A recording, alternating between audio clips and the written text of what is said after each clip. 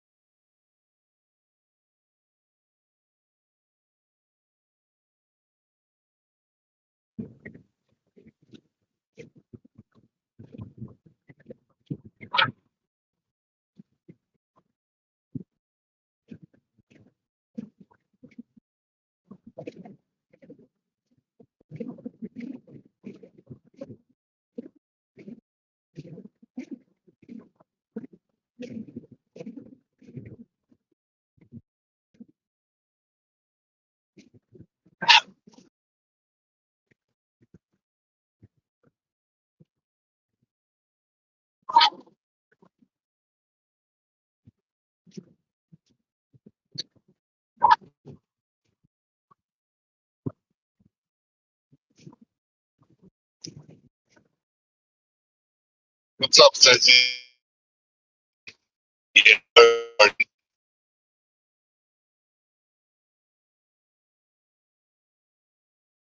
Early morning getting the bag.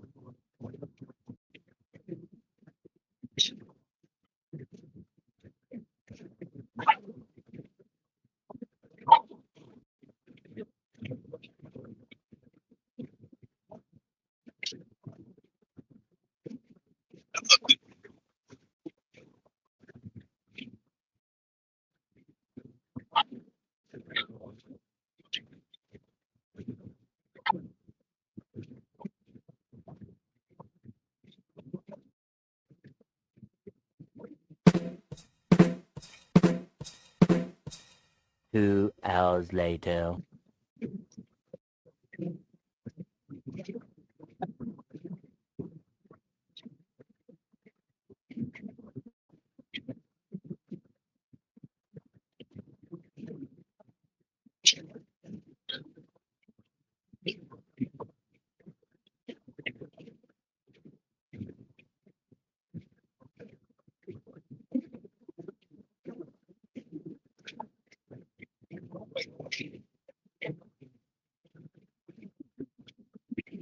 DJ, you are being investigated.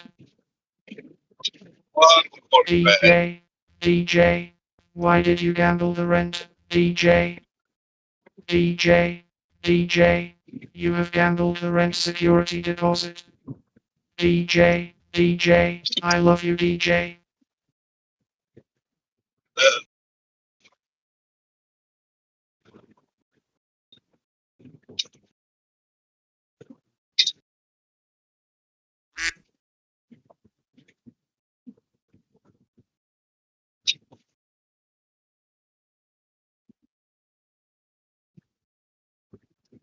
I got to get back to betting.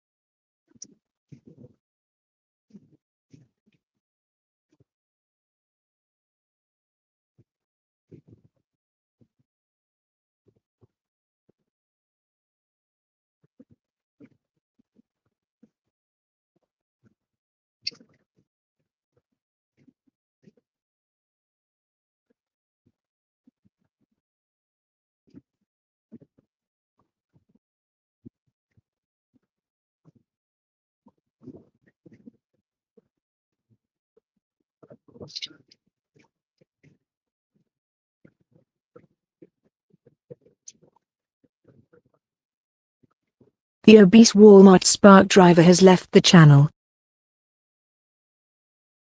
The obese Walmart Spark driver has joined the channel.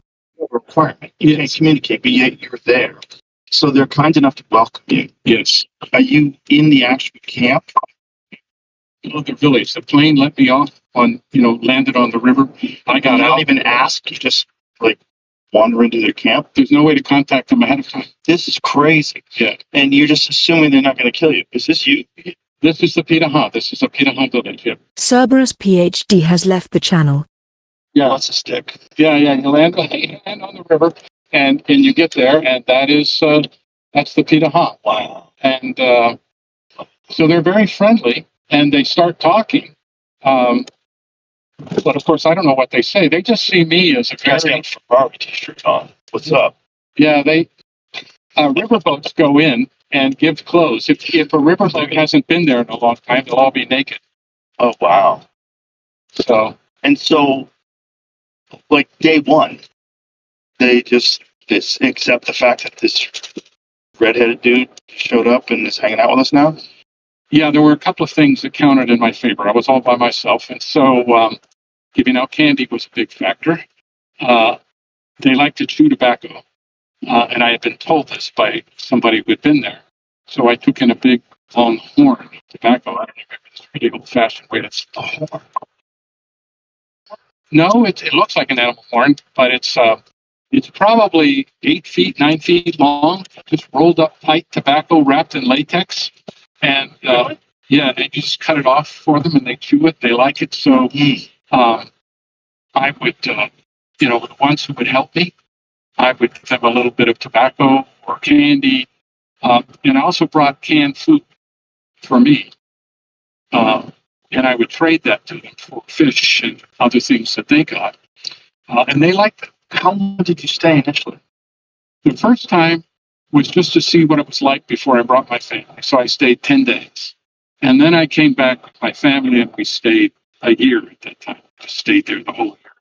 When you say family, so your wife and how many kids? 3 kids. They're there. How old were the kids when you got there? Well, my oldest daughter, who there was about 12, was 9, and the middle daughter was 6, and then my son was 3 years old.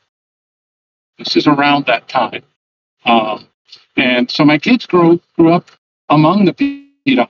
Both my older daughters learned to speak the language fairly quickly. Wow, that's a risky move.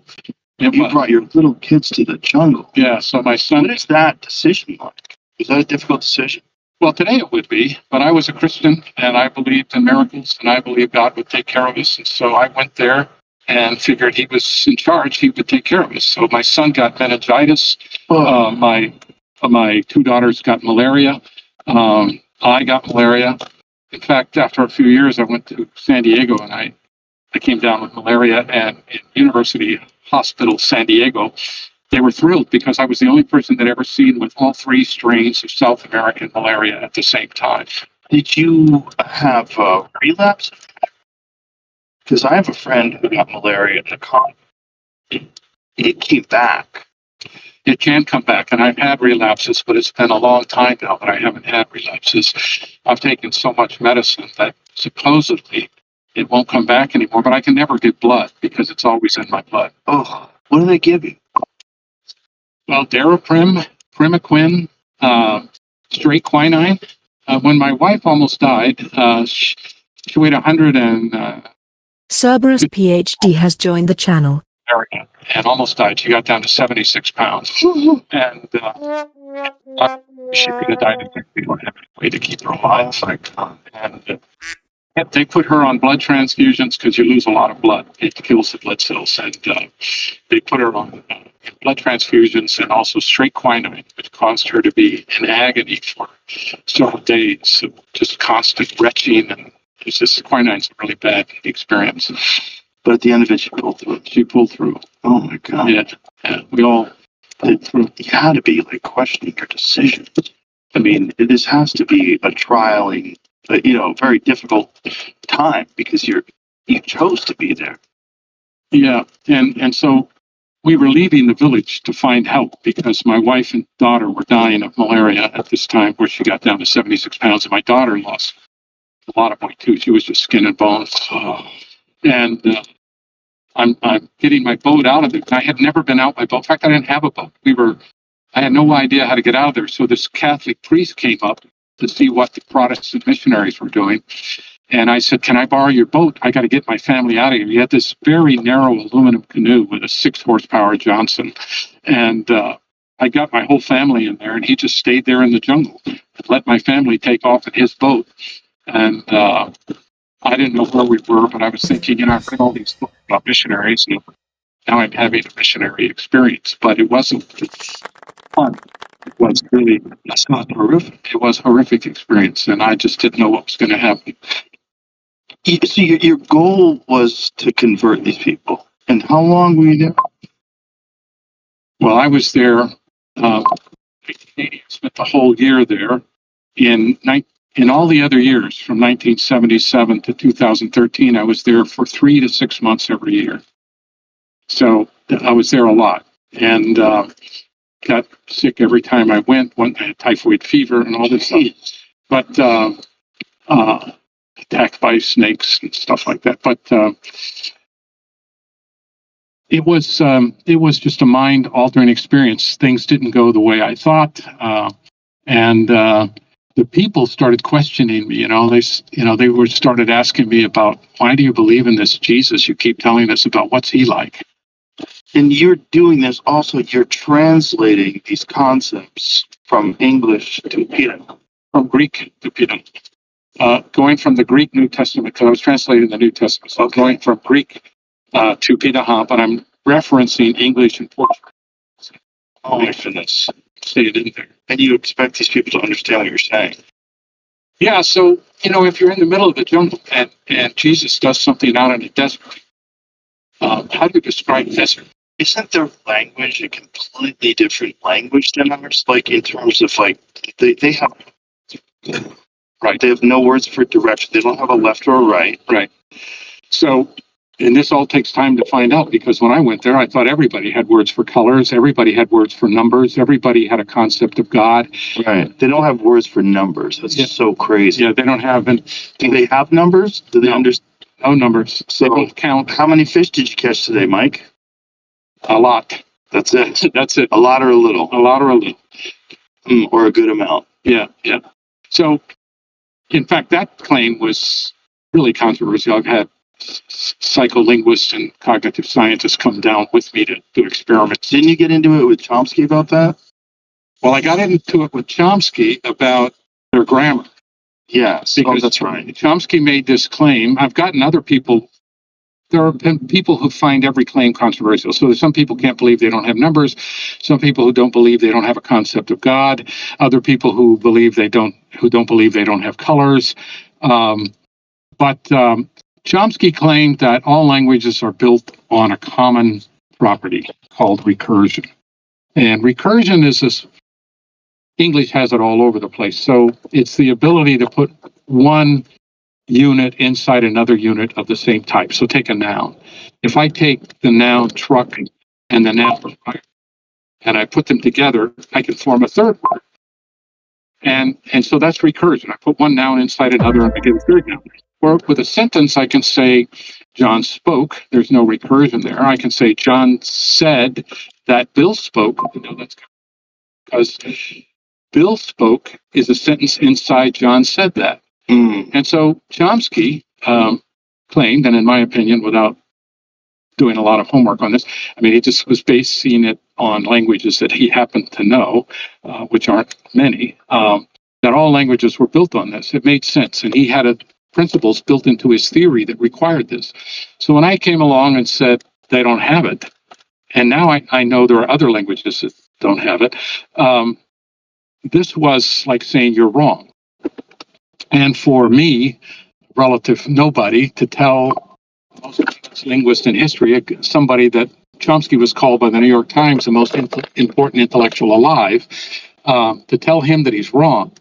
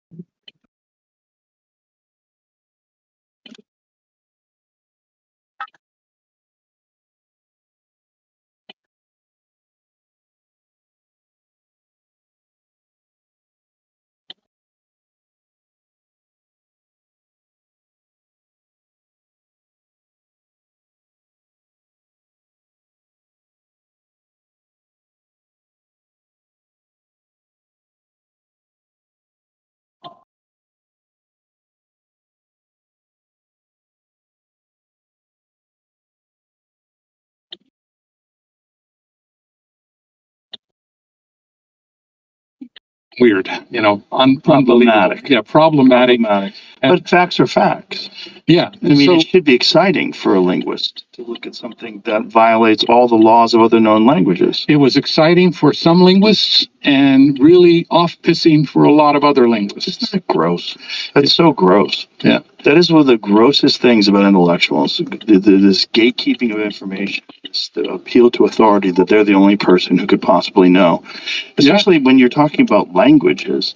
Like, how many languages are there? There are about 8,000 separate languages in the world. Okay. And how the fuck could you know all the rules to 8,000 languages? We don't have data on more than about 1,200 or so. Well, isn't there also the Aboriginal tribes of Australia?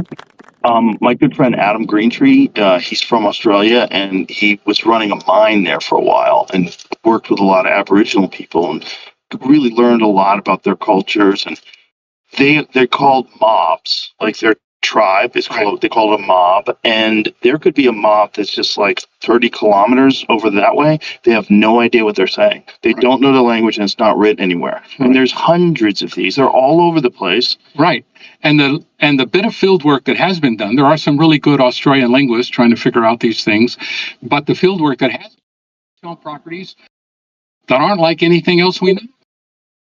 So languages can vary so much that it's really premature, in my opinion, to be that languages are supposed to follow all 8,000 of these languages. Well, all you'd have to do is say, as far as we've observed, and then you're okay. Right. But as soon as you say it has to have this, and if someone says actually a language that doesn't have this, and then there's a controversy, you're a bad guy for pointing this out, and Right. you're, Well, I had you're a a heretic. I had one of Chomsky's followers who was Brazilian write to the Brazilian Indian Agency to get my authorization to visit these tribes and say, "Is Dan Everett guy? He's a racist." And That's what they always say. yeah, Isn't that the fun one? yeah, They always, the moment they want to get rid of you, you're a racist. yeah. Well, she was silly because she said he's trying to reduce the Peter-Haas to primates, and I said, "Well, in fact, I am because we're all primates." But it's the thing that Chomsky says that all languages have X. I say here's a language that doesn't have X. Then either A, Chomsky's wrong, or B, these aren't humans. And so the only person who That's would claim they're not humans is a racist. That's such a crazy way to put it. Yeah, It's so stupid. yeah. But God. this is typical in science. As I got more and more into science, it's very unfortunate. It's men. It's men and their egos. Yeah. That's what it is. And I'm sure women as well, but it primarily men. Well, you don't get a lot of money when you're a scientist. It's not a money-making profession. You go into what is the biggest rate of exchange? Scientists, it's ego. But it's just so crazy to think that this one characteristic of language that you're calling them primates. It's not a value judgment. You're saying it's a different kind of language. This is fascinating. Exactly, that's my take, and many anthropologists took that. So for example, they originally said that Homo erectus had no capability for human speech. And I thought that was kind of a still statement.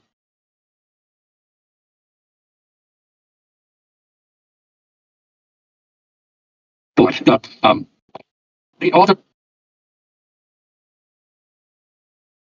may have presumption connected to the fact that the ocean was never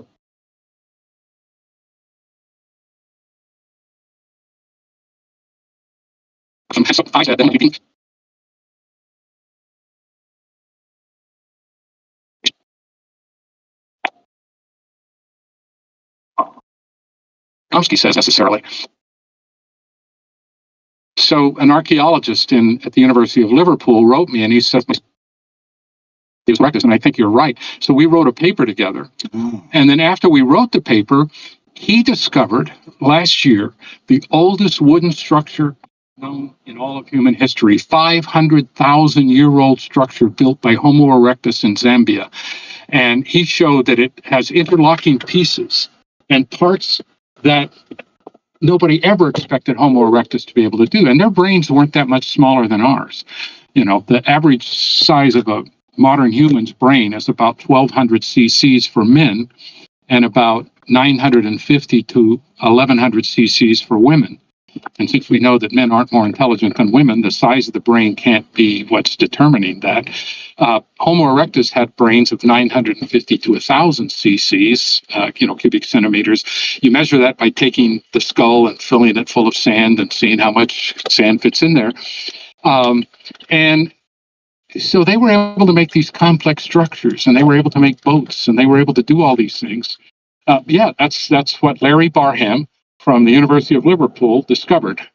This structure, you see the crosspiece, and he recently gave a talk to a World Association of Archaeologists to get their judgment on what this could be. Not archaeologists, but architects, to get their professional judgment. They were really impressed by this. They said that's actually a pretty advanced structure for building a walkway or a house. Or We actually discussed this yesterday. I had a guy on named Michael Button. He's got a fantastic YouTube channel. It's all about like sort of the mysteries of human history.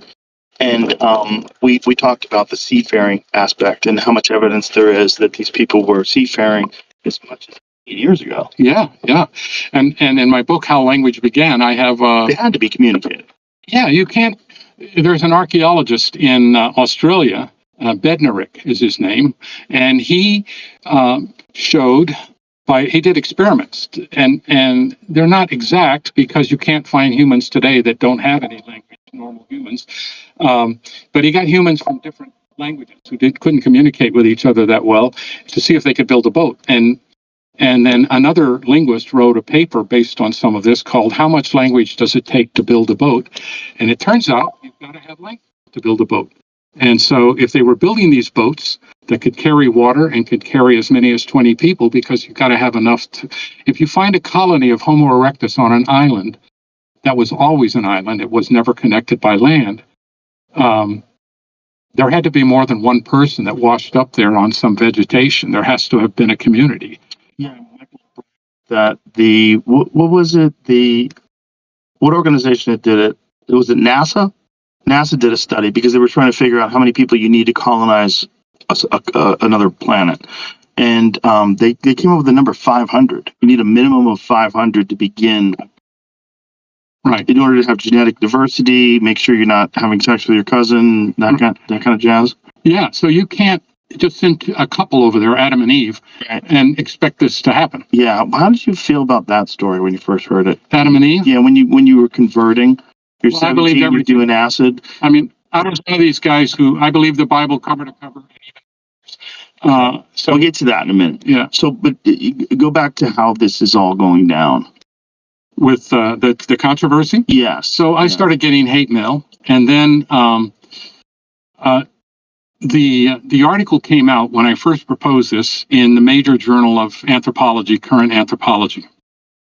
I was in Germany at the time at the Max Planck Institute for Evolutionary Anthropology, and right down the hall from me was Svante Pääbo, who just won the Nobel Prize for decoding the genome of Neanderthals.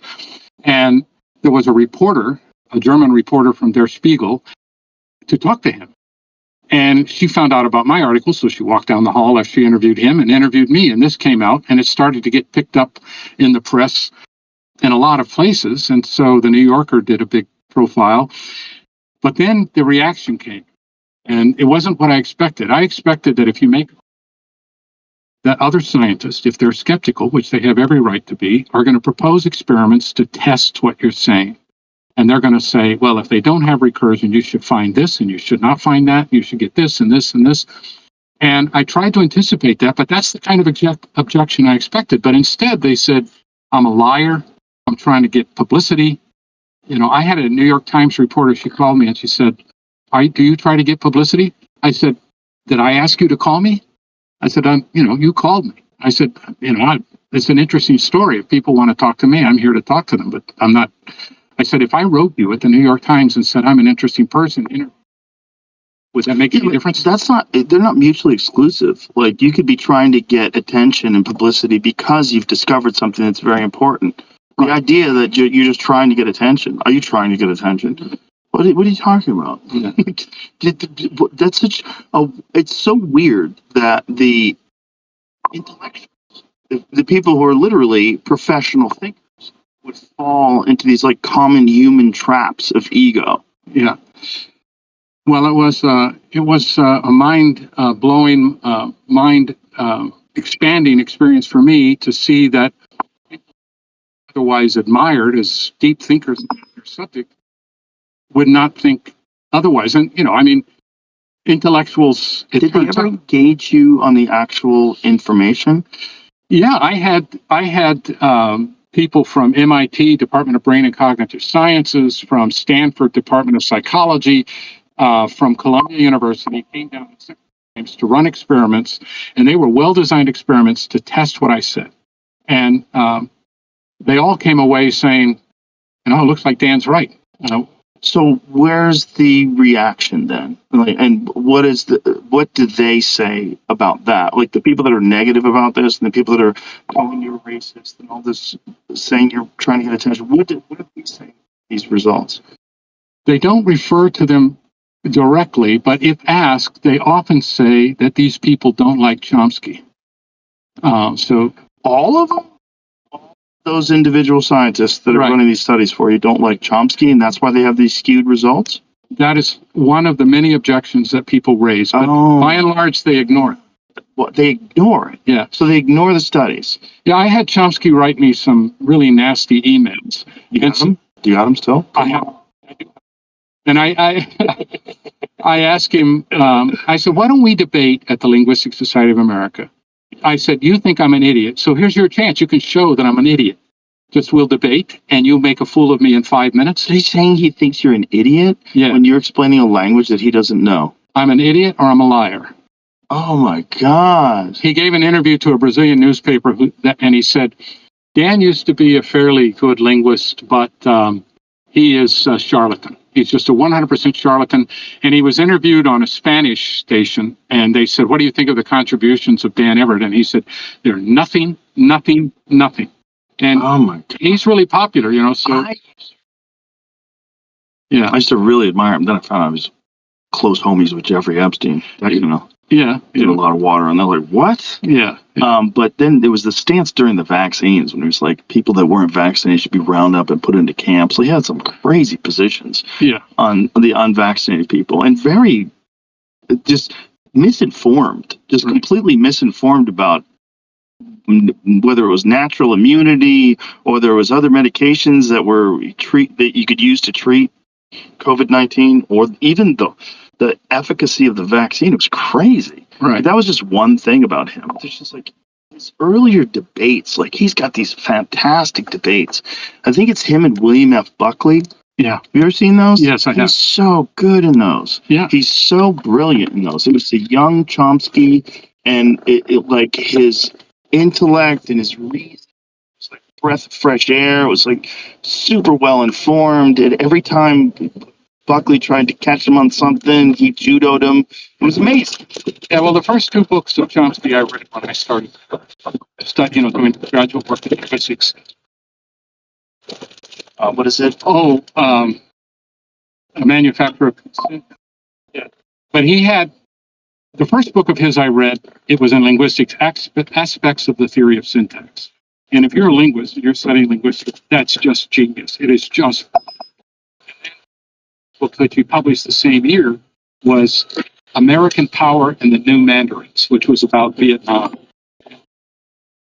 And, you know, for one person to publish in 1 year, I mean, that's just first order genius. So I admired him. What goes wrong with a guy like that? Though? If a guy could be that smart, how can he not be curious?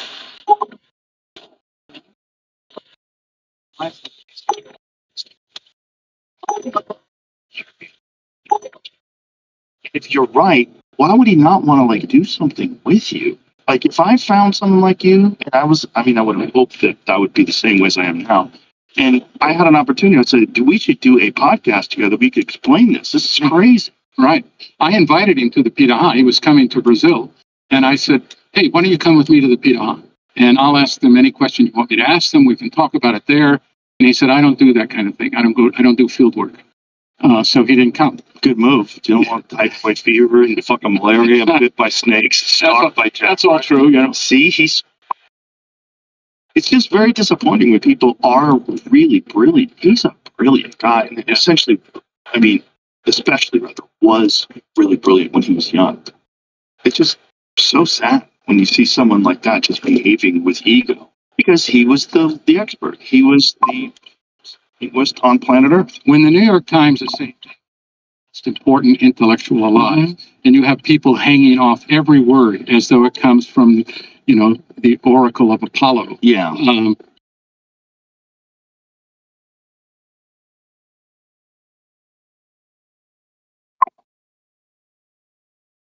I assume that it affects your ego to some degree. 100%. Most people, and especially back then when there's no internet to check you, you know, you can get a really distorted perception of how you stand.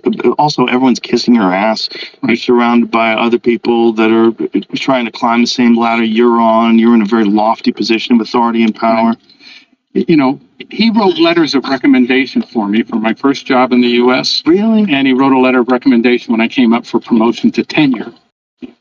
Pittsburgh. Why would you do that if you're an idiot? But I wasn't yet an idiot. I became an idiot. You became an idiot when you disagreed with it. Yeah. Meanwhile, haha, you're right. That's what's funny. In the end, you're right. Yeah. Well, he, you know, I've had so many exchanges in journals and magazines and things with his followers over the years, and with him, that you know, I go give a talk somewhere, and people say, you know, I hope you're ready. Skeptics, a lot of skeptics in this audience. I don't think they're going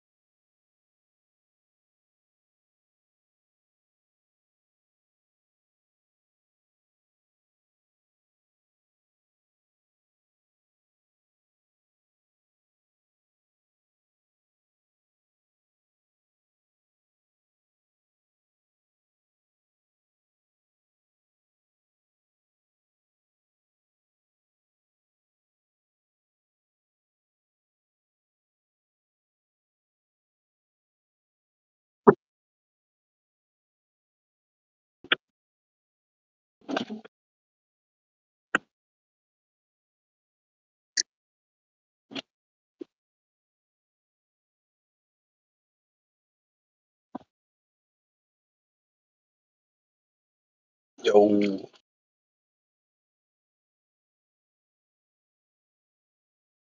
That's cooking good.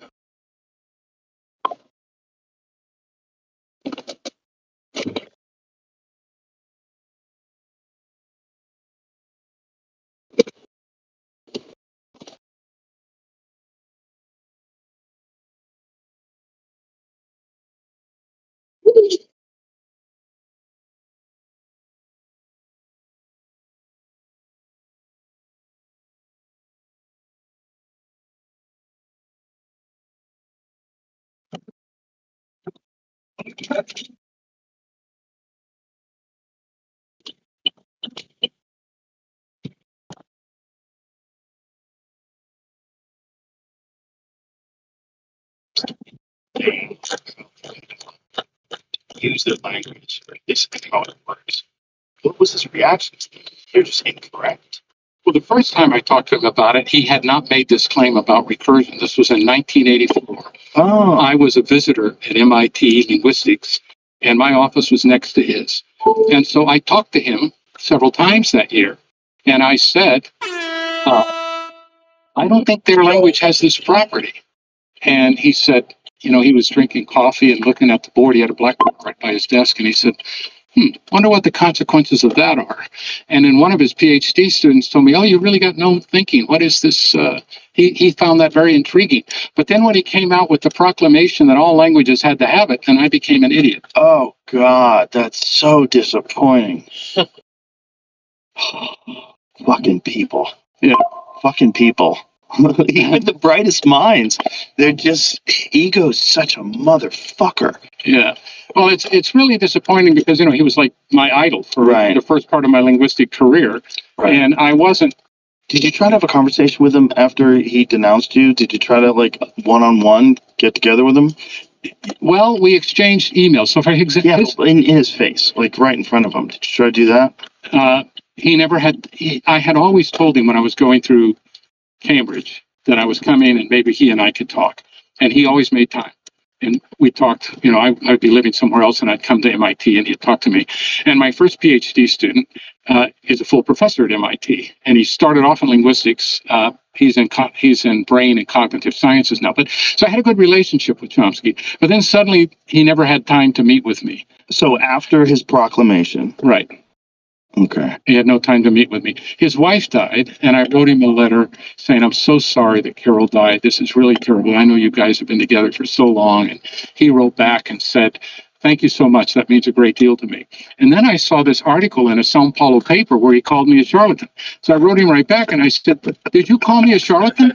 And he said, yeah, you are a charlatan. I said, you should be ashamed of yourself. He said, no, you should be ashamed of yourself for saying things you know that can't be right. So that was the last exchange we had. Silly, no. Of course, you should have had that in front of them. I mean, I think people say things in emails that I think it's a terrible way to communicate. I agree completely. Yeah. That's especially with insults. It's just like, it's such a waiting, and you're waiting on the other person's insult in return. Like, right. God, stop it. You're fucking 12 years old. Yeah. Stop. So the author, Tom Wolfe, the last book he wrote was called Kingdom of Speech. And he talked about two controversies, Darwin versus Alfred Russel Wallace, and me versus Chomsky. Oh.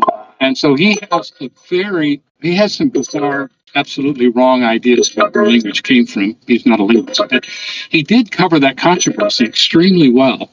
And, Tom used to call me every week when he was writing the book. I didn't even know what it was about, asked to get the details right. But he was just shocked how this. Yeah.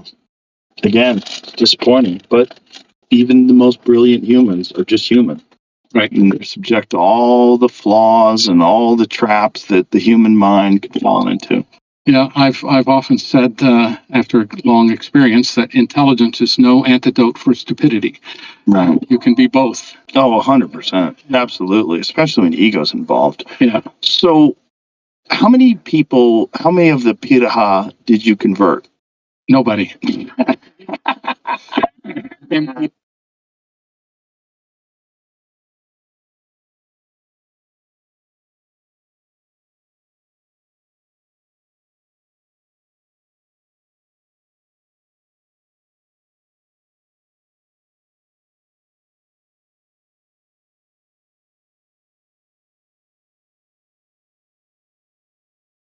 Blue Chew. And no sex. But what they're doing with Blue Chew Gold is completely next level. Gold is a 4-in-1 formula.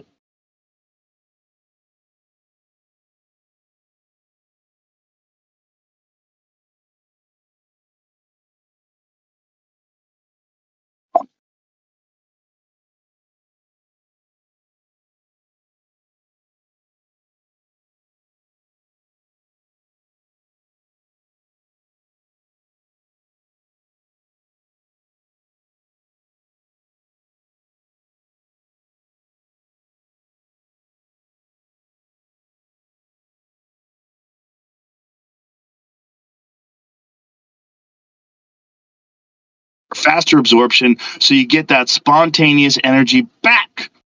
Look at the stats. Gold is 3 times stronger, 5 times faster, and 8 times longer lasting than old school methods. Blue Chew Gold is the real deal. Right now, for deep like mystical creatures and stuff that they believe live in the forest. They do. And when I first got there as a Christian, I called these things spirits because that's all I knew how to characterize. How do they describe them? They describe them as distinct beings. They don't say they're spiritual or anything like that. But you see something, like you see, maybe there's another Indian hunting, from a different tribe hunting in your jungle, because there are some that are close enough to be hunting in the same area. You see them, but you don't see them well. They go behind a tree or something. So you say, oh, that's one of these things. I just saw one of these things. They don't put it to the test necessarily, but they see it. These things. So they have 3 major types of entities besides humans. And they have different types of humans. I'm one type and they're another type. And so they have things How do they make the distinction? Is it the appearance? For humans, yes, it's appearance. Well, actually, for the other entities, it's appearance too. So for me, I'm white. And white means you don't have blood. So they've asked me, they said, so do you have blood? And they asked me one time after I'd been there for years, they said, do Americans die? And I said, yeah, we die. But you're really old and you haven't died yet, And so I cut myself. How old were you at the time? Probably 45. And they thought you were a goner. Yeah, because we age differently. I already had gray hair, not all over. Right. They look a lot different when they're 45. Yeah. They're all still 100% black hair. And they thought you were a goner. Yeah. With the white hair. So they have an expression, they get almost about to fall to the ground. And that's the way they describe to me. Wow. But so Americans are one way, Brazilians are another way. But then there are these things, some of them are called fast mouths. And so they talk in a high-pitched voice, and at night you hear somebody, a creature talking in a high falsetto voice into the village. And I say, what's that? They said, oh, that's a fast mouth. I said, but I'm seeing it, and it looks like a piraha. Oh, yeah, they look just like us, but they're not. They're not us.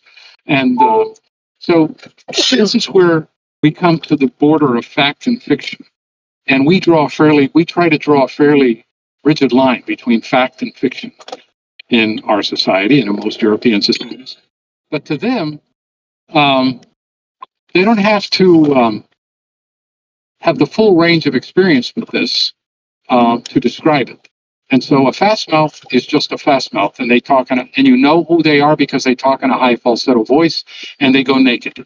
Whereas pirahas often go naked, but if they have clothes, they'll wear them. And the fast mouths will never wear clothes. And the fast mouths are also sexually promiscuous. So I had a reporter with me in the jungle from Geo magazine in Germany. And he said, can I see one of these fast mouths? And I told one guy, I said, he wants to see a fast mouth. And he said, I'll go get one. And he walks off into the jungle. And then the same guy comes back in naked, talking in this falsetto voice, and starts trying to hump the reporter. And the reporter says, well, I'm feeling very uncomfortable. I said, you asked for it. I mean, that's the way they are. And so I finally told the guy, I said, he doesn't want this. He doesn't want to see the fast mouth anymore. So he talks to me in a high falsetto and he walks off and he comes back on with his clothes on. And I said, did you see the fast mouth? He said, was there a fast mouth here? I was gone, What? But it's the same guy. What did you take of that? Like, what did you think that they were playing a prank on you? Did you think this is like some sort of a psychotic state that they fall into? It is a liminal area between being, say, theater and being real. And I don't know if they feel possessed. I don't think they have a concept of possession. I've asked them, and they definitely believe that they're gone and this other creature is there in their place. Do they have memory of when they become a fast mouth? They deny it. I've tried to get them to talk about it. I don't know. I wasn't here. Everyone denies it? Everybody denies it. Wow. Do you think that being a fast mouth is like almost like a license to go and do stuff you're not supposed to do? Go fuck everybody? And Yeah. You think that's what it is? Yeah, because they also change names very frequently. So if I go back there now, all my old friends will have different names. And anything done under the old name is, you'll say, you remember when you did this? Well, I didn't do that. That was the guy with this name. So they don't even claim. So the concept of constancy of identity throughout time, they deny this. So when do they choose to make a new name, or do they get a new name assigned to them? They can. Children often get new names for different phases of life. But adults, if you're out in the jungle and you think you saw something and you can't explain it, you might take a new name. So Not a bad idea, right? this is a way of coping with things. Yeah, I mean, it kind of makes sense. Something really traumatic happens to you and you want to like reclaim your life, you change your name, start over from scratch. Right. And some of us do it in American culture, but it's a lot harder legal process to change your name. How often do they get killed by jaguars? Nobody's ever been killed in my almost 50 years coming and going, but many of them have been attacked. Really? Yeah, like one guy was coming back and from getting Brazil, they had a big basket. And so his head's down a bit with the tump line, and the basket probably weighs, 60 pounds. And suddenly a jaguar jumps out of the tree right on his back, but it got the basket and not him, and it pulled the basket off his head. And he shot it with an arrow. Oh, my God. But they tell me that when you shoot a jaguar with an arrow, the jaguar forgets about you and keeps trying to get the arrow out. And by that time, you've got 3 or 4 more arrows in it. So these guys are deadly accurate with bows and arrows. So if they did that and like maybe they got attacked, would they change their name after that? They could. And I don't completely have it down to a formula. Oh, okay. So it's not like when they're uncomfortable. Sometimes it's just like, it's time that Bob becomes It's a subjective reaction to objective experience that causes them to do this. And do they announce it to the village? They announce it to their spouse or their kids, and then the word spreads. And so I'll come back in. I came back in after 6 months, and my buddy, my main language teacher, his name was, when I left, it was Kohoibehe, which means blood eater. And when I got back, I said, and the nickname is Ko. Hey, Ko. I asked, how you doing? And nobody responds. He didn't turn to look at me or anything. And I called him again and again. He said, you talking to me? I said, yeah. He said, that's not my name. And so I had to learn his new name was Kapalbi, which, and he was serious. He wouldn't respond anymore to that old name. Wow. How odd. The first time that happened, were you like, oh my God, these people are fucking crazy? No, I thought, I'm pretty stupid. I can't even remember their names. Wow. That was my first reaction. How quickly did this happen from you first, like, encountering these people? Well, I would be gone for 3 or 4 months at a time and then come back because I was doing linguistic. Oh, so you never experienced it like as it was happening? You only experienced it. One time there was you really need to spend at least a full year there so you can see all the seasons and all the changes. Then I saw some of the stuff, but many of the name changes happened when I was out of the village. Some of them happened when I was in the village, but my best friends, their name changes seemed to happen when I was out of the village. And they were very serious about enforcing those new name changes. So if you ask them to tell stories about their childhood, you get these very vague stories. And they'll say, but I'm talking about this person. Mm-hmm. Or they'll tell me, they changed my name twice. And so they name me, and so the guy comes up to me and he says, that name is rotten, which is the same word you use for spoiled food. Your name is spoiled. So I'm going to give you this name. And then I got it. Then one time I was in there and was staying with this guy. He's just wearing a loincloth, and the other Peter Hoff fearing because he's this fierce guy. And he says, "You're really old." I said, they always tell me that. He said, "You're really old." And I said, "Not that old." He said, "Yeah, you are. My dad's dead, and you're about the same age as he was. They don't know what the age is." He said, "I'm going to give you my dad's name." And I see, which is just the name of his dad. So that's been my name ever since. I've had that name now for about 15 years. And when you go back, what happens if they want to switch it up again? You have to learn a new name? Yeah. And they want to switch. Easily happen, right? Yeah, it could easily happen. It just depends on which village you go to and which person you're talking to. What is the population of these people? When I first got there, it was under 200, and now it's around 700 to 800. They've grown because they've had more medical assistance. I gave them medical assistance, my wife and I, for 20 years. And so your goal was to convert them to Christianity, Right? And so no one's buying it. So what are you doing?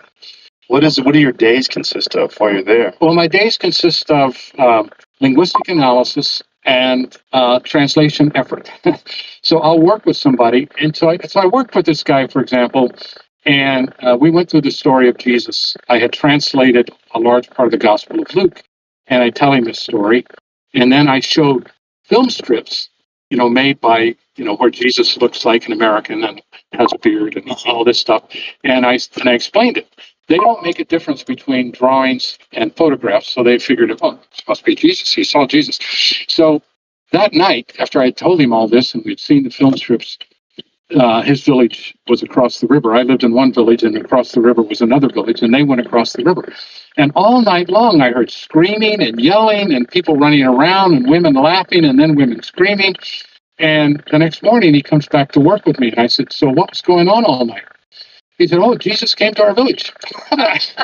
I said, "What?" He said, "Yeah, he came to our village, and he had a penis 3 feet long." They don't have words for feet, so he said, and he was trying to stick it in all the women. And so, the women don't want to know anymore about Jesus. What? So this is their way of rejecting it. So I never expected that.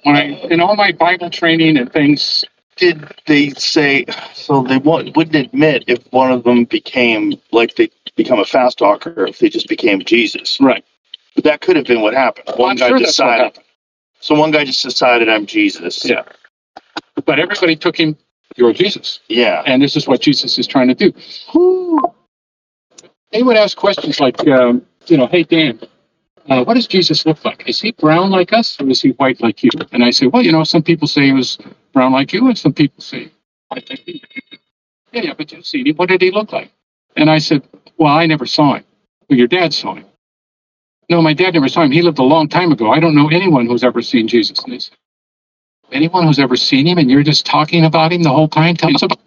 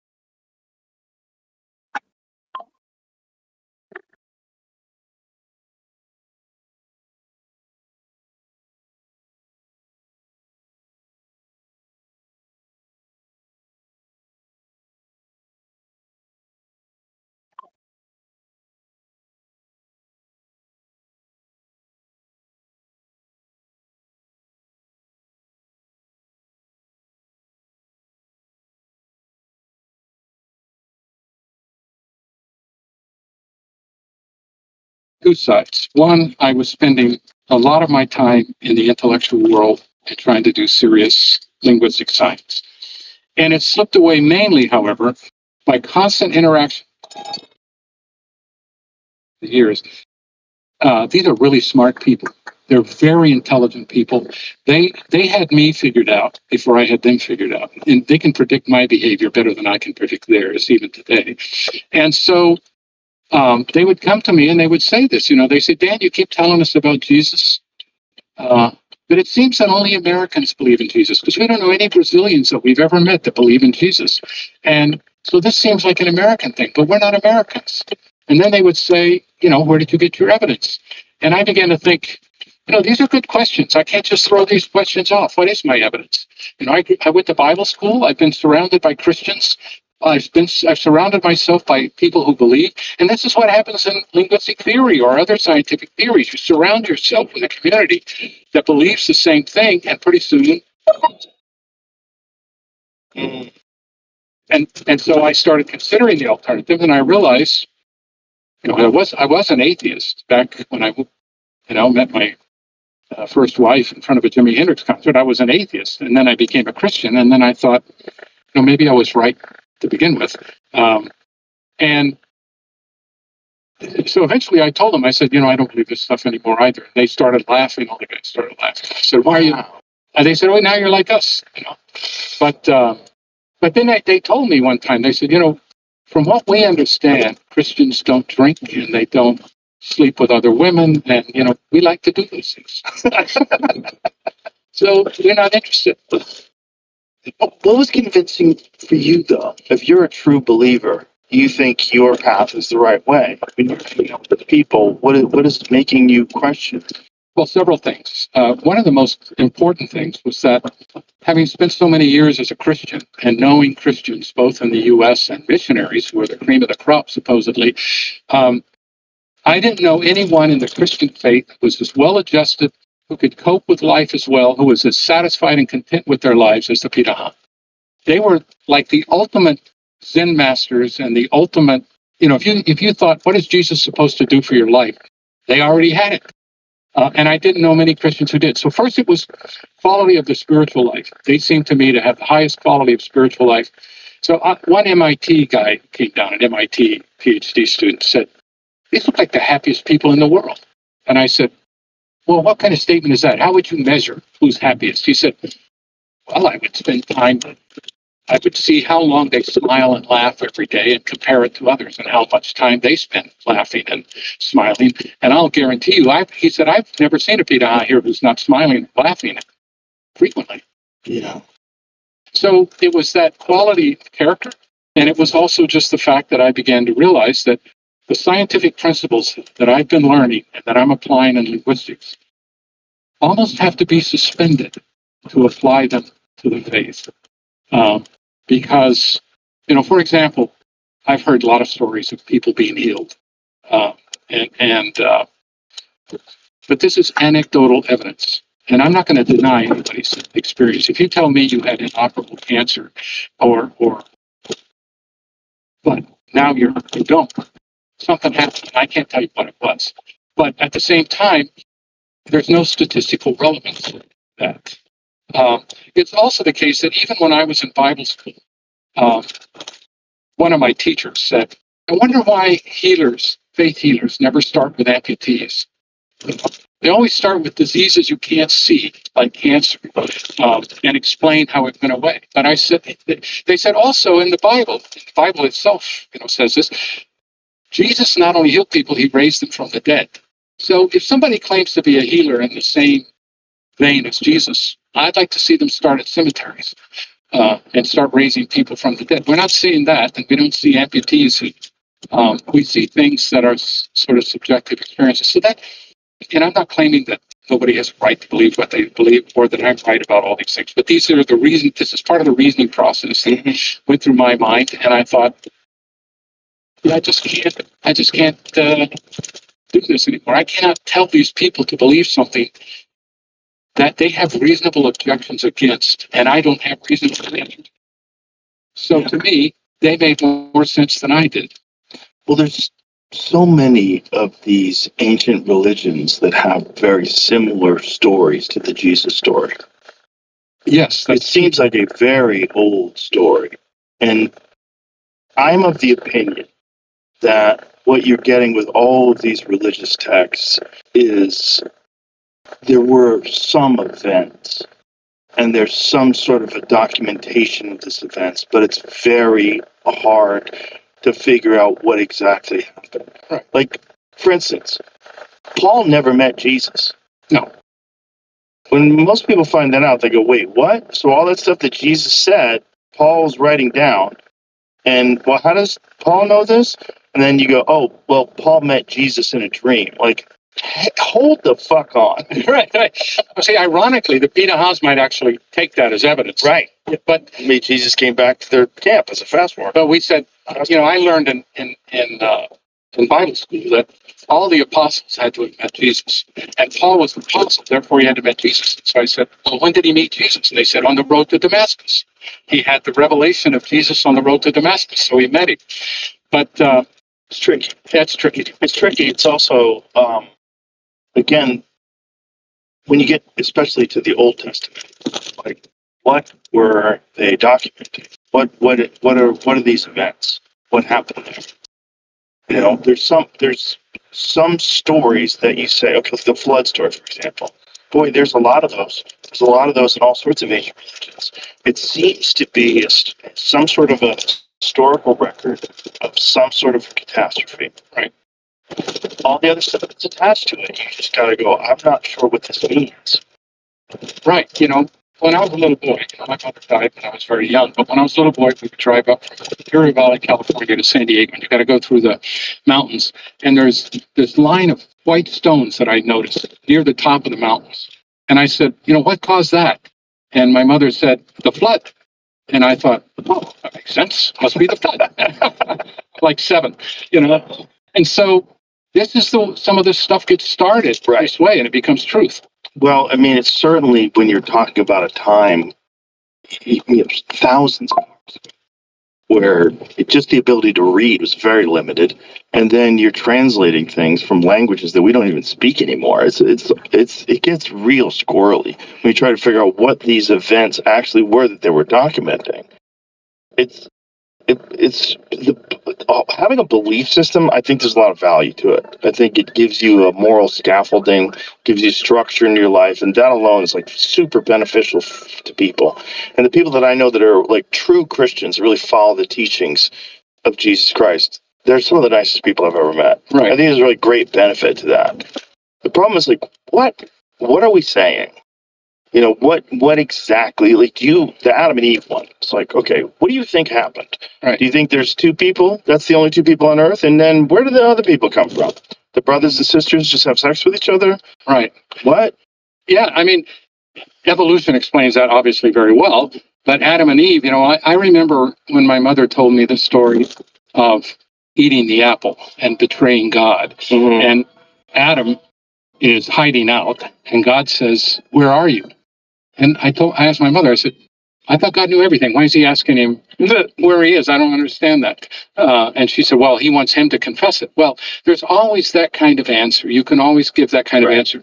But you don't have to focus on religion. You can even go to paleoanthropology, and you can look at, are there 20 species of Homo that used to exist in the past or more? Right. Or were there just 3, Erectus, Neanderthal, and Sapiens?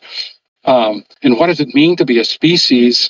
And how can we really prove some of that stuff?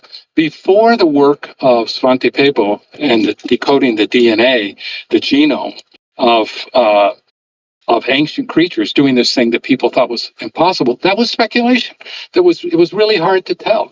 And there were a lot of controversies. And now we can look at the genetic record, and we can look at the genome, but that still doesn't tell us everything. So a lot of straight history and a lot of paleo anthropology and paleoarchaeology, all of these things always involve, as any theory does, speculation.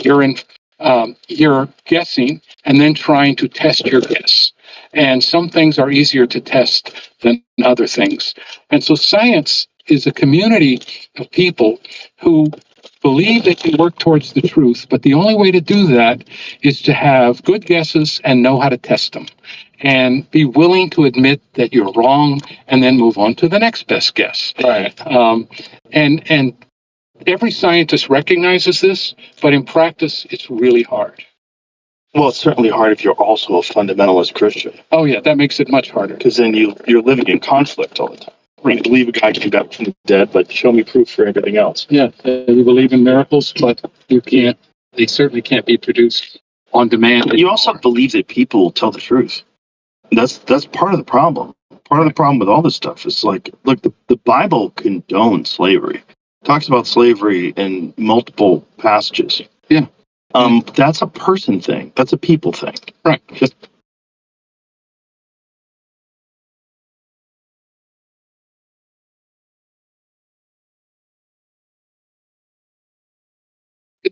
It's made of God. If you read anything by Mark Twain, how God, I just know it's really funny. It, he just makes fun of the whole notion that says religion started when the first con man made the first sucker. yeah, and how many germs? He has this story about Noah's Ark, about how Noah's family had to be so infested with germs so they could survive the flood. When you stop and think about it, I mean, like, the ark came to rest on Mount Ararat, and then all these creatures had to boogie on down to Australia almost immediately. And so you get these stories, and people don't want to talk about those things. As well, I don't know how God did it. I think there was an event. And I think this version of it, this doctrine that you're supposed to adhere to, is woefully uninformed about the actual, like, real facts of the event. I don't think anybody could possibly know. But I think when you have the Epic of Gilgamesh, which mirrors the story of Noah's Ark, which mirrors the story of other religions that have similar flood myths or flood stories, it's probably something happened. Yeah. Yeah, it's probably one of the things that happened. Right. I mean, you can tell people, it would be intellectually dishonest to tell people that all the claims of their religion are false. How do you know that? You don't know that. And I used to tell Christians, I said, when I was a Christian, the best evidence for God is what he's done in your life. And are you living a better life? And if you're not living a better life, then why are you saying that he saved you? Right. And if you can't live a more moral life than people who don't know Christ, then what are you saying? You claim that he changed your life for the good, but you're not living a life for the good. I went to work in construction when I was in high school for a Christian contractor. And I was joined the laborers union, which meant that's the hardest job I ever did, that you got paid $8.25 an hour. And this is 1968. And that was a lot of money in 1968. And the guy told me when I got hired, he said, the union says I got to pay $8.25 an hour, but I'm not going to pay you that. I'm going to write you that you're going to work 8. And that's how he got around it. And I thought, this guy's a Christian, and he's lying on these forms and on his taxes. And he's going to church.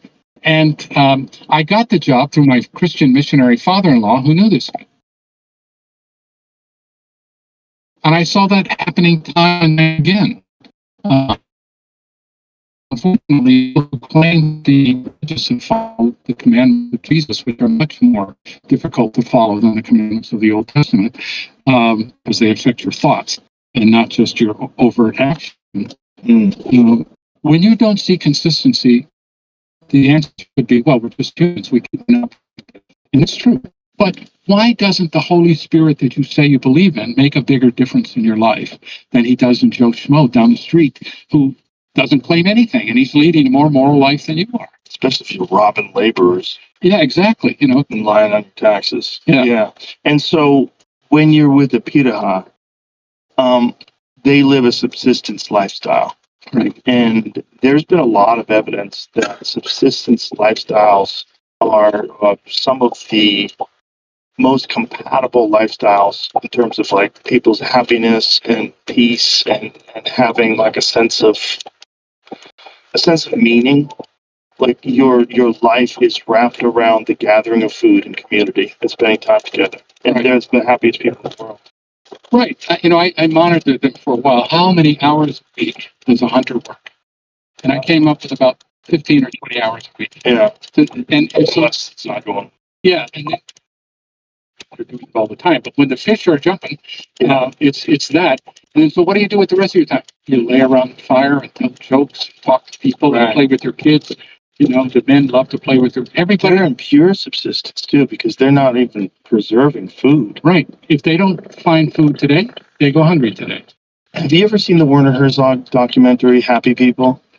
I haven't seen that. I did meet him once, but I haven't seen that documentary. He's really big into these kinds of systems.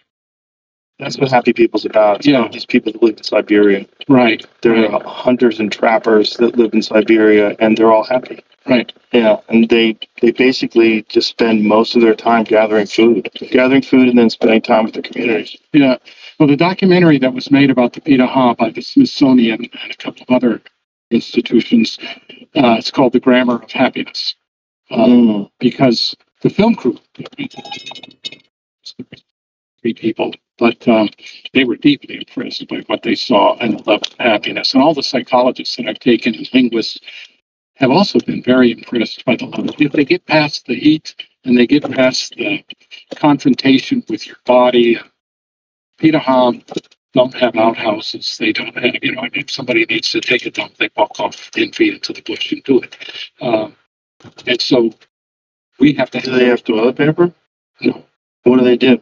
A stick or leaves. Oh, sticks. Yeah. Hey. Or if you have corn cobs, that's great, but they don't have corn. Cobs. Good Lord. Yeah. So, yeah, but it's just not a big deal. They grow up that way. It's just a function, and so you ask them things about life. What happens to you after you die? What do you mean? Well, when you're dead, what happens? Well, you're dead. And so there's like a dead monkey that somebody just brought back and they're going to eat. He says, he's dead. And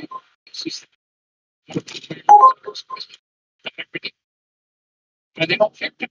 They don't have to. They don't make up a story to make it seem it's not. They get. They find all they get bitten by snakes.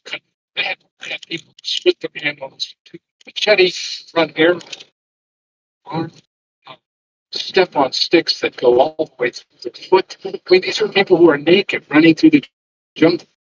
And they get scratches. Get bitten by a snake that's toxic, like there's this jararaca. I don't know what it is, and it's a bushmaster. When you get bit by one of those things, even if you survive, a lot of the flesh is going to come off whatever they bit. So you see people with one leg normal and one leg that looks like bone, because it's basically bone with a little bit of muscle covered in skin, because the flesh all fell off after the snake bite. So they know what it is to suffer, and they're tough. If you get a toothache, how do you fix it? Well, if I'm there, I have some things. But most of the time, it rots out. That's how they deal with it. So they learn, I was talking to a woman one time, really, Pitaha, looking very feminine looking woman, and she gets bit by a wasp on the face while I'm talking to her. And she pulls the stinger out, and it doesn't stop her conversation. And I've been stung by those wasps, and I know they hurt like hell. And I said, didn't that hurt? Yeah. You didn't say anything. She says, I'm not a baby. So this is the way by their children, they learn to deal with pain. They learn to be tough. In fact, they have an expression for that. He wants to be home. And that means deliberately sleep sometimes less than you need. You go hungry on because you want to be tough. Because that's what the environment demands. So they build a resilience on purpose. Yes. Voluntarily. Yeah. Well, I would imagine that's like the most important thing to have. If you're running around naked in the jungle, you have to be tough. Right. You have to be. And, I go barefoot sometimes in the village. You can get parasites that way, but, I do it anyway. And, but when I go to the jungle, I always put on shoes because my feet can't. And they're covered what that's what feet are supposed to look. Don't look that way because we protect them, but their feet are tough. And their hands are tough. Their skin is tough. It's like they're little kids. Rather than crawl, they scoot around on their butt. And so you pick them up, you look at their butt, and it's callous. It's just solid callus. And these kids are tough. But they by their standards, they're very gentle to their kids. I had a guy with me one time, and he was trying to sleep at night, and a baby was screaming all night. And he said, "Why don't they tell that baby to shut up?" And I said, "Why?" I said, "They don't need to tell it to shut up. That's just part of life, you know. They don't have a schedule to keep tomorrow." He said, "Well, what would happen if I went over and swatted it on the behind?" I said, "They'd kill you." "They'd kill me?" I said, "Yeah, you don't hit kids. They don't believe in hitting kids." Swat a baby to get it to. Does he think that's how babies stop screaming? I don't know. I mean, Does he have any kids? I don't think this guy did, but Christian often really believes, spare the rod and spoil the child. And they believe very much in corporal. Back then, at least, right? Yeah, back then. I don't know today, but, you know, so the Peterhof never believed this. They don't accept it. It is interesting how those people are happier. Like, we've done something to ourselves by forcing ourselves into cities and jobs and constant stress and bills and taxes, all these external things that we've attached to our lives that we think are 100% necessary. You know, don't bring anybody any happier. No, don't bring anybody any more happiness. In fact, make you way more miserable, make you susceptible to a bunch of stress-related illnesses. Yeah. I've had friends visit me in the jungle. I mean, researchers who are friends. And they'll say things like, "I've never seen you so relaxed. You know, you seem tense when you're at the university, but down here you just seem totally laid back." And I said, "Well, I didn't notice it, but that makes perfect sense to me because all these people are laid back." And there's Peter Ha that I go to talk to the guy and I find myself nodding off. And I'm not even sleepy when I go over there, but he's just so laid back and talks so calmly and softly and telling jokes and things that it just puts me to sleep. It's such a bummer that those people have to struggle now. Yeah, it's terrible. Ooh.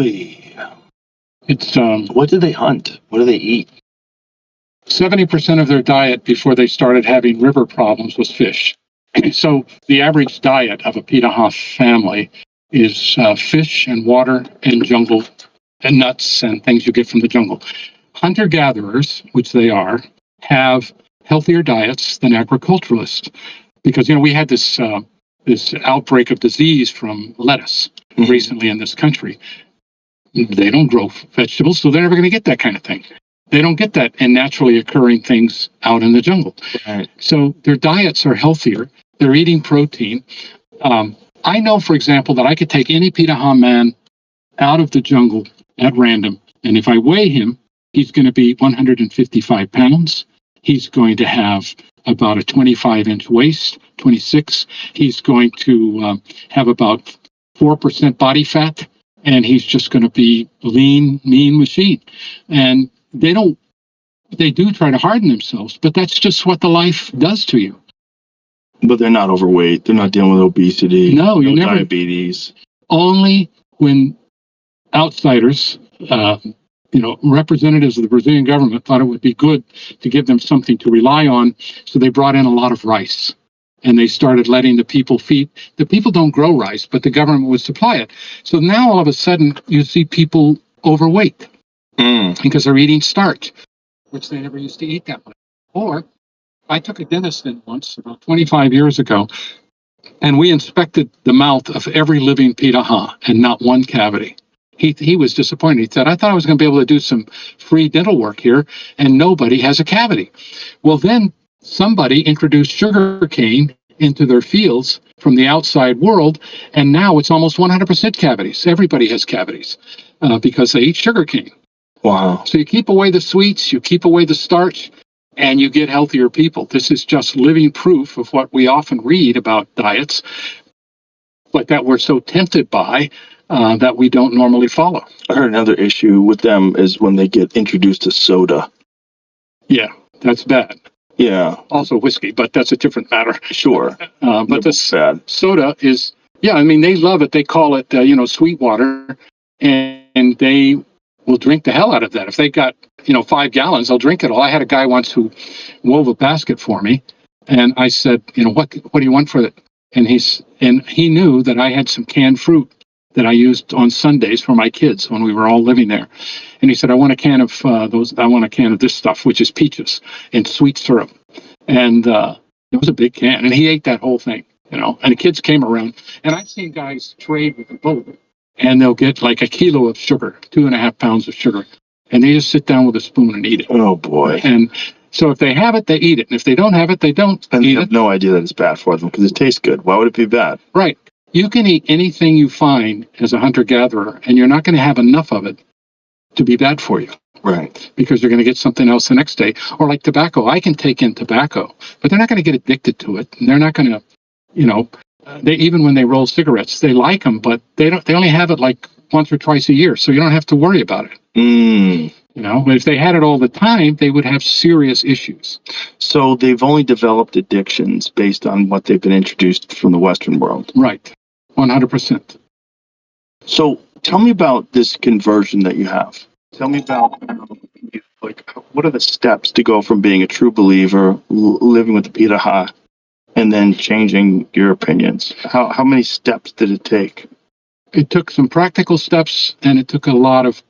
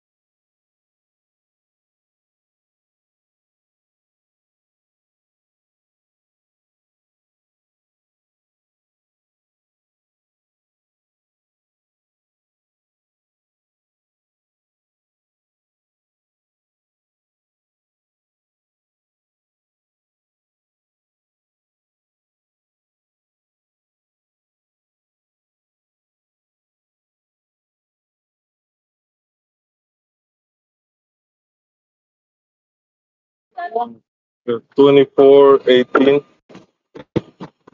Thank you.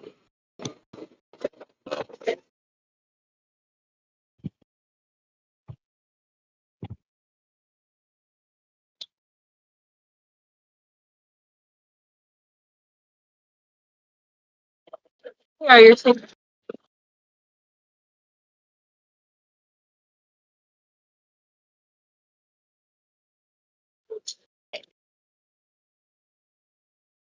It's 12:06. Get 44.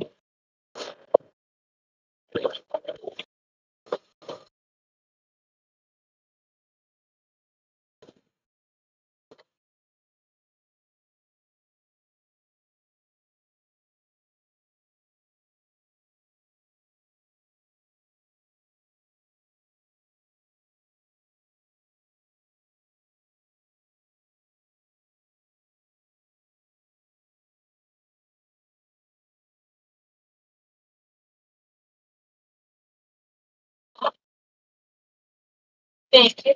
So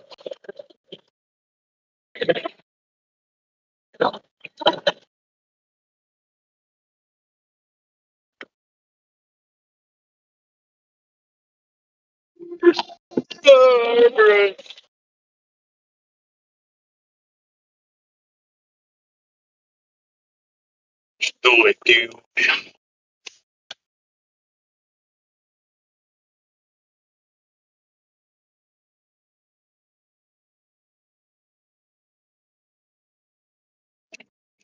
Mama likes the drama.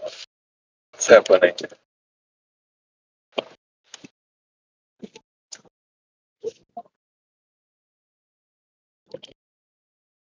You're doing your therapy, dude? How much time? I would say that I started seriously doubting my faith about 5 or 6 years into my time. So about 1982, 1983. And I did not announce that I was not a Christian until 2000. Because Christians were saying things about, actually it was 2001, Christians were saying things about the war in Iraq, how the soldiers that we send over there are the blessed peacemakers of the gospel. I didn't like that. And so the first step is you start to doubt. And you pray so that you won't doubt, because the Apostle Thomas said, Lord, I believe, help mine unbelief. But then after a certain point, that doesn't work so well. So you start to read literature from apologetics, trying to defend these, defend your mind against these things that you're thinking. And then you realize, I'm not satisfied with those answers either. So finally, one day, you reach the conclusion that I just can't do it anymore. I can't sustain this belief. I can't pretend that I have something that I'm not. And so then eventually I told my wife, I said, I just don't believe this anymore. I can't believe it. And pretty much instantaneously, she walked out of the house and we got a divorce. And that was the end of that. Also, if you're a Christian missionary and you're getting your income from being a missionary, and then you tell people, oh, I don't believe anymore, then you're unemployed. Did you have any other issues in the marriage other than that? Yeah, it wasn't, that wasn't the only issue. But she tracked up all the issues we had to what she perceived as my declining faith. Because, of course. I love rock music before I met. I went to Jimmy Kimm's concert, many years without listening to rock music. I love rock music. And so I finally started listening to it again. And started to fade. 1 second, I'll be right with you. And I'm not a perfect person. I've got Brazilian friends at drinking. That's definitely. Anyway. Yeah.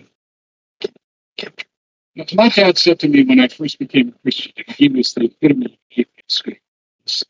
He said that one thing about you, always trying to beat your own system. We're always trying to find an exception. They can do the things that we didn't tell somebody to do. And you don't been a part of church, but it's not entirely false. People are always trying to make, it's like another expression that comes to mind. If you see somebody who says something and now they start doing things you think they should do, there are two reactions. I got a pickup for Alex mobile. For their beliefs and for their transgressions. And so I was giving myself mercy and my wife was giving me justice. But in the end, I realized I'm not going to be bound by these rules anymore. I'm just going to live my life to the best lights, best decisions.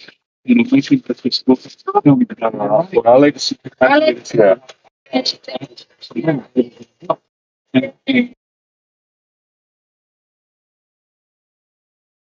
you can do the Bible. So you're not going to give me mercy.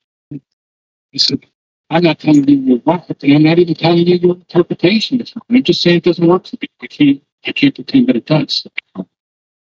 It's gotta be weird to have your beliefs confronted by a group of people where as you're learning their language, you're realizing that this moral framework and the scaffolding that you've only attributed to Christianity.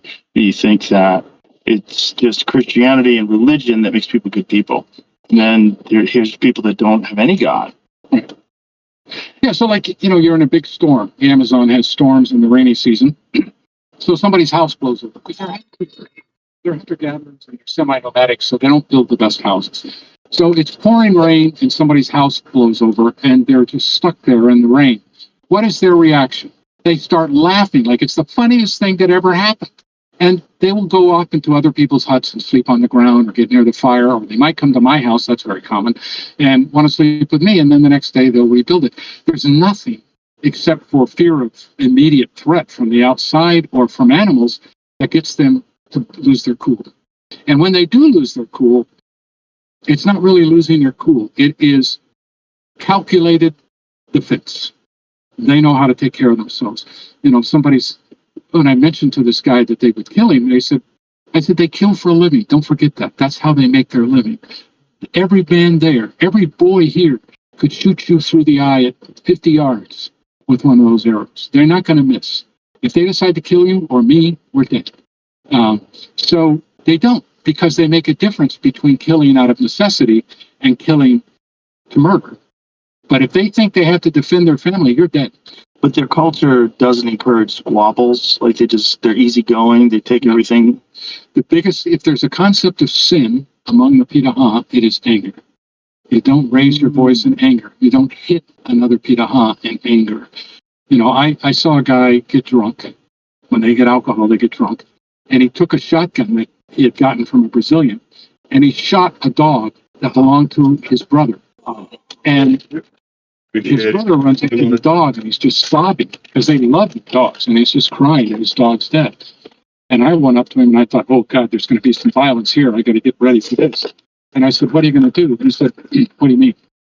I said, are you going to do anything to your brother? He shot your dog. He said, I don't do anything to my brother. He's my brother. He should have shot my dog, but he's drunk, and his head's not working.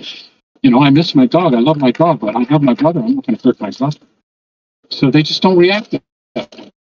So do they have punishment for crimes?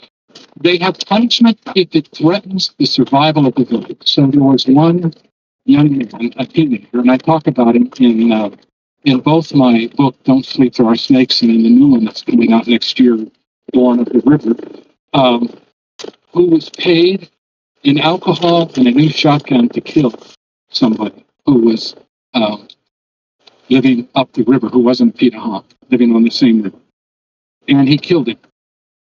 And the Pitaha saw this as an existential threat to the whole community because they knew the police could come up, they knew that soldiers could come up, they knew that many Pitaha could be killed if this wasn't handled. So they didn't hurt him, but they kicked him out of the village. He had to live on his own, and he died. About 2 months later, he was dead. It's hard to live on your own in the jungle with no community, and nobody has anything to do with you, just shut up. So that's the worst punishment they have. Banishment. Banishment. These jungles are crazy. Yeah. What did they give him to survive? Was it like you when you were learning? He got nothing. Nothing. Yeah, get out. He could take what he had, but nobody gave him anything else. So he had a bow and arrow, no food, no clothes. How did he die? Well, that I don't know, because I just know that when I came, I would ask about him, and then they said, oh, he's dead.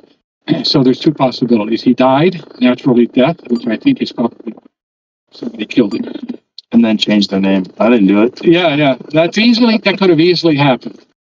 Because the change in the name gag is awesome. Yeah, everybody up there is violent. You see Brazilians coming up in these boats. Many of them are like pirates. I mean, they don't practice piracy now. Some of them do. But you go on a boat with these guys, and these are some tough-looking guys. They've got scars on their faces and scars on their... These are knife fights. These are guys who, like, I got really mad at somebody once. And I mentioned to another Brazilian, I said, if he keeps doing that, I'm going to punch him in the face. And he says, if you punch him in the face, he's going to kill you. He'll either get a knife or he'll get a gun. So if you decide you're going to hit somebody, you better be armed because they're going to come at you with whatever weapon they can get their hands. You really thought that you were just going to be able to punch him? I was just talking, but I, obviously didn't have a lot of, my dad liked to fight, but Were you guys drunk at the time when you were doing this? Oh, no, I wasn't drunk. This guy was drunk, and he was pushing, and he was giving my daughters, who were by that time were pretty little blonde teenagers, a hard time. And I told him to get away. And he wanted to fight. And I got it calmed down, but I thought, if he keeps trying, I'm going to punch him in the face. And I told this guy that, and he said, you don't do that up here. Unless you're willing to kill him right now, don't do that. Because he's not going to fight you fair. He's going to come at you when you're not expecting it, and you're going to die. So it's just a different concept. So avoiding violence has lots of reasons to be done. I agree with that at all times. Yeah. I think people should constantly avoid violence. Yeah, I completely agree too. And the PETA House show you that these are people who are much better at violence than most people in this country without guns. They avoid it and they at all costs. Yeah, wise. Yeah, it's very wise. What did you think when you were just looking at the framework that they live by, that these people don't have a God, that they don't have like someone watching over, making sure they're doing the right thing all the time, or this punishment of being burning forever in hell? Right. None of that is motivating them. No. And I also thought that they would be afraid of death. They're not. I thought they would be afraid of the unknown. They're not. They're willing to learn. I sit outside on the riverbank with them, and they point out satellites going overhead because they know the sky so well that they said, "What's that?" And I look, and it's like, must be a satellite. I said, it's like a radio thing because they have radio. I mean, they don't have radios, but I have radio. And he said, "Well, who put that up there?" I said, "I don't know." I said, "Americans, I think." And they said, "You know how to do that?" I said, "They said some other Americans know how to do that." I said, "Yeah, I don't know how to do that." But they're very conscious of their environment, Right? And they're very curious, and they want to learn these things. But if I told them that God put it up there, they wouldn't pay attention. Now, they have these spirits that we talked about earlier, where they believe a thing embodies a spirit, like it could be like a jaguar embodies a spirit. Yes. So they have some spirits, so that's a spirit we haven't talked about yet. So they have the spirit Igagai, which they believe, so they might see a man and then they might see a jaguar, and then they say, that must be the same thing. This man became a jaguar or the jaguar became a man. And this is a belief that is, in fact, shape-shifting is not an uncommon belief in the Amazon among even Brazilians that live there. So one time I got up in the morning and everybody was yelling and pointing at the beach on the other side. And I said, what are we looking at? They said, can't you see it? They said, I don't see anything. That's Igagai. And I didn't see anything. Then later, a few nights later, somebody said, you've seen Igagai? It's dark. It's night. The guy wakes me up. He said, we've seen Igagai. He's not far behind your house. But you can come with us because we know you're not afraid of me. I filed for that. And so we go out there, and then I turn around, and they're not by me. Because Igagai can also refer to the jaguar shape. So there's a jaguar out there. And I just go walking out there with a machete, and then I realize they're not with me. And then I go back, and they said, did you see it? I said, no, I didn't see anything. But if they see a jaguar, they believe that it could be a jaguar or it could be Igagai. But when they were seeing this Igagai and you couldn't see anything, they were seeing. Yes, and I was looking for a human-looking creature, but it's very possible that there was a jaguar just inside the forest. I didn't see it. Yeah, because, well, yeah, but if you walk around in the jungle, you find that they can see a lot of things you can't see. So once I was walking with a guy down a path, and he said, "Oh, don't step on that snake. That's a bushmaster." And I said, "What?" And I'm looking down, I'm looking at the path, I don't see anything.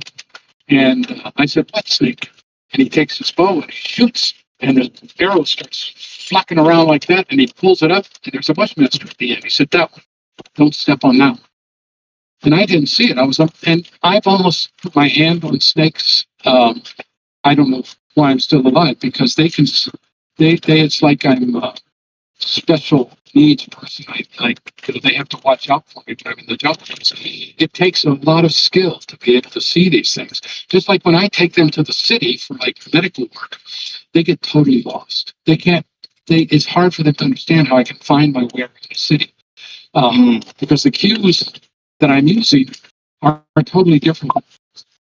So this Ega guy, this thing that they said they saw, they could have just been seeing an animal and saying it was Ega guy and agreeing that it was a spirit. And that's It's not like they're seeing a spirit that you're not seeing.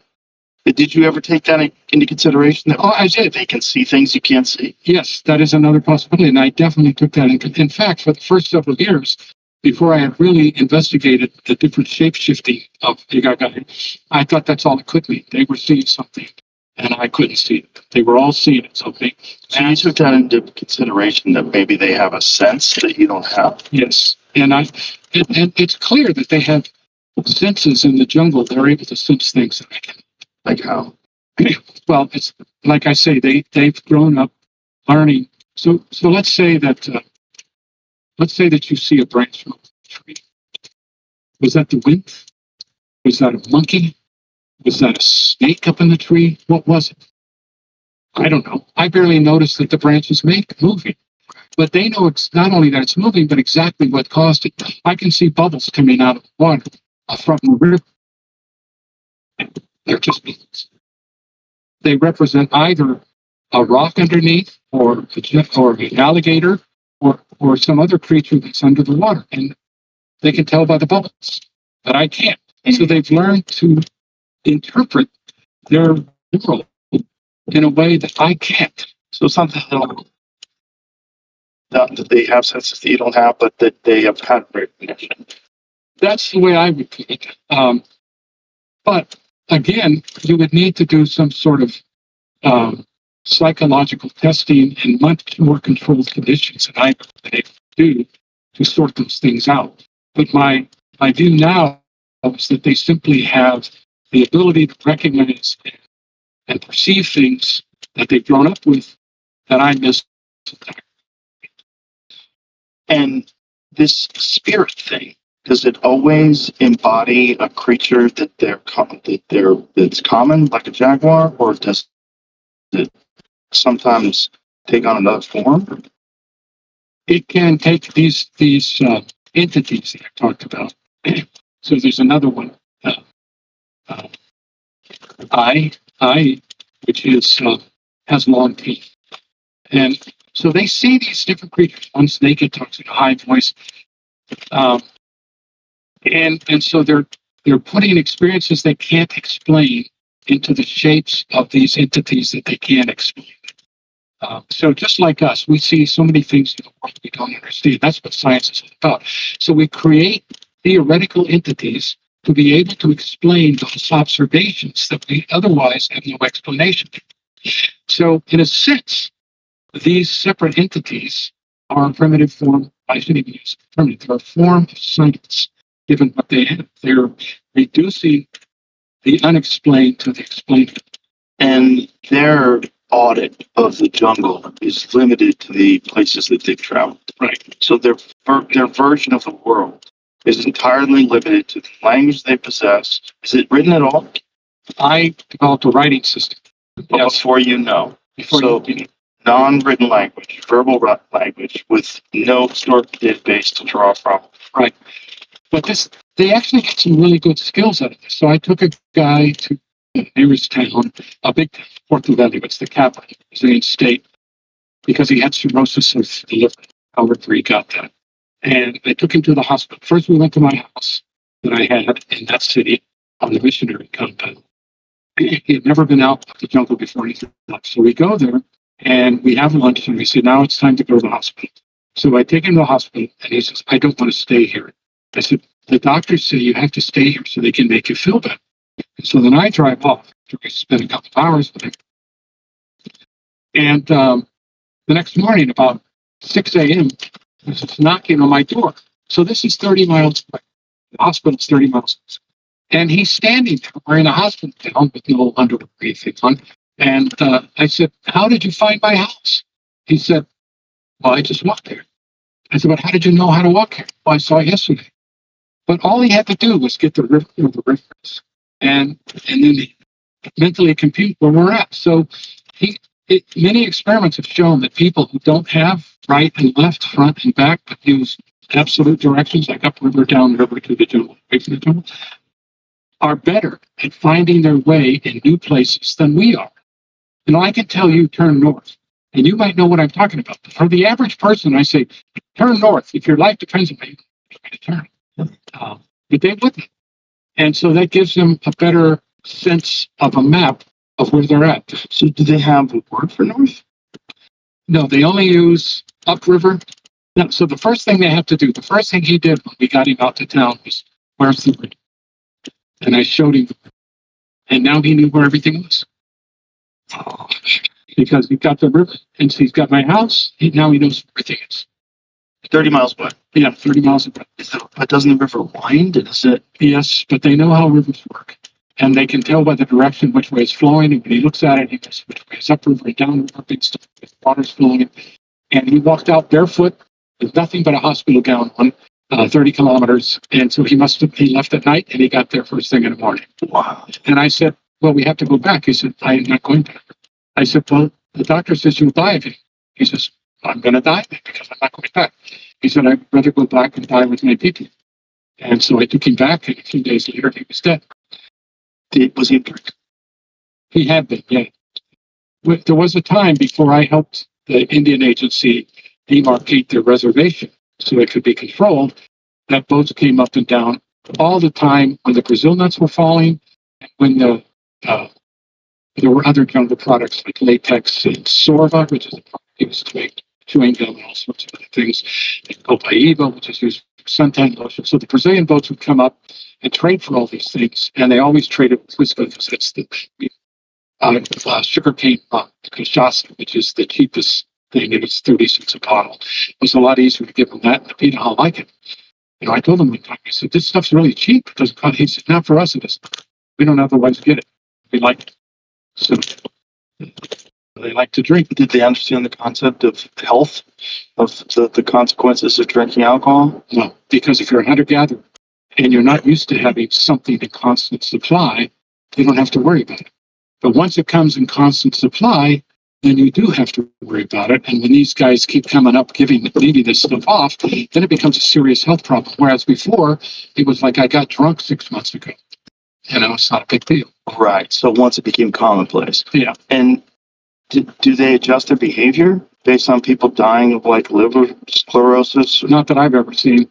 They don't. I can tell them till I'm blue in the face that it's the alcohol that's doing this or the tobacco that's doing this. Why would they believe me?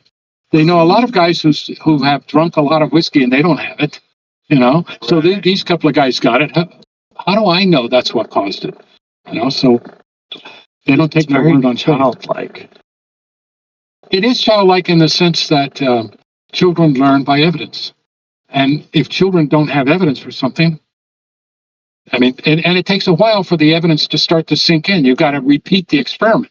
Right, but you would imagine that if they're intelligent people, you could explain this consumption of alcohol. When done infrequently, it's okay. But the everyday consumption of alcohol, because you have an endless supply of it now, is becoming a real problem. That's a very good point, and I have brought that up with them before, and they say, yeah, we know a lot of Brazilians that drink and they don't get this sickness. You know, so they come right up. It's like I could tell you that the COVID vaccine is really good for you, and you can say, well, I know a lot of people didn't get it and they didn't get COVID either. You know, they weren't vaccinated, they didn't get COVID. So you have to look at the statistics, and even there, it's hard. You know, I mean, they just don't seem very concerned with dying anyway. They're not. They don't want to die right now, but it happens, and they're not worried about it. What do they think? Do they have a purpose for life? Do they have a thing they worship at all? No, they don't worship anything. The community is everything. You make a contribution to the community while you're alive, and that's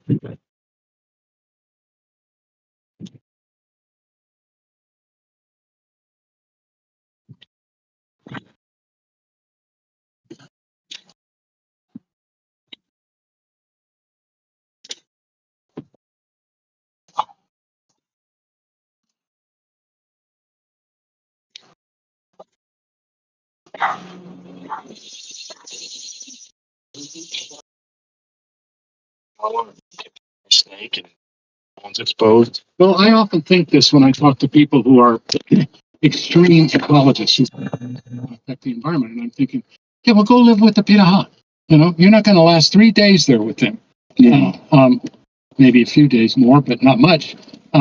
So it is very appealing, and I lived there and enjoyed it. But while I was living there, I had things they didn't have access to. So I can't fairly say that I lived just like them. And you could always leave. And I can always leave. Yeah. I mean, I can get in my motorboat, take off. Yeah. Or in the worst case, I can get on my two-way radio or satellite phone and call for help. Did you ever think about just saying fuck it, stay there forever? Yeah. In the early years, I did think about it. I thought about not pursuing any kind of graduate degree, not worrying about ever coming back to the U.S. And I was really loving it there. But then I realized my kids wanted a wider experience. And I didn't have the right to deprive them. So you think if you were single, you would have disintegrated? It's very possible. Yeah, I mean, that would have been easy to do, although I would have had to become much better at outdoor skills than I ever was. I mean, I would not stand up to a Pitaha's standards of hunting and fishing, and no woman would have married me because they would have starved to death. Did you ever get better at those things? Not really. No? Yeah, I have. For one thing, I like to hunt. I started hunting when I was like 10 years old, pheasant hunting, dove hunting.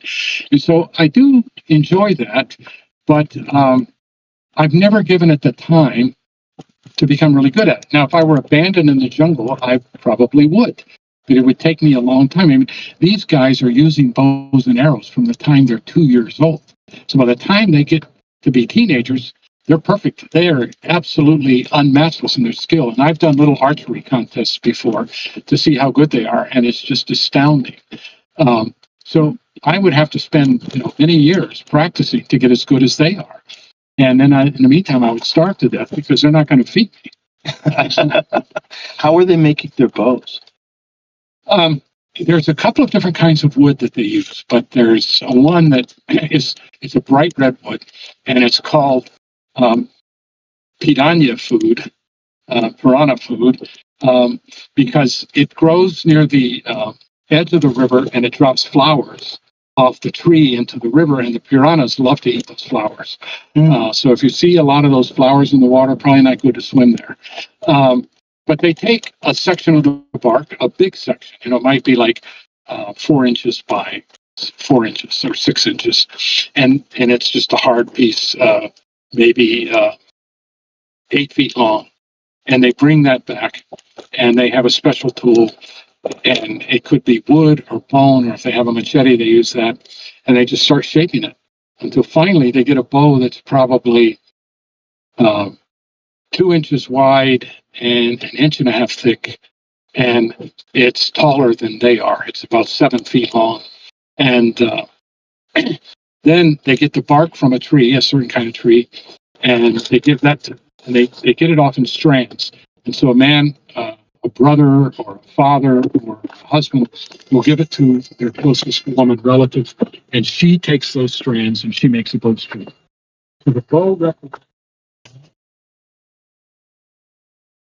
woman makes the string.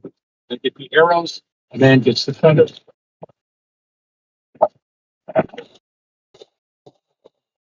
And once you get that, that's when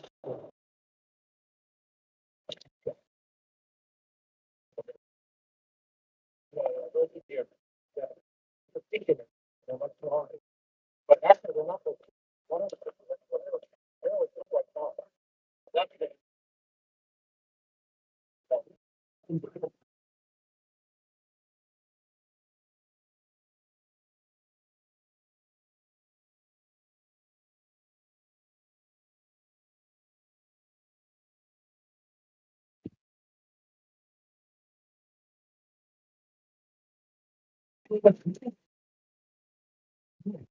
I said, they look like, it's like, oh, no, they get that covered in hand. So I saw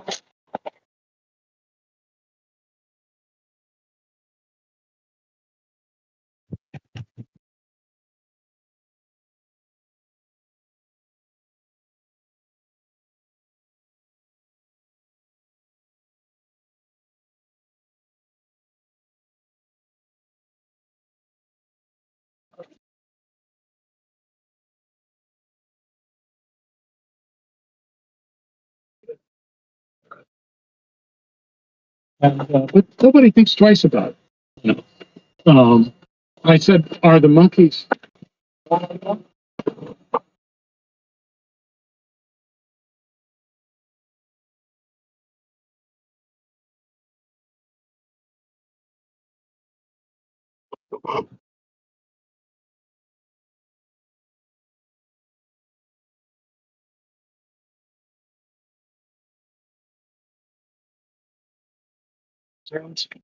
Yeah, they eat monkey brains. So the favorite thing, I was talking to a woman one time, and I was making a sandwich. I had brought in some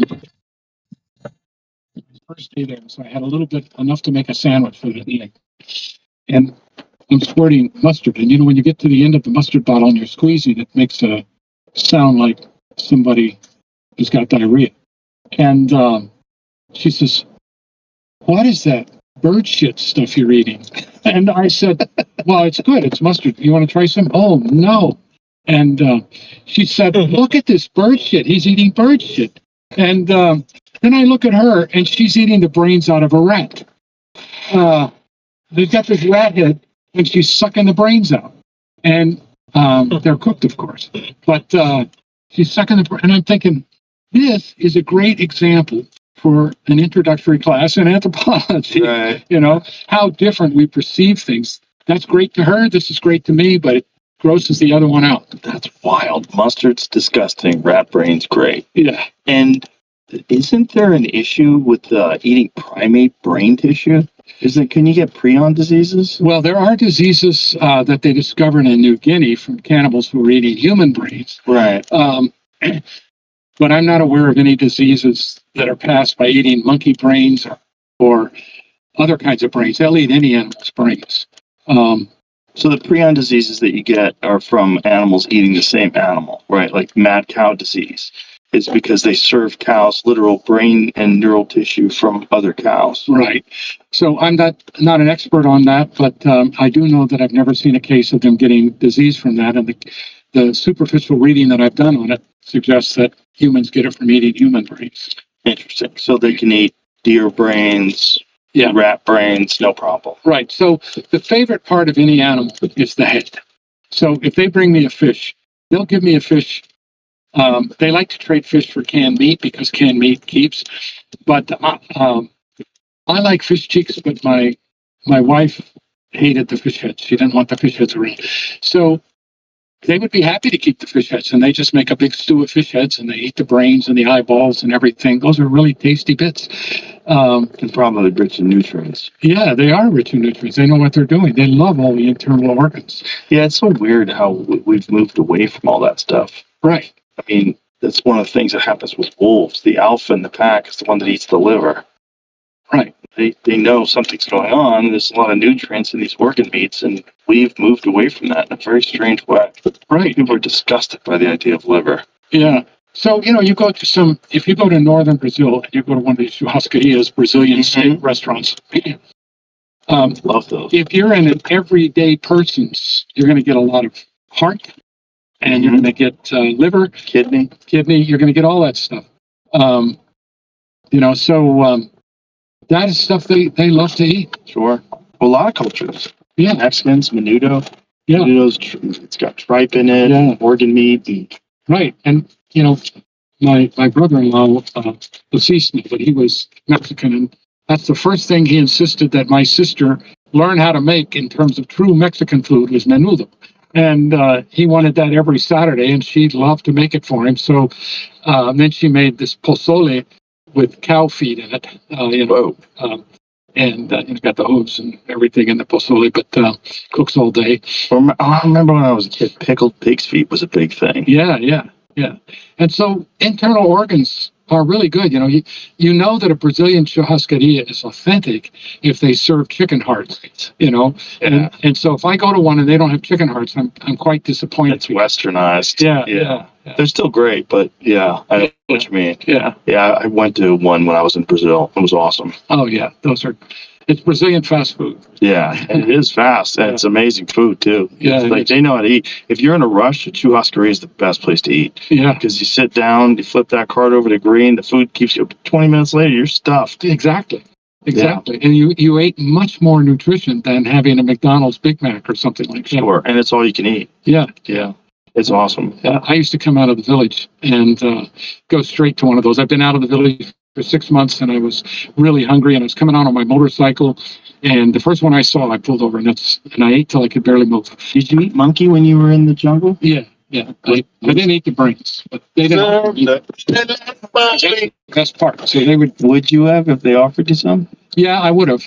I've tried a lot of stuff there, and when I was doing my field experience in southern Mexico and Chiapas, I spent some time with the Tzeltales, the Tzeltal people, descendants of the Mayas, and I ate this stuff they chew up and spit out and let ferment. And, I've heard of that. That's a beverage. Is that like an alcoholic beverage? yeah, and so I was trying to fit in, and so they gave me just a little bit. And they said, "What'd you think?" And I'm trying to be this cool guy, and I said, "I loved it. I hate it, but I said I loved it." And so they bring me a big bowl. Oh, and so Drink it. then that night I was up with things coming out of both ends all night long. And the next morning, my blood pressure was 60/40, and I had to be flown out. They had to get me on a mule and get me out to the nearest airstrip and out. And but I did my bit. I was accepted as a great gringo for eating this stuff, for drinking it. What happened to you? Whatever it was, my body didn't like it. So It's just like the bacteria in it, you think? it probably, I think it had to be that because it did gross me out. I didn't like the taste of it, but it wasn't grossing me out. And it was a happy time. We had little ribbons and stuff. We were having a festa, and I was sitting with the men at the table. And their gut bacteria just knows how to handle it. Yes, That's it. Oh, there you go. boy. Yeah, there you go. So just, It says that the human saliva creates the fermentation. Yeah, that's right. come on. Is there a better way to get drunk? Good Lord. Well, if you want to get drunk, and you want it bad enough, there it is. And I bet that stuff you're not going to drink every day because it's so disgusting. Yeah, well, It's not going to become a problem. once it's fermented, nobody really cares, around that culture, Boy, But, what does the monkey taste like? well, there again, I don't have a vocabulary to describe all these meats. It's a tough meat, but I pressure it. I put it in a pressure cooker over a fire. I take in a pressure cooker, not an electric pressure cooker. Obviously, one of these pressure cookers you can sit on top of the fire. And after I pressure it, it's falling off the bone. And I take the meat off. I throw it in the bowl. I put some manioc meal on top of that. And then I cover it in Tabasco. And it's great. It's very filling, and it tastes really good. Did you feel weird eating a monkey? When you see the monkey, and you put the little monkey body inside the pressure cooker, and it looks like a baby, it doesn't look too good. But once you open up the pressure cooker, and it's all cooked, and the bones are separated from the meat, and the meat floating in there, And when you're out in the jungle and you've been out there long enough, just about any kind of meat sounds pretty good. I worked with a group called the Wadi. I actually wrote 540-page grammar of their language, co-wrote it. And they were cannibals up until 1962. And they had endo-cannibalism and exo-cannibalism. Exo-cannibalism was eating their enemies. Endo-cannibalism was eating your people. And so if you die in the village at that time, up until 1962, they keep your body. They call all the relatives. Your body might sit there in the Amazon sun for 3 days, and your relatives come from all over. And then they cook you over a grill. And slowly they roast the body, and then they cut it into chunks, and they eat them like little toothpicks. And they eat it till everything's gone. They eat the bones, they eat the brains, they eat everything. They eat human brains. Yeah. And the purpose, as best I've been able to figure it out, anthropologists have tried to answer this, so my answer might not be theirs, but it's based on interviews with the people, is to give your relatives eternal life. Because they live in you, and you're going to live in somebody else, so you just continue living. But I made him an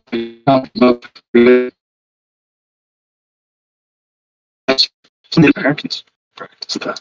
Yeah.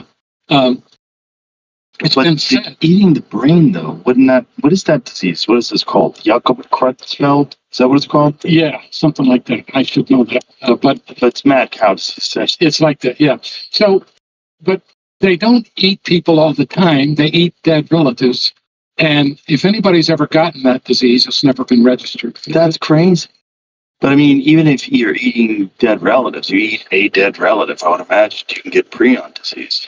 Yeah, but it depends on how many die. There's a whole etiquette about it. You're never allowed to say that this tastes really good. You know, for example, you can't say You can't say delicious. Yeah, you can't say Tom is yummy. And I've talked to some of the older men who have eaten their dead, and they say, well, the babies taste really good, but you can't say that. Babies taste really good. It's rough. It's like human veal. But the Brazilian government and missionaries put a stop to that in '62. Good move. Why do they let it sit for 3 days before? Because it takes that long for the relatives to come. Because they might be in other villages, so they've got to send runners out to bring the whole family to start rotting. Yeah, it starts to smell pretty bad. And there are a lot of stories about people puking after every bite. These are people that can drink that puke beer. Yeah. Oh my God. Yeah. Oh. So you realize cultural differences aren't that superficial. But it's also probably meat is probably extremely valuable to them. And they just probably think, look, there's no reason for this to go to waste when it can sustain us. It would be very interesting to go back in time and see how the customs started. They could have started out of hunger, and then you dress it up with some religious beliefs. Mm. Or the religious beliefs could have come first, and you started doing it. But they do have oral histories about it, but the oral histories never say we were short of meat, so we ate Joe, we ate our buddy. But they do say we want to help them live in us, and we will live in somebody else. So that's the explanation you get, or that I got. Wow. Well, but you got there a few years after this. Yeah, I didn't start working with them until 1985. Okay. So it was 20-something years. But they still had stories. Oh, yeah, they still had a lot of stories about it. And, you know, anybody over 30 had done it. Is there any kind of cannibalism that goes on in the Amazon still? Probably, but not. There are still some uncontacted tribes, and there are still tribes that behave one way with foreigners around. I have a friend, she died last year, but she was a missionary among those people from the 50s. So she remembers the cannibalism. And she told me, although some anthropologists denied this, but I think she knows them better than any anthropologist ever been there, that she said, I think when nobody's around, they still do that. Yeah. So I bet they do too. they don't have Listen to someone else. They don't have warfare. Not anymore. They did, but that's been stopped, and they're isolated from other groups that they used to be enemies with. But there's still some who believe the old time religion, you know, and the old time religion says, eat your dead. You know? So it's quite possible that it happens. But what you find is that since the 80s, most of the groups that have regular contact with the outside have undergone a very process to Brazilian society. Mm. So even among the Pitahans in the decade since I was there regularly, I see pictures of them because my ex-wife still lives right next to them. And she sends me short videos and pictures of them when they come up to her little wooden shack on the Trans-Amazon Highway by their river. And they're dressing very differently now. And some of them are speaking some Portuguese. Not very well, but they're speaking some Portuguese. And your ex-wife is still a missionary? Yeah, she's still trying to convert. No conversions. They're not going to convert. You gotta give it up to her for having stick-to-itiveness. I mean, that's really determined. She is absolutely a New Testament first century Christian in terms of her faith. Wow. And she doesn't deviate, and she's not afraid of anything. I mean, we've been in many life-threatening situations, and I don't tend to get afraid, and she definitely is not afraid, not ever. So is that because of her belief that she believes that God is looking out for her, and if she dies, she's going to go to heaven anyway? Yeah, that the constant a common refrain among Christian missionaries is, I'm immortal until my task is done. God will protect me until he's done with me. So if he's not done with me, I don't have to worry about it. And if he is, great. There's a lot of power in that too. I mean, how many people just live in this constant state of existential angst? Yeah, that's something she's never had. Wow. She doesn't have that. There's a lot of value to that. It's what attracted me to her so much, besides the fact that she was really cute. That attracted me to her a lot. Were you bummed out when she wanted a divorce because you lost your faith? Well, by that time, we weren't getting along that well because she's very she's not anti-science per se, but she's anti-helicopter science. She feels that too many people who do studies of indigenous groups and languages come in for a short time, go out, and just speak a lot of bullshit that nobody's ever going to test. Mm. And so she hates that. And she's seen it happen with the Piraha. I've seen it happen with the Piraha. I've seen a couple of anthropologists and linguists go in and do doctoral dissertations on them that are like totally ridiculous. But if I say something, I'm a gringo. And I'm jealous because it disagrees with me. Do you think that they do that because no one's going to check? And so they just say, I want to just write whatever I want to write?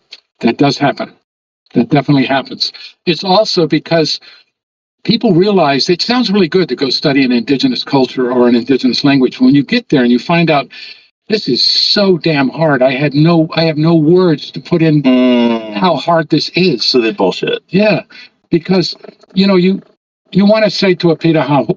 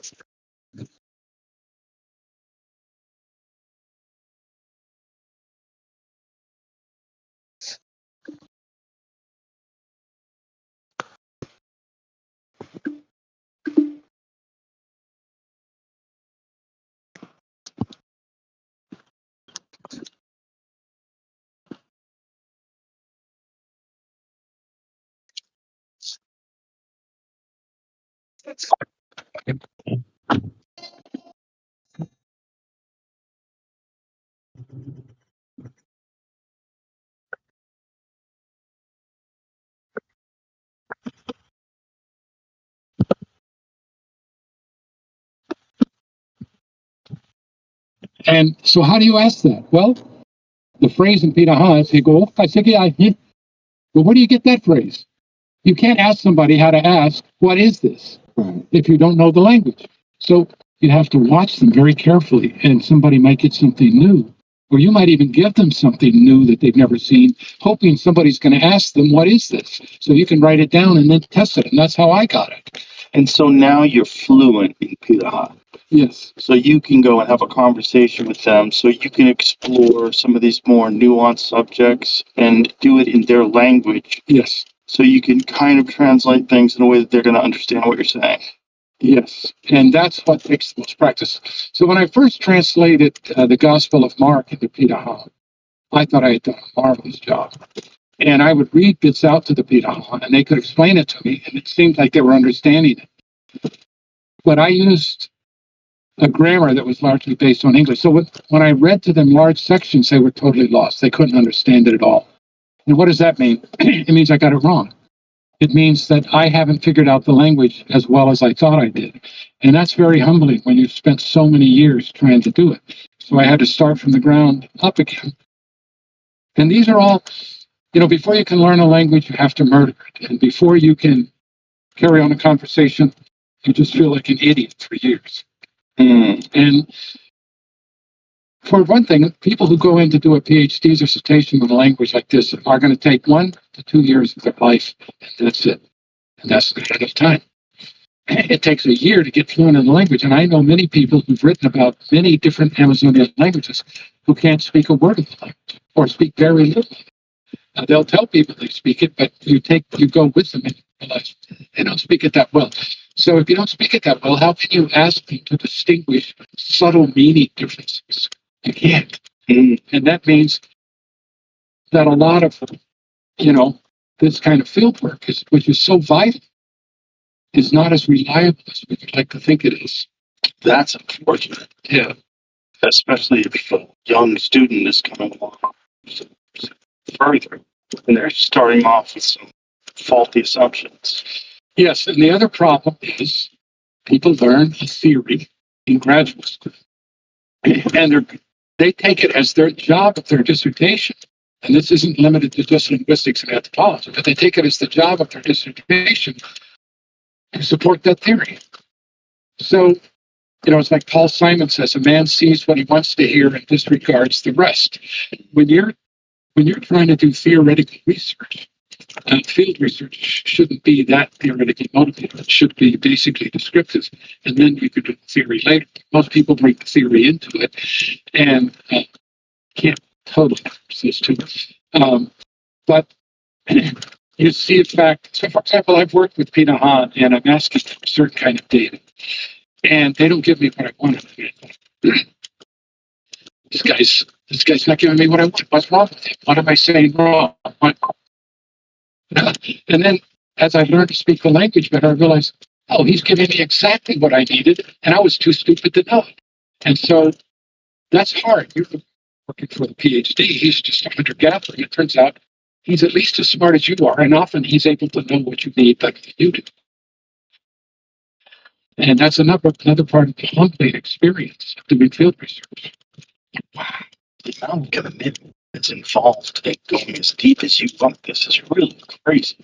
Yeah, I give demonstrations. You can find some on the internet where I take a language that I knew nothing about, and I switch to Badtv, which I know they need to about. And within 20 or 30 minutes, I'm able to explain to the audience some basic facts about how the grammar works, what the basic vocabulary, a lot of basic vocabulary. And I do this to linguists. I've done it in front of as many as 500 linguists at a time. Then I tell them, a lot of people think this is magic. This is really cool. I said, what you're seeing here is me working for about an hour. Now you just do that every day for 2 years and you're in, and that's the part. It's intensity. I get a headache when I do these demonstrations because my concentration is so hard.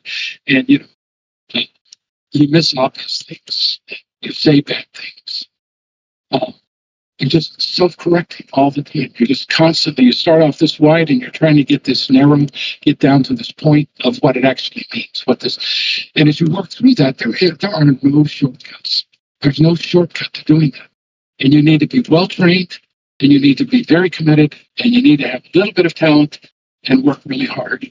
And when people see how easy it looks and then they try it, they realize they're seeing me at 20 years down the road from when I started.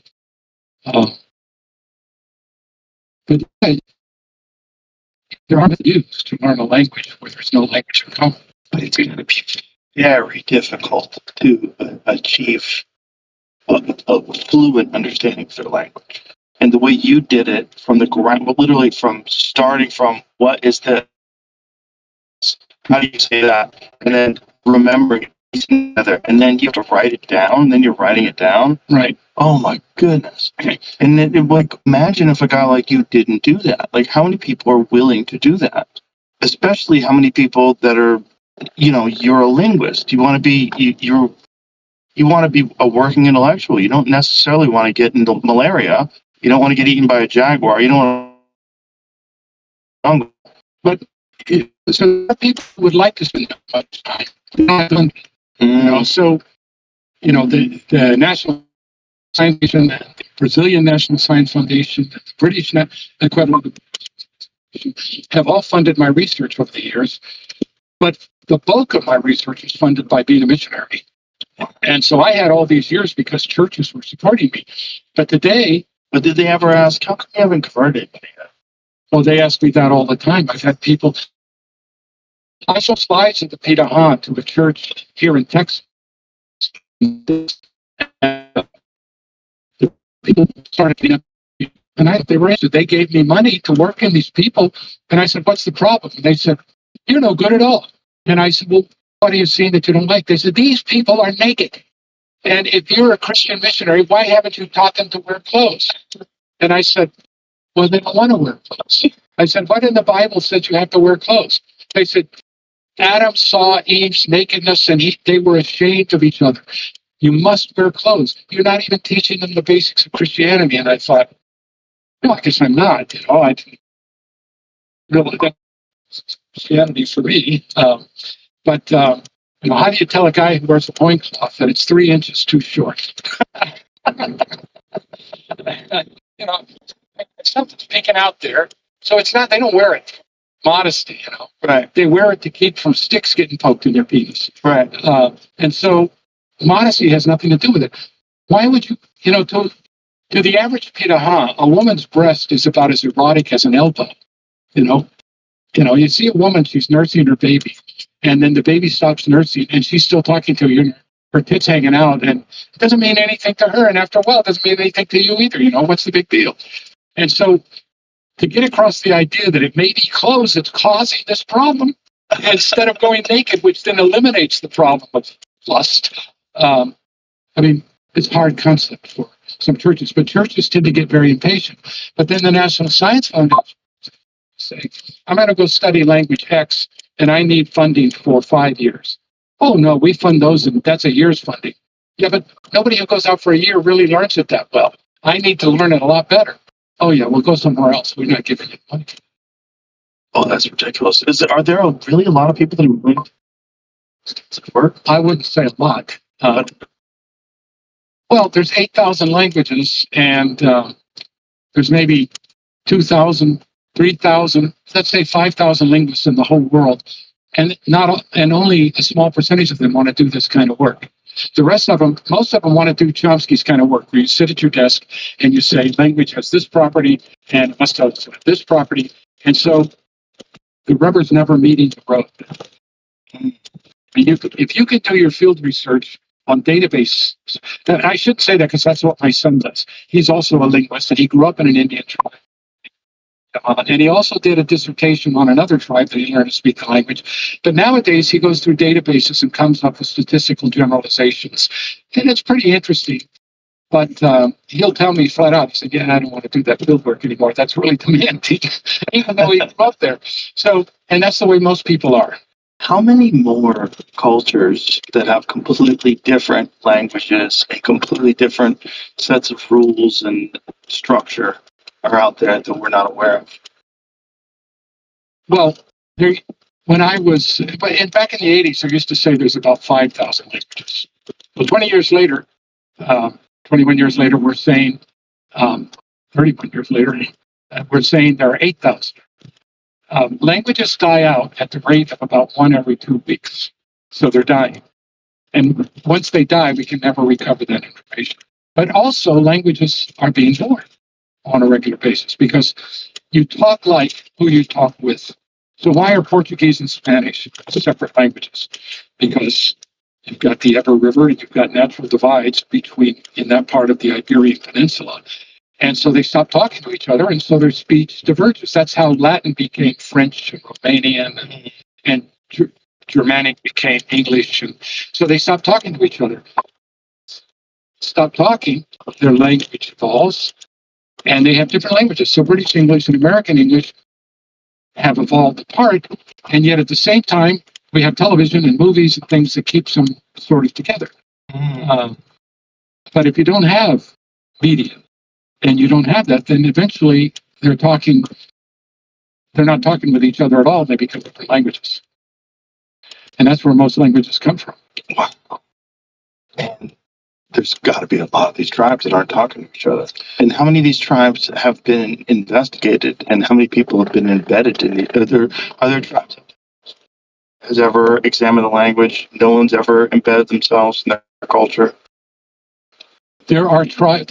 There probably are over 1,000 where no one's gone there, but there are a couple of thousand where no scientist has gone there to study their language. Yeah, a couple thousand, I would say. They probably have completely different languages. Yeah, we're worried, and we should be, about the disappearance of certain bird species, all these other kinds of species, and we should be concerned about that. But we're not concerned enough about the disappearance of these languages and the rising. And why should we be concerned? It's like a library. It's a repository of information that is lost when they switch to Portuguese, because Portuguese doesn't have all the same knowledge embedded in it. It doesn't have the same way of talking about the world. There's a lot that's missing. Every child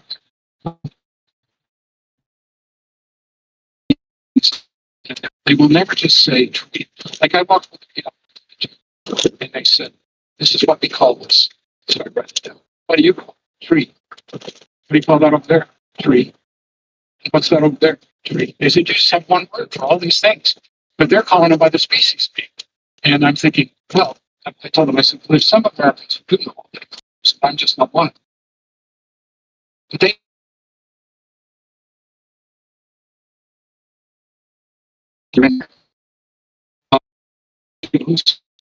so a friend of mine did a study on how Amazon classified birds, and they don't classify them based on anatomy, science.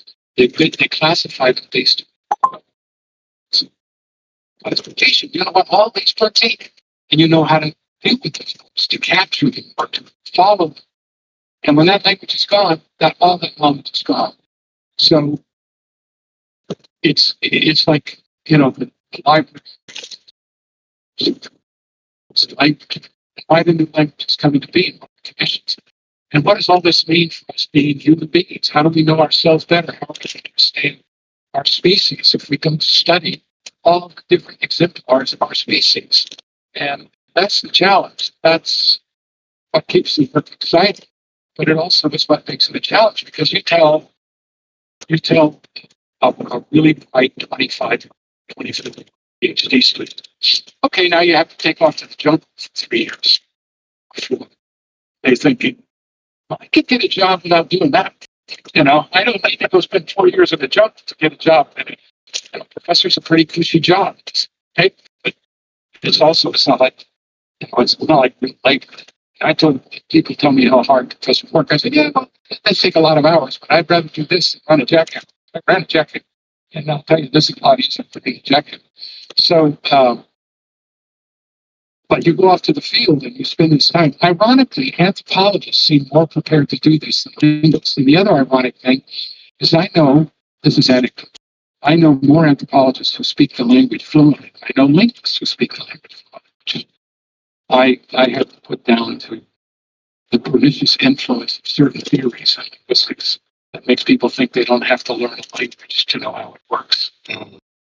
And I tell people when you're going off to do field, I did write a field guide, and I say the first 6 months, just work on learning the language. Don't take many notes, take notes of words and stuff.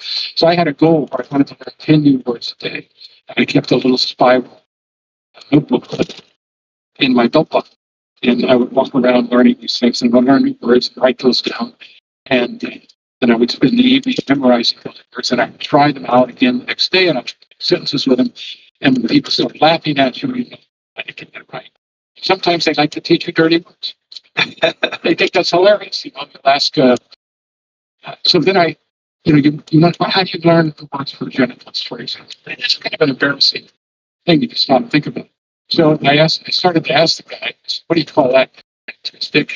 He said, and he calls, says, I'm not going to take it, but he calls a little boy who's naked, and he shows me every part of his body. I said, oh, there's this, that. And then he says, but the names change once they start to grow hair. So penis as a boy is different from penis as a man, vagina is different as a woman. And so, how do you get those? Got to count on plus friendships. Like I said at the beginning of this, man, you've had a fascinating life. You really have. It's just very, very interesting. I really appreciate you sharing everything today. It's really, really fun. Thank you very much for having me. I enjoyed it. Jamie, pull up this book. Well, books, I should say. This one, Daniel Everett, Don't Sleep, There Are Snakes. The Life and Language Amazonian Jungle. That's what they say to each other each night before they go to bed. Don't sleep, there are snakes. Shout out to Scott. Oh, Amazing. Thank you very much. Thank you so much.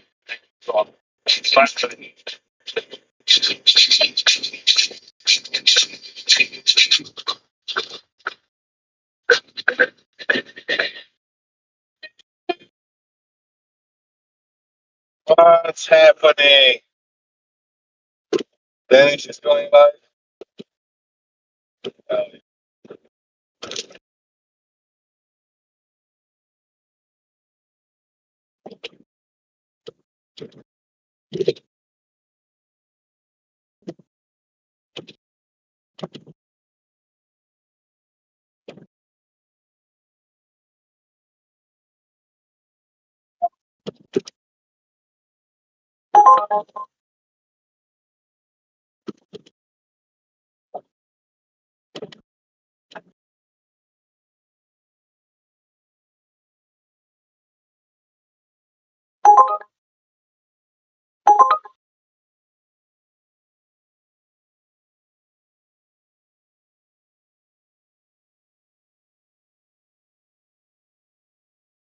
Oh, no people. Coins on Courtyard, a new way to discover and collect one of the oldest categories in the world. You have 3 different packs, 100. The Great Pyramid of Giza is the only surviving wonder of the ancient world. It sat as the tallest man-made structure on Earth for almost 3,800 years. Nothing that humans built beat it until a cathedral in England in the 1300s. It's made of roughly 23 million blocks of stone, some of them weighing as much as a loaded dump truck. And the whole thing was supposedly stacked up over about 20 years by a civilization that didn't have iron tools, didn't have the wheel for heavy transport, and didn't have a single machine with a motor on it.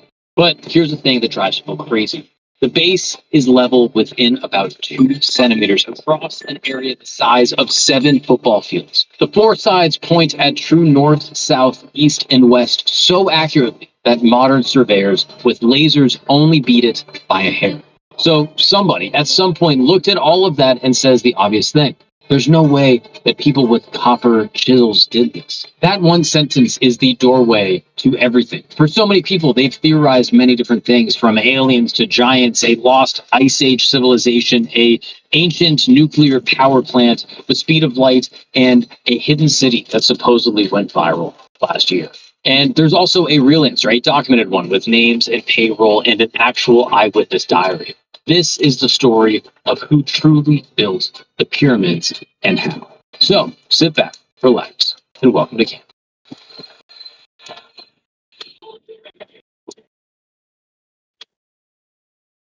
What's up, people, and welcome back to camp. My name is Mark Gagnon, and thank you for joining me in my tent, where every single week we explore the most interesting, fascinating, controversial stories from around the world from all time forever. Yes, that is what I do in this very tent. Is every single week I just go on a different rabbit hole. I find a new mystery, a new conspiracy, a new theory that I want to learn more about, and me and some friends put some research together, and we hang out with you. Yes, you. And I want to thank you actually for tuning into this episode, because every time you click on an episode or comment or like or anything like that, you tell the algorithm this is a show that people should watch, and you help it grow, and you help keep the lights on in the tent, and you keep the fire burning here at the campsite. I also want to thank my good pal sitting right next to me in this very wood. It's not Christos Papadopoulos, the Greek freak. No, he's gallivanting right now across his homeland in Athens.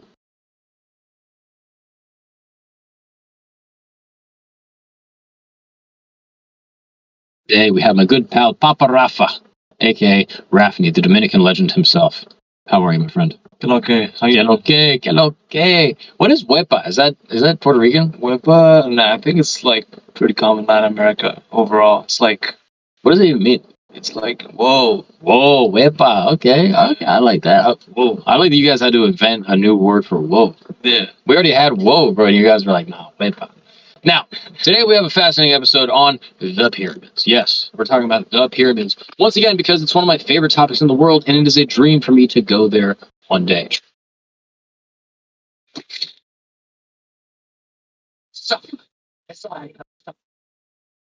Or you could take a position to support the victims and their families. It really is that simple. And if we choose not to support the victims and their families, we need to know, and you will know by the way we vote. Anybody who votes the table, remember this, you're voting with the president. And you're going to be voting with those many Republicans, by the way, who are going to be supporting the president. There is no reason for Democrats to vote with the Republicans that support the president. Oh, my man. What's it going, bro? 2576. That's what? 2576. 2576.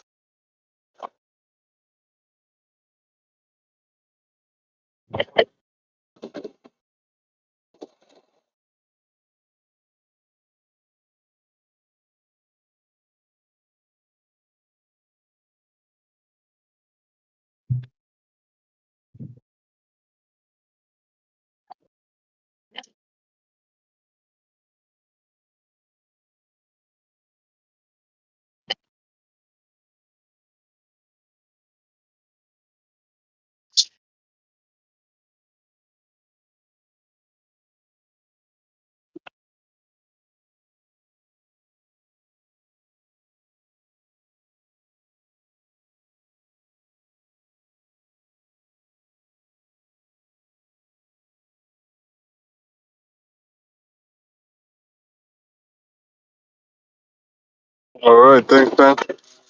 Go.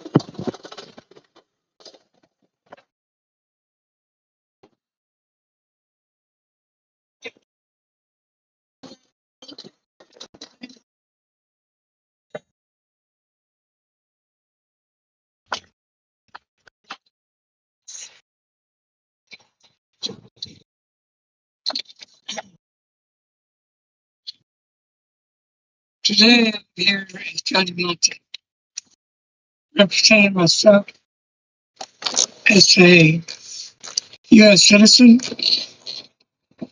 a veteran who served in 1962 in Germany, a veteran who have experienced many tragedies and atrocities in America and around the world. I remember being in Fort Knox, Kentucky, when the Russian ship was sailing towards the United States. I got recruited at age 25. There were a lot of young men. Some of them went to Vietnam. I went to Germany. But they were scared of what would happen to them and their families. In the 30s, many Hispanic, Mexican Americans, others were deported. And it seems like today, it's a real sad day that we have to ask for new directions from the White House to the state houses. I prayed, and I prayed many nights that God will give the president common sense and those that follow him. Because when we were born, we were raised to love, not to hate. And we believed in the United States of America, land of the free. But that is not the case today. I didn't have second thoughts to come and stand with this brave people, especially the Congressman Al Green, our state rep Morales, and others. I knew her father and her grandmother, because I was raised in this neighborhood. But I will tell you,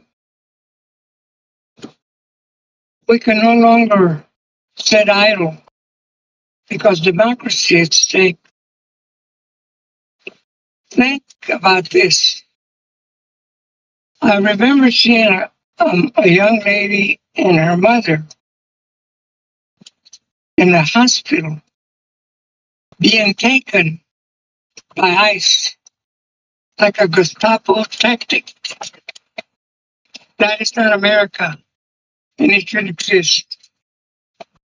I look at all the children that have seen their fathers killed and the adults that are still have pain. But let's look at the number of children that are in detention. Detention that are benefit the wealthy, not the state or anybody else. So it's time. And I want the councilman and the other people here. They don't stand by themselves. This room should be overflowing with people.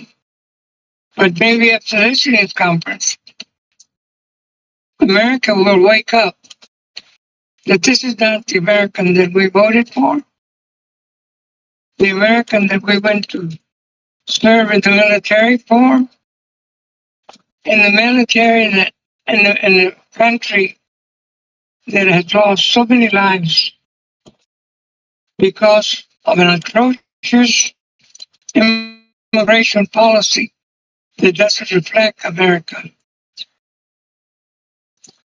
And for a lot of us that been through the trenches, I didn't serve in Vietnam, I didn't serve in war. But I was in Germany when one time a British man asked me, "Where are you from?" I said, "America." And he looked at me with disdain. And our allies are looking at us, and the world is looking at us with that kind of look. What happened to the land of the free? Well, there's opportunity right now to change that. And I'm here to support. Some things you don't grow out of. 25 years in, still checking print.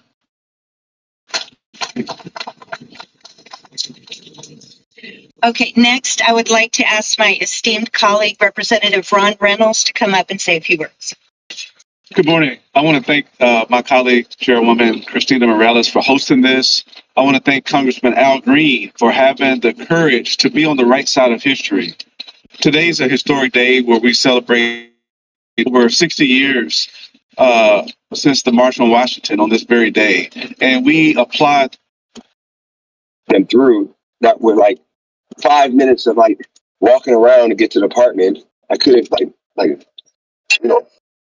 I couldn't teleport into the apartment and I don't get paid for that time.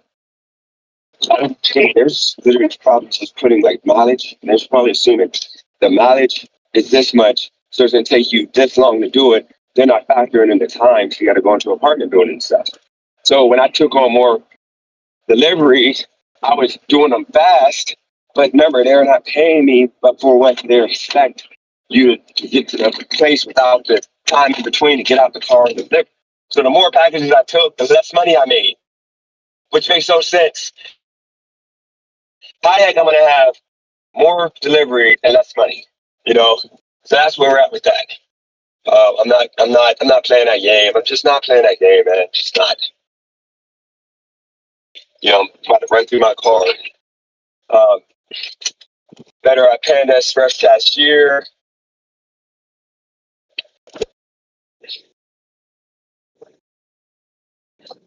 Spitting the GoFo money was always dumb. It was dumb. It was good for a short term, but for long term, it's dumb. It's stupid.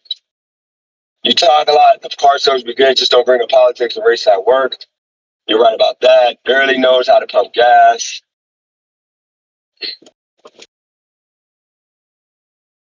What don't understand? You mean you'll get worse for 10 years? Don't know why you went outside. Because at the time, I wasn't planning on doing only hit work. I wanted a big one I can use to do the whole set around it, you know, get around. And plus, I make good money doing with this car doing lift. Take the money out the rest of the bet with, maybe you pay it back. Okay. I'm on a block right now, just hoping I can escape this street life on 55th Street. Now, there's always another way, man. There's always another way. You don't need to be working those corners, man. I told you about that. What about lawn care, junk removal? Those on the side of car sales. No, I don't. It's just things I can do. But the issue is, once again, I gotta get my money up, which I'm gonna do now by just not betting and just focus on making the money the hard way. You know? Shout out to Maverick, by the way. Shout out to Intelligent Insights. Dennis, where all these gig apps are done long term. That's what people have been trying to get you to see for 5 years. Guys, don't you think I know that already? Yeah, I know that already. But once again, I got life that I'm trying to live around my job. Yeah, I feel confined and stuck, which sucks. I shouldn't think that way, Maverick. That's just what it is. Shout out to What Is Life. Appreciate that. I don't have to do local content like fill out applications on stream. Leave that to Driving to Wealth. Because no matter what, I'm always going to make money. And we're going to Las Vegas next week, so we're going to enjoy that time. And you come back and we're going to get it by any means possible. You know, we're good. Now, you know, I'm going to do a panel early this time with people that I rock with. And yeah, I appreciate Intelligent Insights. Guys, this is a situation I want y'all to understand. Look, I'm Dennis Page, the Major Hustler. The issue is you have people that want to be me, ultimately. They may make more than me. They may have more structured life. They want to be me, which is why you have people that won't stop making up stuff. And they got retards that go with whatever they make up. And that's the content that they want to put out. Now, of course, it's frustrating because I don't want my name associated to ignorance, but what can I do other than just say, you know, you got it. You got it. Now, with that said, I'm going to continue doing me. I'm going to continue standing 10 toes down. I'm going to still rock out with y'all because ultimately I got something to say. I can talk for days. These people can't. They can't be me. They want to be me. They can't be me. And you know what's crazy? I'm not even that clouded. I'm just a regular guy. I'm not even clouded. I'm literally somebody that anybody can be. But these people are just lazy. If they're lives, why dress, it only makes sense. Because I appreciate that, Paris. But once again, Paris, I'll tell you right now, I appreciate that. But dude, just I hope you just don't do it again, man. I don't know what to tell you because you say that and then like you're gonna attack me for making a choice that you don't agree with. Come on. Oh my God, we got a 101 super fractor. That's the 101 right there. I think it's our auto. I think it's our auto, guys. Say that he got one of my family members or friends or somebody to tell lies on me or to tell the truth about me, some secrets, whatever. But he really, what he did was have his daughter or somebody like talk with a robot voice, and he's about to share that as a membership perk. So the membership perk that you get on his channel is acting like my friend, and they know stuff about me. And this stuff is not even anything serious. But I don't know how far it's going to go. I actually thought that I thought that was his girlfriend. Like I literally thought that was the girlfriend. They look just alike. But here's the situation. I don't know what he's going to be lying about and saying. Because this dude won't go, he won't stop. He just won't stop. But he literally lied and said that I didn't tell y'all that I was a crazy, nasty, disgusting gambler years ago. I literally told y'all that was me. I told y'all that when I went to Vegas, I had $500. I didn't have money. So my thing is, he's trying to make a living off of me. Off of you, not living, but trying to make money off of lying. And it's just frustrating because it's like, oh, what you doing? Hey, how you doing? Just to drop off.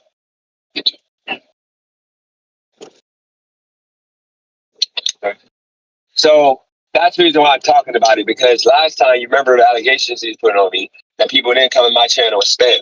Now I get it. A lot of y'all truly are over that, and y'all know that he's just at this point has no credibility. He's lying. But this is the newest low. For him to have his daughter record videos.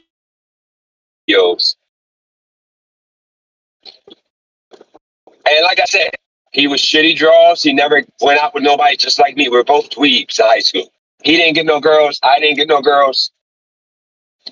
And I didn't get no girls, but I was just scared of girls.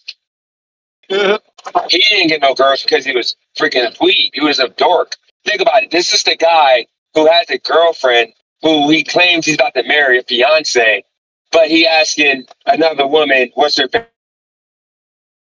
favorite sexual position. I'm pretty sure she don't know that he did that. That this guy creeped out and said, "What's your favorite sexual position?"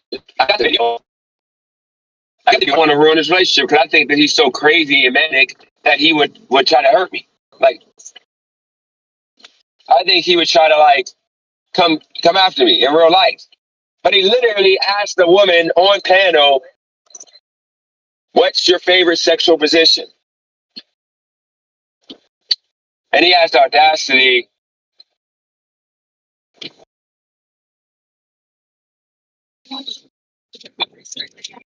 I don't know why this is going off.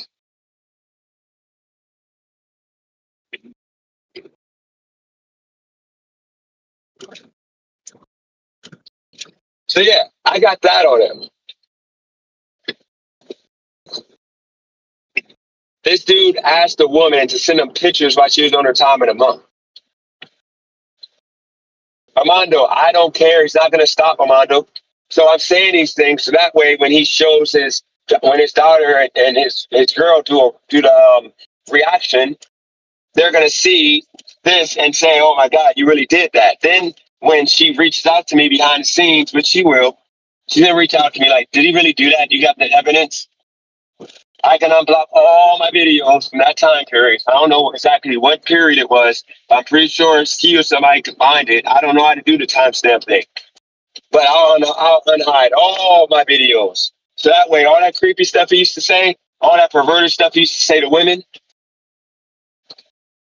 then I still got the video, I still got the audio of this dude asking for pictures while somebody's on time in a month.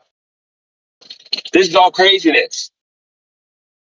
But like I said, he won't stop. So I said, I'm going to do what I got to do because he took it too far. He took it to trying to cost me jobs. I'm pretty sure if he found out where I work at now, he would try to cost me this job. It won't stop until he literally, he dies, literally. Until he dies, this won't stop. He's going to continue until his death, until he's like no longer here. He has like a heart attack or something with all that food that he eats. Dude, you guys read? Okay, that's fine. Every day. Dude, stuck your meatballs in his mouth. Can't even go grab the water first. I felt he had to pass somebody else.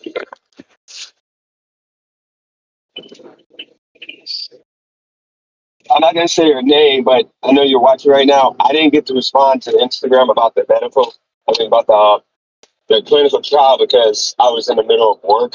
I'll respond after, but I don't like to start a conversation and not finish it. That's why I just left it on until I get done with this. But yeah, like he's literally an incel. Like he does. You know what's crazy? He literally, Armando, it ain't gonna happen. I tried to do that yesterday. I said that I'm done with the beef. I said I'll do a panel. I said I'll olive branch. And you know what he decided to do? He decided to bring up his daughter to make videos, acting like she's my friend, talking about some secrets I didn't keep. His big secret was I was a degenerate gambler back in the day, and I didn't tell y'all. His secret was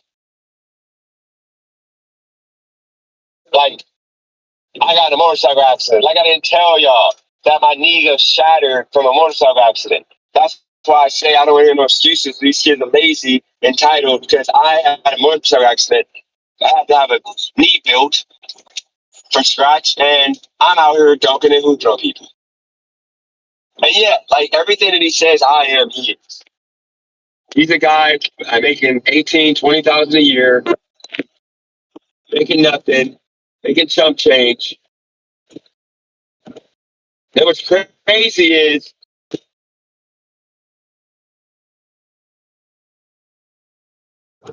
it, karma, not realize she's gonna get bullied. Like she's even gonna get bullied. She's already to a point she can get bullied, but she's gonna get even more bullied. Look at what her dad does. See, with me, I'm being a comedian. I'm just trying to be funny. I'm joking. My life right now is an absolute joke. And I'm happy with that because I know when I leave here, once my son graduates high school, my life is back to where I wanted to be. This dude's life is what it is. This is his life. The person he's with, the kid that he's trying to bring into the book to the so-called hazing, bullying, whatever you want to call this. Never owning anything, driving a Honda Civic.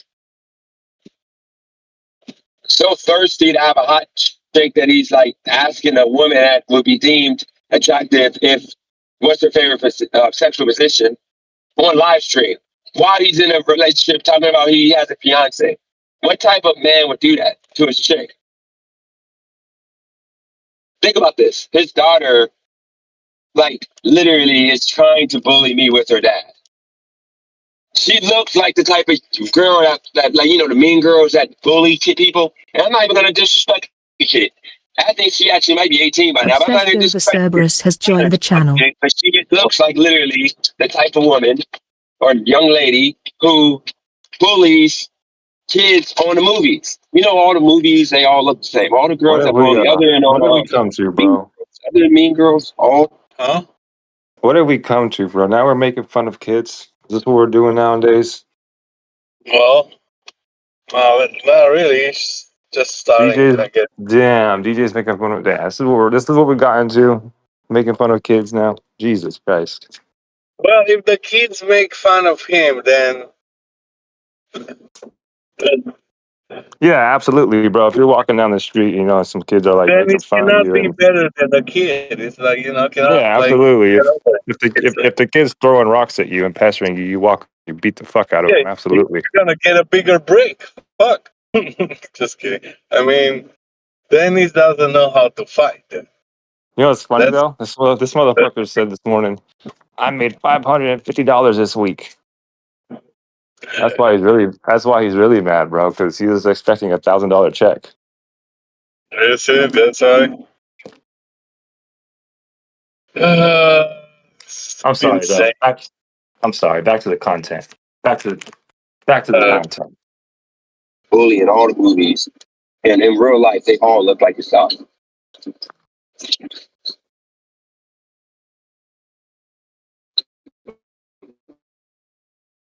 And then I couldn't bully me. And this dude, like, hair is balding. He got the predator goatee on cut. It's freaking disgusting. Imagine, like, you are in the mood if you're a woman and you want the guy to go down on you, and that dude's going down on you, that stash with that build of their body. Oh my god. The dude looked like a taco truck. Dude is built like this house I'm looking at right now. This dude is built like they just put a bunch of Legos in a sock. You know, like in prison, they get like bricks, they put it in a sock, so they can sock your brains out.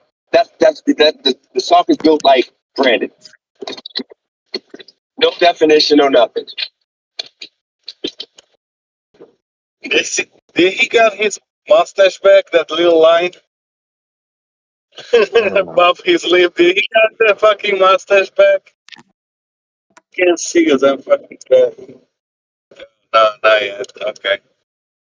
It's so funny when he goes to the barber and the barber gives him like the little line like above the top lip, like it's a like, like what the fuck, bro? What the hell? What's with that fucking little line, bro? It's so fucking funny. It's like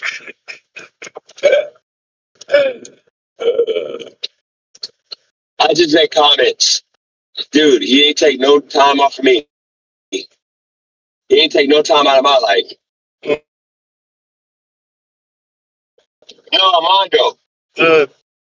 Dude, you started your stream and you keep talking about B-Bad and his kid. Like, what do you mean? He's not taking time of your life. It's taking time of your fucking life. You're reacting to what he was fucking saying yesterday about you. You couldn't sleep last night thinking what you gotta say fucking today. It's fucking killing you, bro. Yeah, to me, you said that to help. Because once again, I haven't disrespected his daughter. I just said she's trying to be a bully like the girls off the movies with her dad. Because her dad thinks that he's that guy, that he's like clouded up enough to bully somebody. Dude's a dweeb. Now here's the situation. Don't say that to my bringing kids in like accidents like this. My son would never, ever be on the stream with me roasting somebody. I'd smack the mess out of that boy. And if he was like freaking teasing anybody, that wouldn't happen because my kid. Oh, shit. Come on, dude. You were talking shit about people with your son. You're talking shit about fucking people with your nephew. You don't care. Feel morally right. He's gonna be respectful.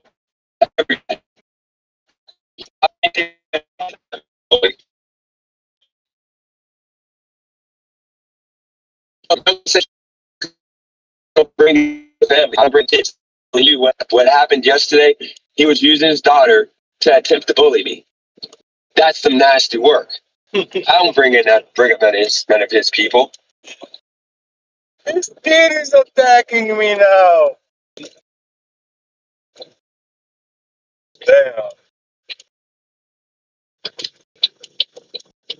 Conquistador. I don't want to cook you, Conquistador, but you're gonna make me fucking angry, Conquistador. Don't do that, Conquistador. Don't act like you forgot who the fuck keeps starting this shit. You're gonna make me go in on you, man, and boot you. Don't come to my chat talking about I figure it was too far for both sides. Motherfucker, you and all. Here's how to sell home items on Badtv. It only takes 3 steps to turn your clutter into cash. Step I tried for y'all and act like it ain't happening. Queen, you're getting banned, homie. What he said.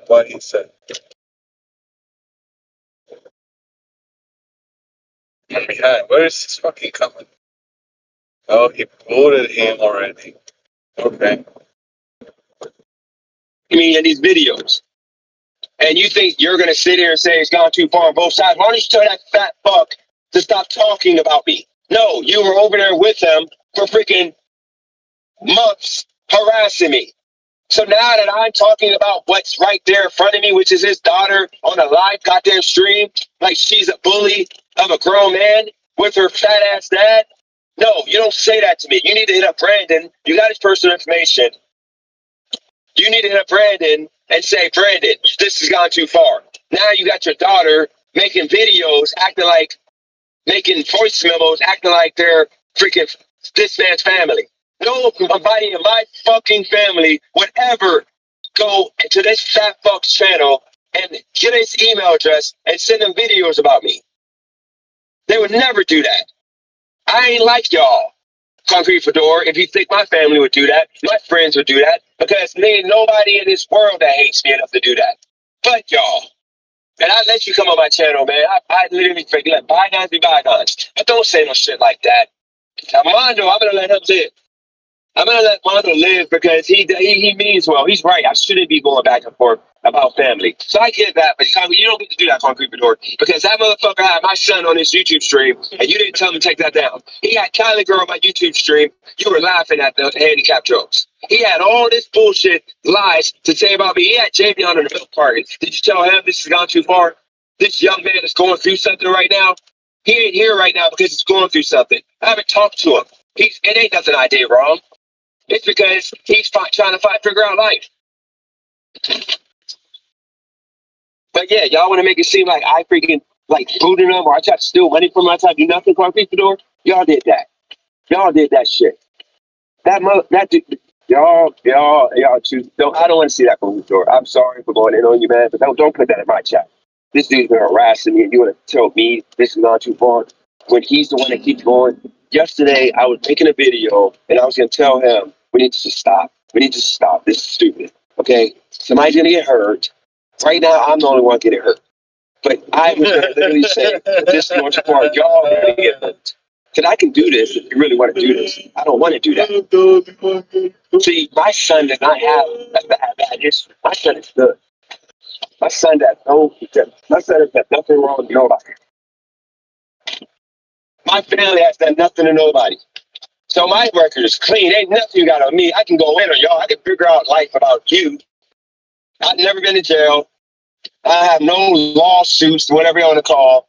My building, me trying to have a business. My business is being sued. My building. I don't have counts. I have nothing against me. I got my building. Because I'm good. Because I do the right thing. Yes. I am angry because you're going to put me and make it seem like my fucking family is writing you guys in emails telling my business, and then now you're going to make up some stuff and have these goofy motherfuckers coming on my channel trying to act like I really did this stuff. We wasn't saying that from people. Royce came up interrogating me over bullshit, talking about I'm using my dead aunt's social security number to open up accounts. You ain't say nothing about that. You didn't say you're going too far about my aunt being used. My aunt fucking dead. That's blood. How you think I feel? People running around saying I'm stealing my aunt's freaking social security number. Did you tell them to stop? That's going too far, Concrete Fedora? No. Concrete Fedora. I didn't get into the topic yet because I got people that want to tell me how to vent. You don't get to come on here and tell me I need to do anything different when literally this dude has done nothing but harass me. I'm not going in on Concrete Fedora. I'm going in on a thought that he put out there. I have no issue with Concrete Fedora. I didn't talk about how he looked. I didn't talk about he's broke. I didn't say nothing because he's not. He's not broke. He makes more money.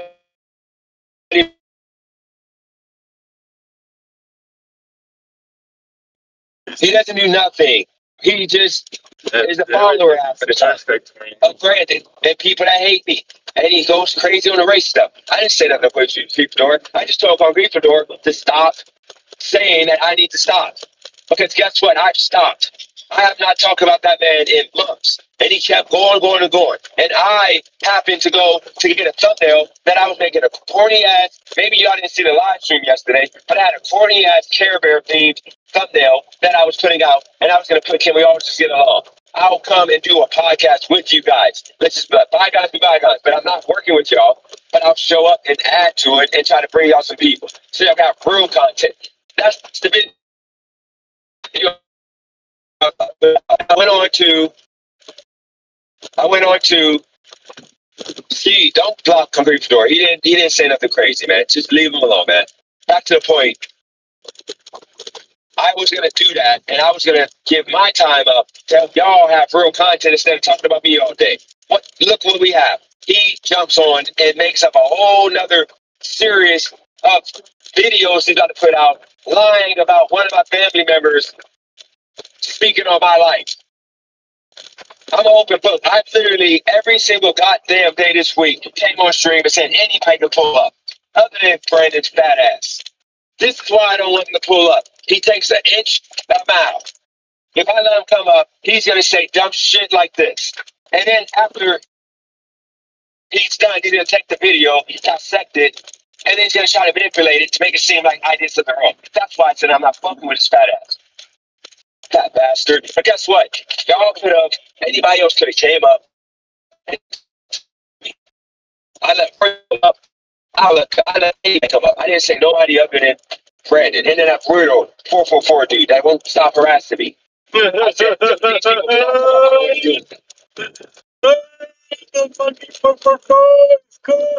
I know he doesn't have a big audience, but you gotta understand, Armando. Imagine every single day you wake up every day to do YouTube, and you know that you're gonna have majority of all the people in your chat are gonna be against you every single day because of something you did that you didn't really do. There's nothing easy things you did. Imagine that one every single freaking day. It's these lives are beautiful. Imagine how important you are, DJ. Every single freaking day is another lie. That's why he's asking the chat. Whole life on Social Security number. Freaking names. And then tell people realize how stupid that would be to do. Why would I tell somebody if I did the problem? Why would I tell people? Why would I say, hey, I made an account with my aunt who died, and I had her social security there, and I made an account. Why would I even have social security? That was one thing. Then you had the abusing of a disabled person. Was any of y'all went too far? Talking about abusing a disabled person. I think my friend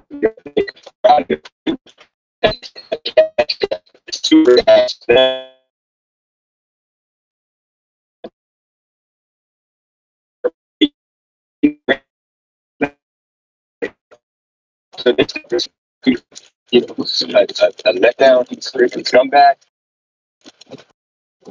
That matters. That matters. Yeah. Yeah. And you know, like you could talk about the 10K that I set up to make. I care about that. That is it's blatant lies to try to get cash. That's all I did. It has to stop it. Has to stop it. And it's going to take me doing this except I can do better. And I don't want to go low. Do I want to go low? No. I don't want to go low. Why do I want to go low? It's pretty disgusting.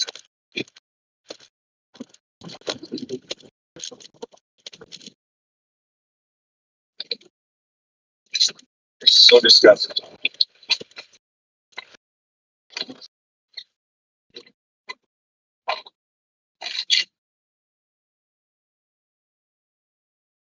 Dude, you know what I'm going to do? This is what we're going to do. I'm going to tell you guys right now, I'm going to go to blocking spree. Nobody blocks it right up. Nobody blocks.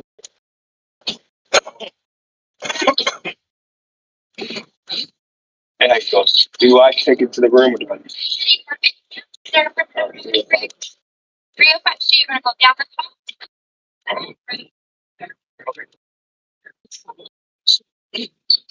I'm going to tell you straight up. I'm going to go on a blocking spree. I'm going to go to blocking spree if I hear anybody tell me to stop talking about this dude when you was on his channel and you know what he's doing. Y'all wasn't telling him to stop lying. Y'all was telling him to stop the lies. Y'all was all over here believing that the Funky Fedora, you are the main one who was and dumb. And and thing you can't you did that's why I'm not done. I'm not done. Then about me being held accountable. I'm not a freaking God. It was good.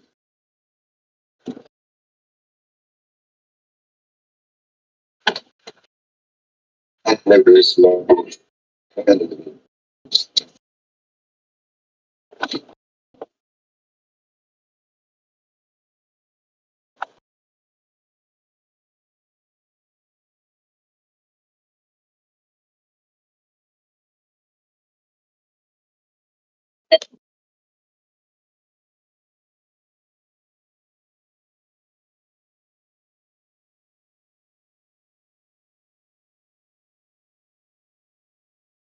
This customer left the fucking 2-page instructions how to get the fucking hose bridge.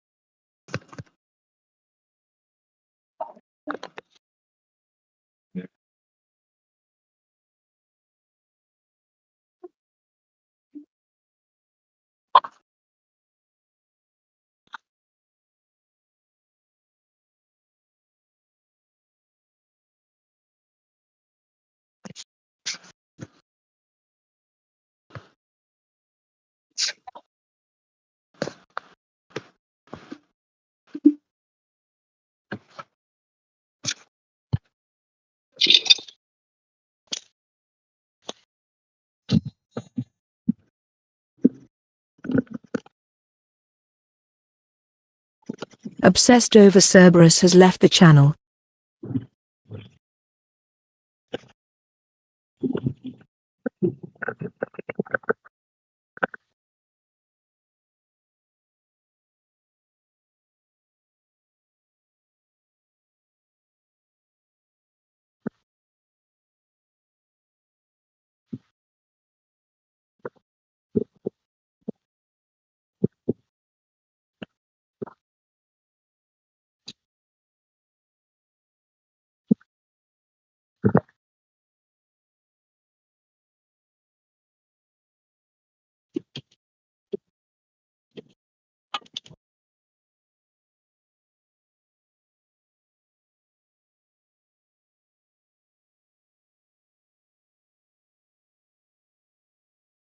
Yes, any time. Sort of same location was that in the hallway for the building. For Dennis Cage and the driver. It's a Dennis Cage.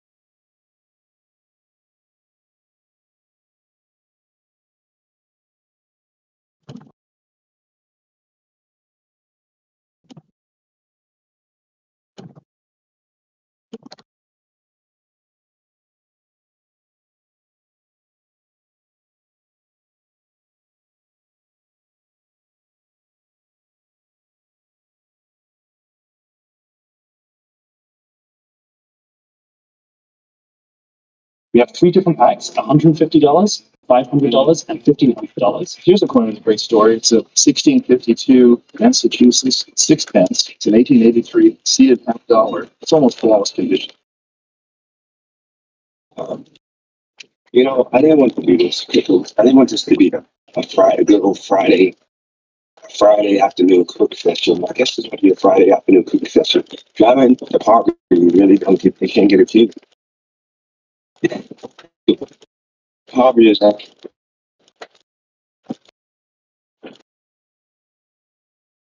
Yeah,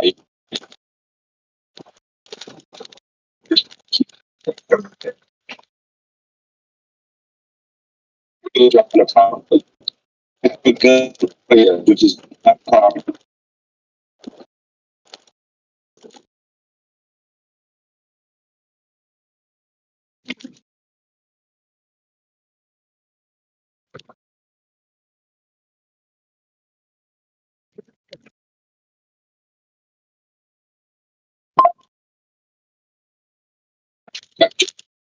That's what. Story. Yeah.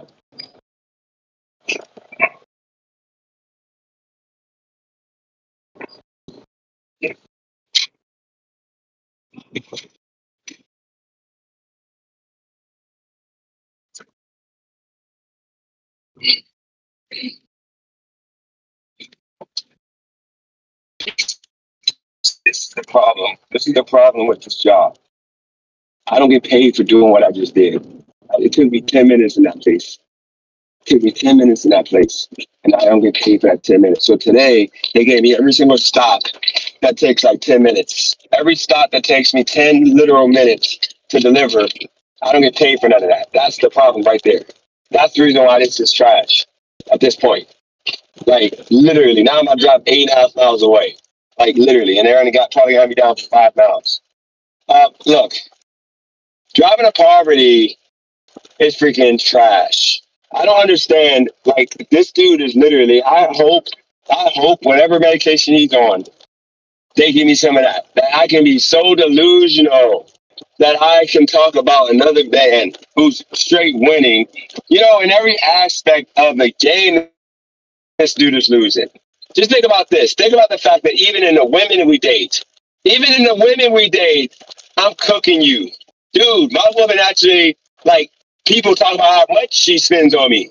Dude, your chick can't even get you out of a freaking, like, get you into a car, man. Like, get you anything. She didn't get you out of dude, she didn't even get you an apartment. My chick, they think that she got me all that stuff.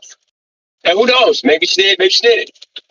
Dude, you are cooked in every aspect of the game, man. And not only that, you look like you do meth in the face. Dude, you look like you're like 54 in the face. You look like one of the dudes off, I told you before, Breaking Bad, man. You look like a meth head. Like, if I didn't know you, I would think you're a meth head, man.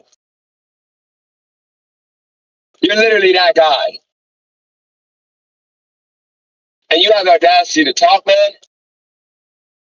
Armando, you don't have to pay nothing. I'll let him up. You don't got to pay nothing, Armando. You paid enough. You know, I ain't driving to poverty. I don't need the money like that. Yeah, I love the money, but I don't need the money. I'll let him up. There's a link right there.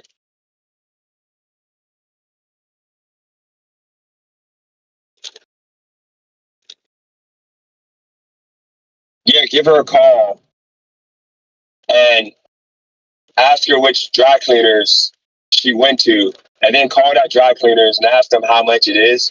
Use my phone number, 213 number, to pull up the order. The order. You gotta talk like an idiot. Then you can grab the stuff from her house later on.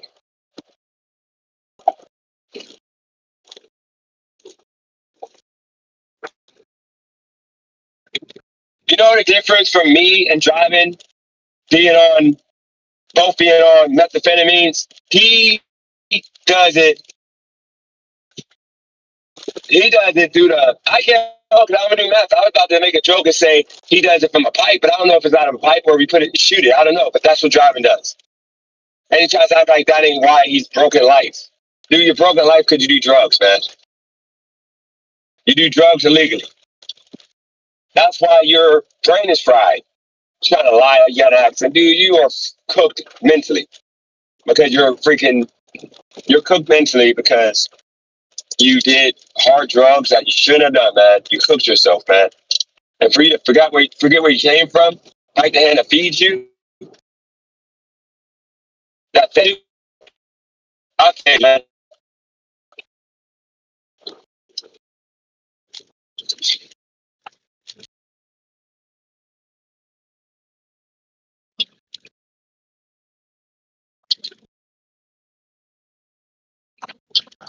So how long you been doing the meth, man? Hey, I'm here to represent Mr. Driving to Wealth. He can't be here right now. I'm his attorney. Okay. He's at a job.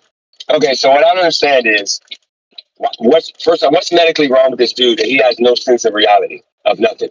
Like nothing in his life is better than mine. Like his chick, if he wants to talk about money, which he always talks about money that his chick has, whatever, whoever he's with or the resources, like he ain't on my level there. He's not on my level with the motorcycle. He's not on my level with the car because that's all my stuff. He's making payments. He hasn't moved into his own place yet. I've been in my own place for freaking the entirety of my life for 8 months. I was in a high rise in California while he was sleeping in the car or sleeping in the garage, literally getting evicted for not paying rent for 3 months. So I don't understand where in life, other than being happy because he's so delusional because of whatever he's taking or doing, that he's doing good and better than me. Because that's his gripe in the chat right now. He's doing better than me. I need to be happy like him. So can you make a case for him being happier than me? Yeah, I'll absolutely make a case. Go for it. I'm not going to boot you.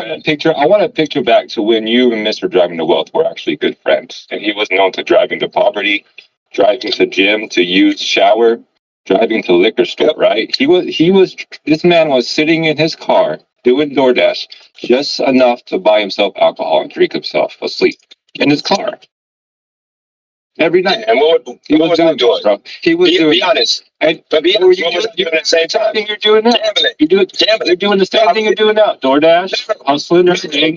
Let's be real. I was gambling. Like he had alcohol, I had a gambling problem. Remember? Yeah, okay, cool. Yeah, absolutely. So you guys both have problems. Or have problems. Okay, cool. Yeah. So I can see what you're saying. You know, the cooking and the content and the roasting, yeah, you know, that is what it is.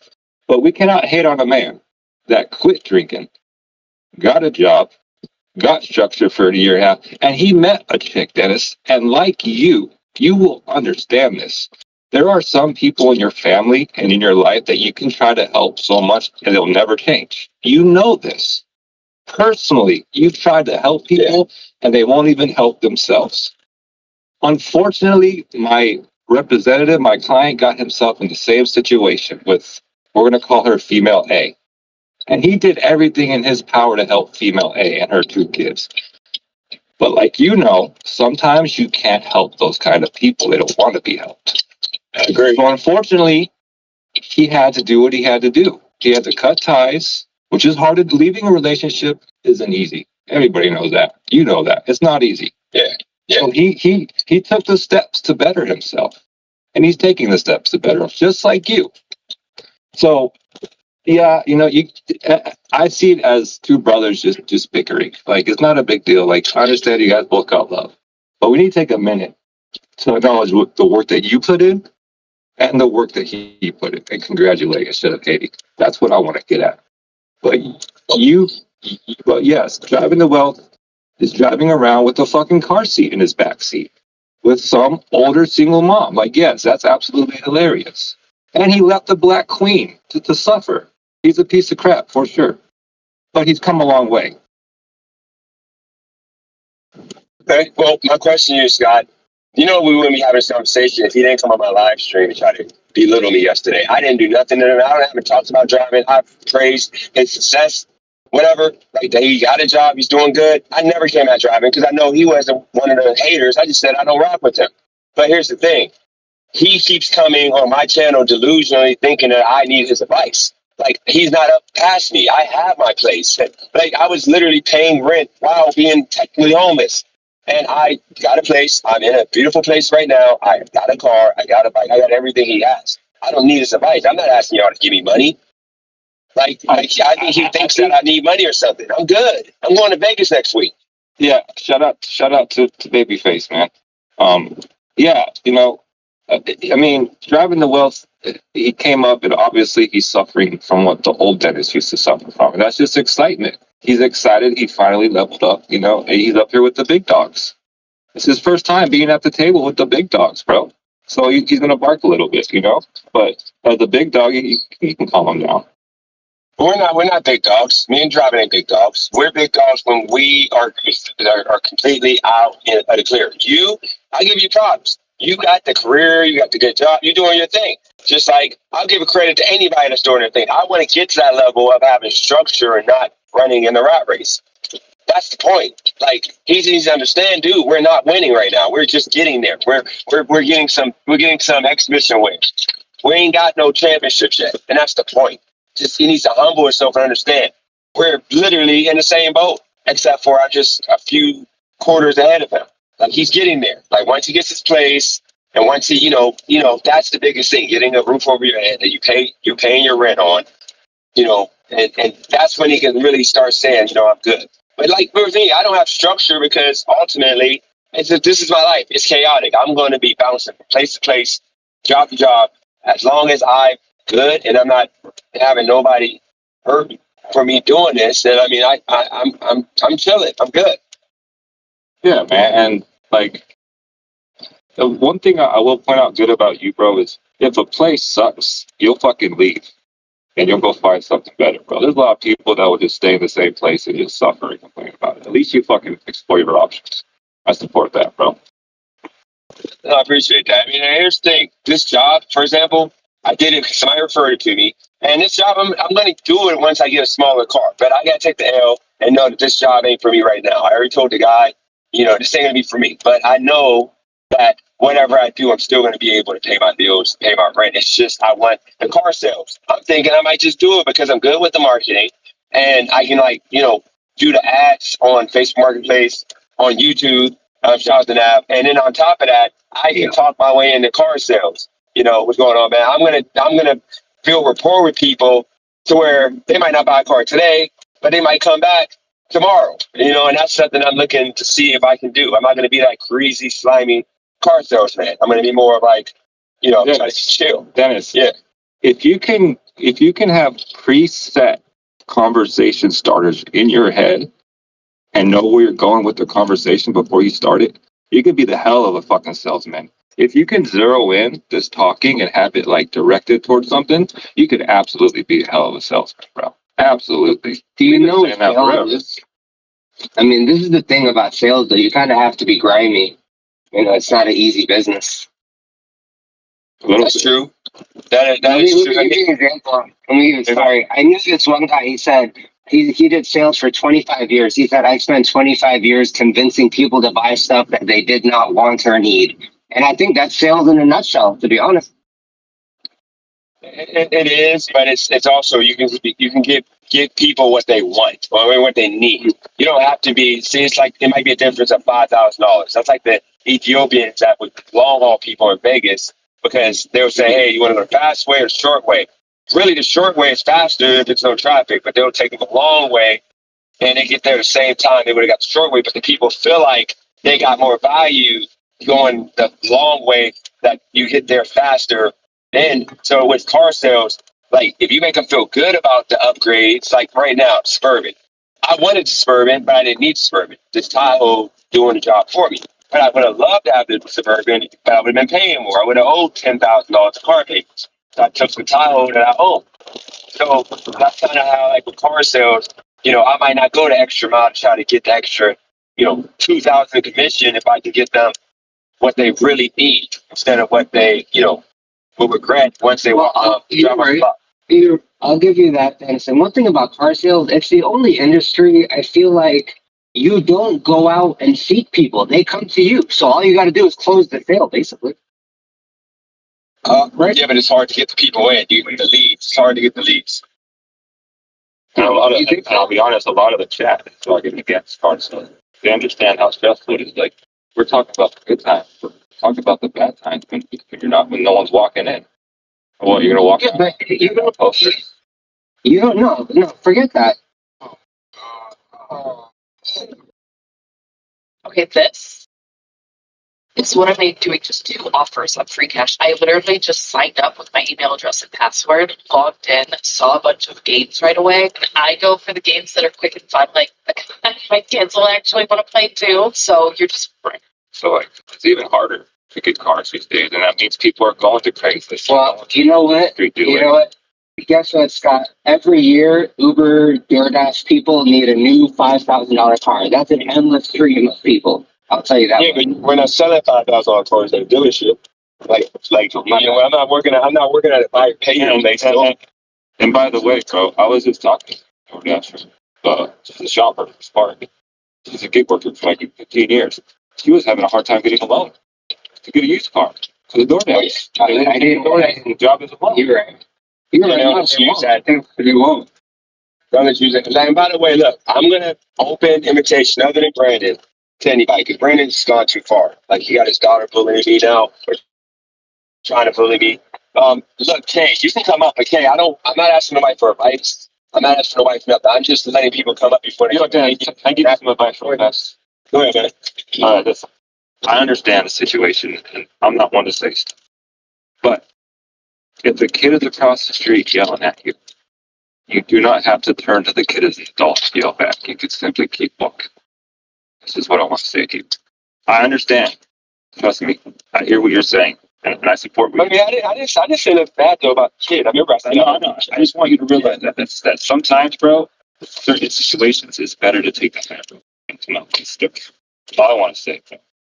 And you might get more respect from it. Just I'm not gonna say more respect because remember I tried to ignore it. It got worse, but now I'm fabricating audio video of his daughter talking like she's my friend. Maybe like knowing maybe no, it's the truth. You know it's the truth. But the thing is, dude, she said I did something I didn't do. Now I got the whole chat talking about that in my chat. That's the reason why, dude. Imagine having a chat that they keep hearing stuff from him and it makes them hate me even more to where I can't even have a chat. Like, dude, I wake up, I came to YouTube without 90% of the chat being against me because of them thinking I'm talking to everybody or I'm stealing from people or I'm conning somebody. That's the problem. And it keeps making us now he's starting a whole nother. I was about to piece up literally and do a video. I showed people yesterday, I was about to do a whole video like I'm sorry, let's move on. I'll do videos with you just to get you real content, blah, blah, blah. And then I look and see that. I'm like, bro, it just won't stop. Like, it won't stop. I don't want to talk about it no more. It just won't stop. Yeah, absolutely. But do you? But if you can, I would always think about directing all threats towards them. Maybe anybody else alone, even if. Oh yeah. I would never tell about his daughter. I just said she's a bully, like she's a typical bully you see on TV. That's what, like, she was laughing like a bully yesterday. While he was doing what he was doing, she literally. I'm saying she was literally laughing at me like I was like a kid that she was bullying. I just didn't understand. You don't think this new gig he's not helping you out? The guy that you're working for? No, what it is I was told this. I've been told this a lot. I'm not gonna say I'm a pussy, but I have a spine when it comes to doing business, negotiating. I told y'all that. That's the story of my life. I don't know how to just stand up for myself when it comes to negotiating. I take whatever people say half the time. So I need to tell the guy, look, I'm doing 2 shifts for the price of 1. And, if y'all want to keep a guy that's literally doing double the work, but only getting paid for 1 person, when you can just give me half of the second person, I'll stay. I don't know how to say that without feeling like I'm like, I'm going to get just fired. And I know that's what you bro. You can't say I'm going to negotiate like I'm going to get fired. Who cares at this point? You need to give us right. In the W-2 world, bro, it's always common to be asking your manager for a raise. You always, every other week you want to go to your ass. I'm doing good. I need a raise, manager, right? So asking for a raise is normal, but like if you do it too much or you become like annoying, like he'll just get rid of you and hire someone else that would do your job for less. And that's shitty. That's how the world works, bro. If you don't like in W-2s, mostly in W-2s, if you don't step in line and do what the office does, they'll get rid of you and hire somebody else. Stupid. That's not true, Scott. That's not true Because W2, true. no, And the stat will tell you that too. let me tell you this. In the W2 world, man. Manager will get rid of you and hire someone else quick. Scott, in the W2 world, they cannot snap their fingers and get rid of you. They can do that in the independent. In the W2 world, they absolutely do. They can get rid of you just for you not fitting in. They can in most states. They'll get rid of you. They have a whole HR department that's just. You think HR is there to help you? HR is for them to get rid of you. Okay, let me tell you this then. There's going to be what is it called? Unemployment. It's a lot more of a process. So they have to think. They have to think twice. You think Mr. Business Manager is thinking about worldwide fucking unemployment rates, or is he thinking about this guy's fucking annoying? I'm gonna cut him, and I'm gonna make more money by hiring someone else cheaper. Yeah, it doesn't work this that is way. W2 world, bro. I don't know. That's half the reason. That's half the reason why I don't like them. Even though I kind of need one. Get in line or get rid of someone. I very well. I understand W2s very well. Trust me. I am like that. Imagine me at this job if somebody took a doo in a toilet and I'm out there.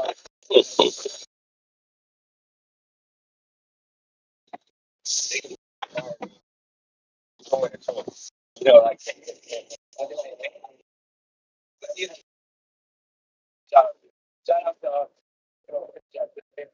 like shout out to Arnold, good chat. My boy quick to get through it, but being on the other side, got the goal. But that shit, remember, baby, blah, question mark. I didn't like someone this spot that I got.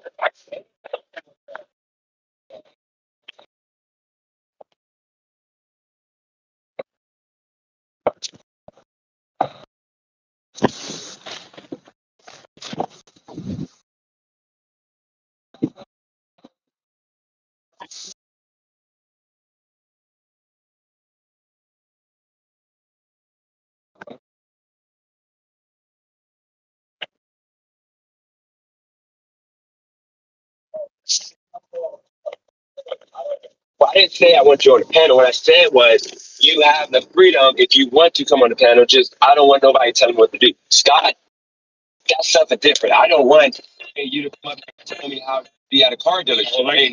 I'm sorry to cut you off, but I like to mention my client driving to wealth is confused. That's fun. And you got Mondo. Oh, Lord. Welcome. Good morning, top of the morning. Good morning. What's going on, man? You? So driving. I know that was you in the chat. What I don't understand, man, is I let bygones with you. I said it was over. But then you come on. You wrote me that message in my Instagram talking about gambling and addiction, blah, blah, before I even came out with that video. But then you come on my channel trying to talk down on me. Don't you see that's the reason why I disrespect you on purpose? Because it's so easy to do. Wouldn't you be better fit saying, bro, I'm up, I'm winning, I'm happy. I hope you got the same type of success. Wouldn't that be better than saying, dude, you need to be like me, learn how to make this money like me, have this chick, when you literally in no aspect of your life, sadly, is doing better than me because I have more longevity in what you are trying to be praised for, other than a job. So go ahead. You respond however you want. I will not boot you. No, I sent you that just to get the realization of how bad gambling can be. But, I mean, if you don't want to listen to it, that's fine, dude. What if I sent you an article on how bad it is to use women with kids for living expenses? Wouldn't that be disrespectful? I would respectfully read it and then not use any of the knowledge. So, dude, you wouldn't read. No offense. You probably can't even read, man. Like dude, I don't get why you don't understand, man. You don't have to do this, man. Just be normal, man. Why do you have to be weird? Like all y'all over that other channel, man. I get it. Like I said, Scott, the reason why I don't beef him, because I know he just trolls. This is just fun for him. He's winning in real life. But everybody else over there is winning in real life. Like Brandon ain't winning, which is why you actually are winning now. I mean, brought you doing some good things now. But dude, once you get your own play, favorite for a few months, And now you're in a big league. Now it's a celebration. I hope that's your new apartment you're at right now. It's good.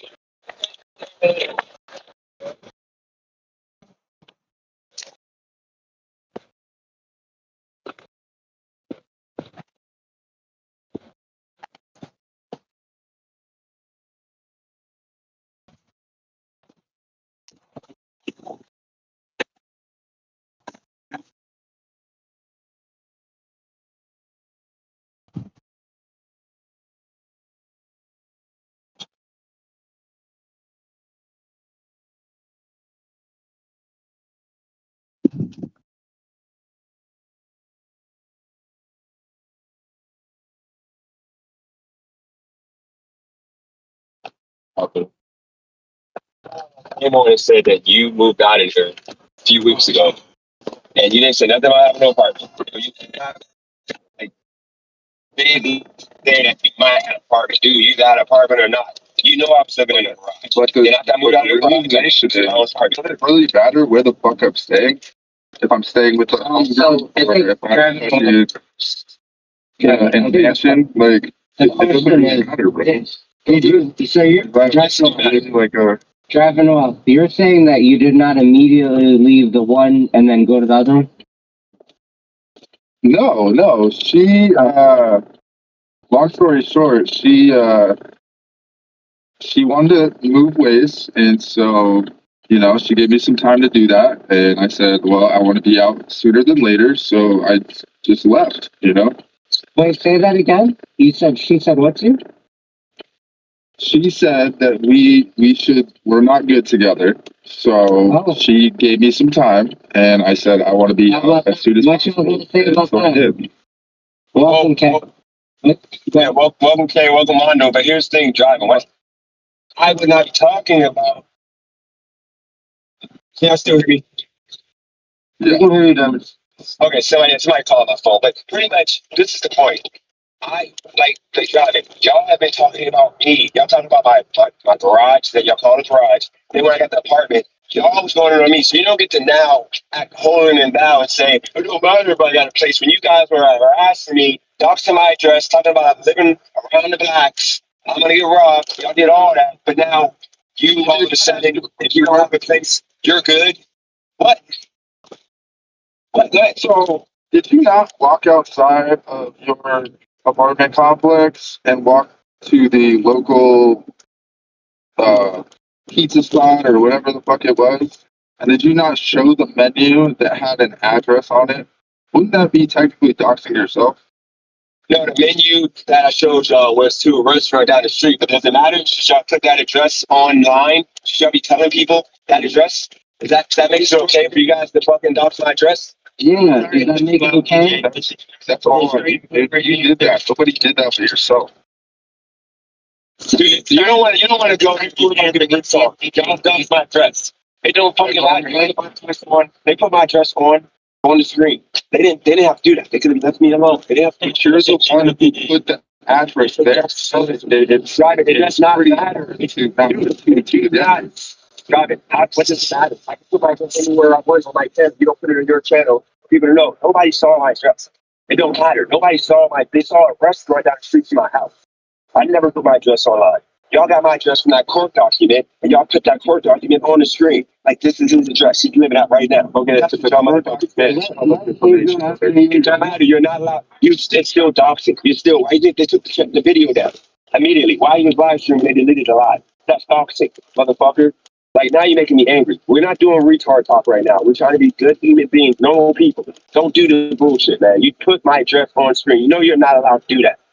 In this country, we're not fucking in a no offense, now we're not in a Muslim country. A court case that's pending public information. Dude, you can't put that on a YouTube channel, man. What are you talking about? You can't put that on a YouTube channel. Even Kay, law school, dude. You can't. That's considered doxing. You can't, dude. I can't find your address. I can't go get your address, driving, and put it on my YouTube stream and say this.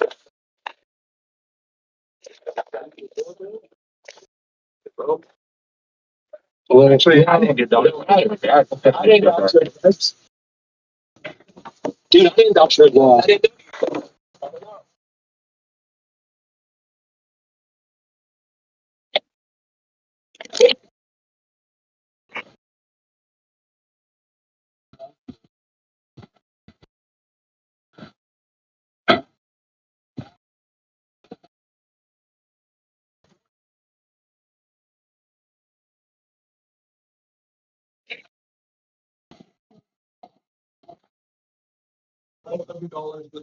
It's $18. However, on this app is going for over $1,000. Now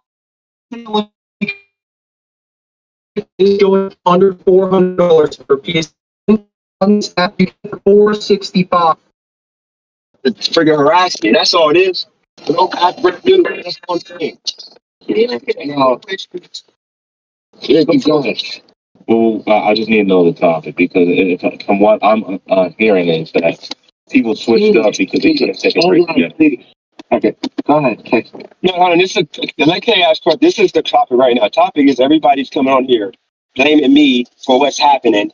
For like right now, with people getting, with people getting doxxed and people like pretty much everybody's saying it's my fault because Brandon's chick. I mean, Brandon's daughter right now. Brandon's daughter. I decided to say she's being a bully.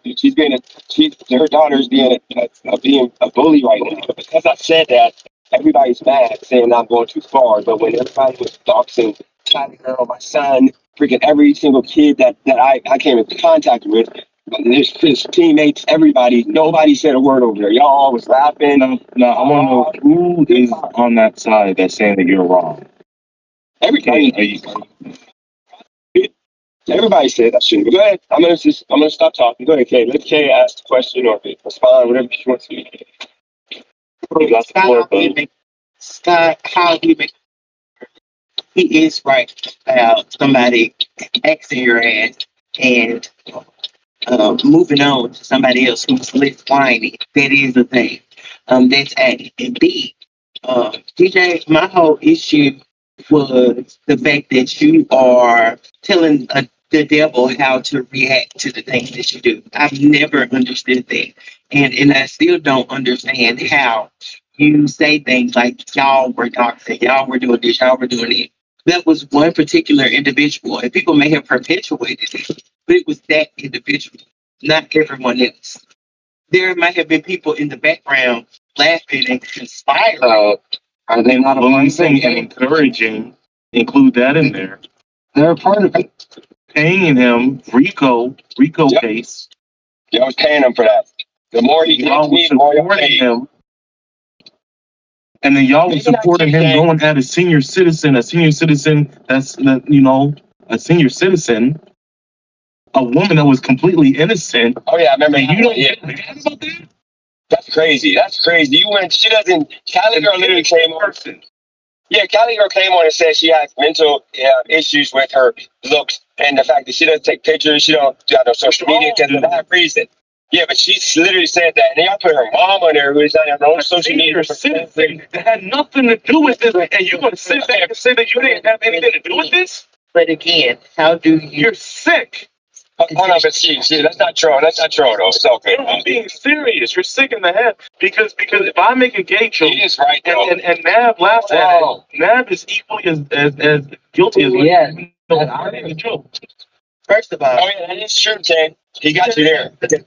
You remember like those when I used to say homo, you remember you said that's disrespectful, ignorant, and nasty. When people used to say that in the chat and clown it, you said they're all bad. So wouldn't that be the same thing with I know I was wrong for saying that. You see how you're making up things? I never said that. I never gave a book about that. Truth be told, I told you that. Can I finish my statement? We're not going to say what you did. Can't finish. Hey, Steve, I never gave a damn about y'all saying that. Never gave a damn about y'all saying that. What I said was, I don't understand how you get on your platform and do things like that when you have new people watching your videos. And I said, you don't think that makes people feel some type of way when they're hearing it on your platform? You ain't say that to Baldy. I never gave a. You ain't say that to Baldy when new viewers are coming. Why you said to Brandon? Exactly. Yeah, why do you say to Brandon? Because you got a crush on him? You don't know. Okay, so first of all, I'll chill out. DJ, you extended the olive branch for me to come here, so I suggest I'm gonna be quiet. Control your guard dogs, okay? Steve,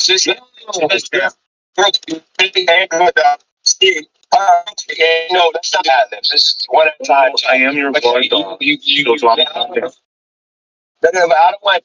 Hold on, real quick. I don't want the hypocrisy. Kay, everything you're saying to me right now is what you should have been saying to Brandon, because he has done everything you're saying. I'm going one day, but 10 times worse. Okay, but again, I've spoken to Brandon outside of it, which is why I pulled back from his content because I felt like it was too much too. Brandon even said that on his live stream before. So, Are you a member still? Which has nothing to do with it.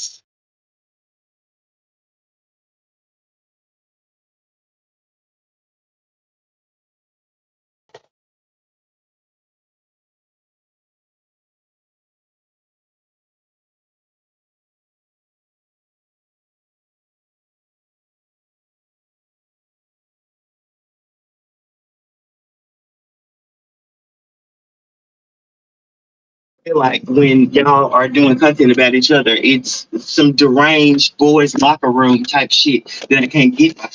That's why I say in the back, and I just laugh or nod my head. I don't participate in that. I've been out there. This shit went too far. But again, Dennis, I don't understand how you expect someone who worships the devil to behave with common courtesy and decency. Are you sure? Does he worship the devil? First thing first, what are you doing in the boys' bathroom? And second, does he worship the devil? There you are being a cunt again. Can you chill out? Sorry, I did it for views. I know. How's it working out? Okay, so Kay, are you sure he worships the devil? I don't know what he worships. There's just something funny that I say about him. I'm pretty sure. But the point still stands. How do you expect for someone who is an atheist to behave with morality and uprightness in your eyes? You know what, you can't give somebody a gun and tell them what to do with it. That's okay. First of all, that's totally outrageous to say atheists don't have a moral compass. Most atheists do, actually.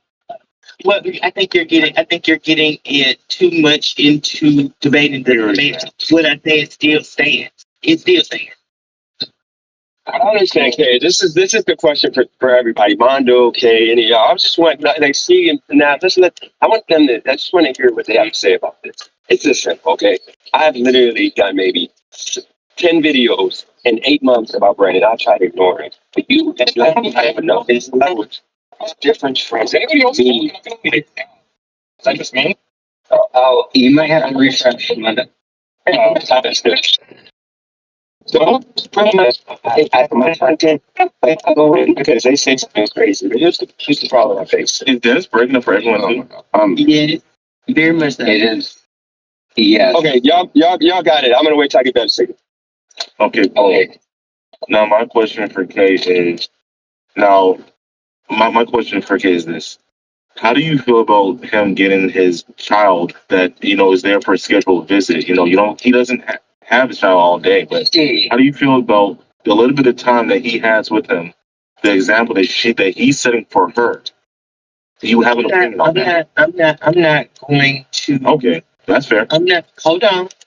I'm not going to bash anyone, but I do think that involving children in adult business is wrong. I can say that for a fact, and I can say that wholeheartedly. I didn't think that was appropriate, but again, why are we expecting moral uprightness from a devil worshiper?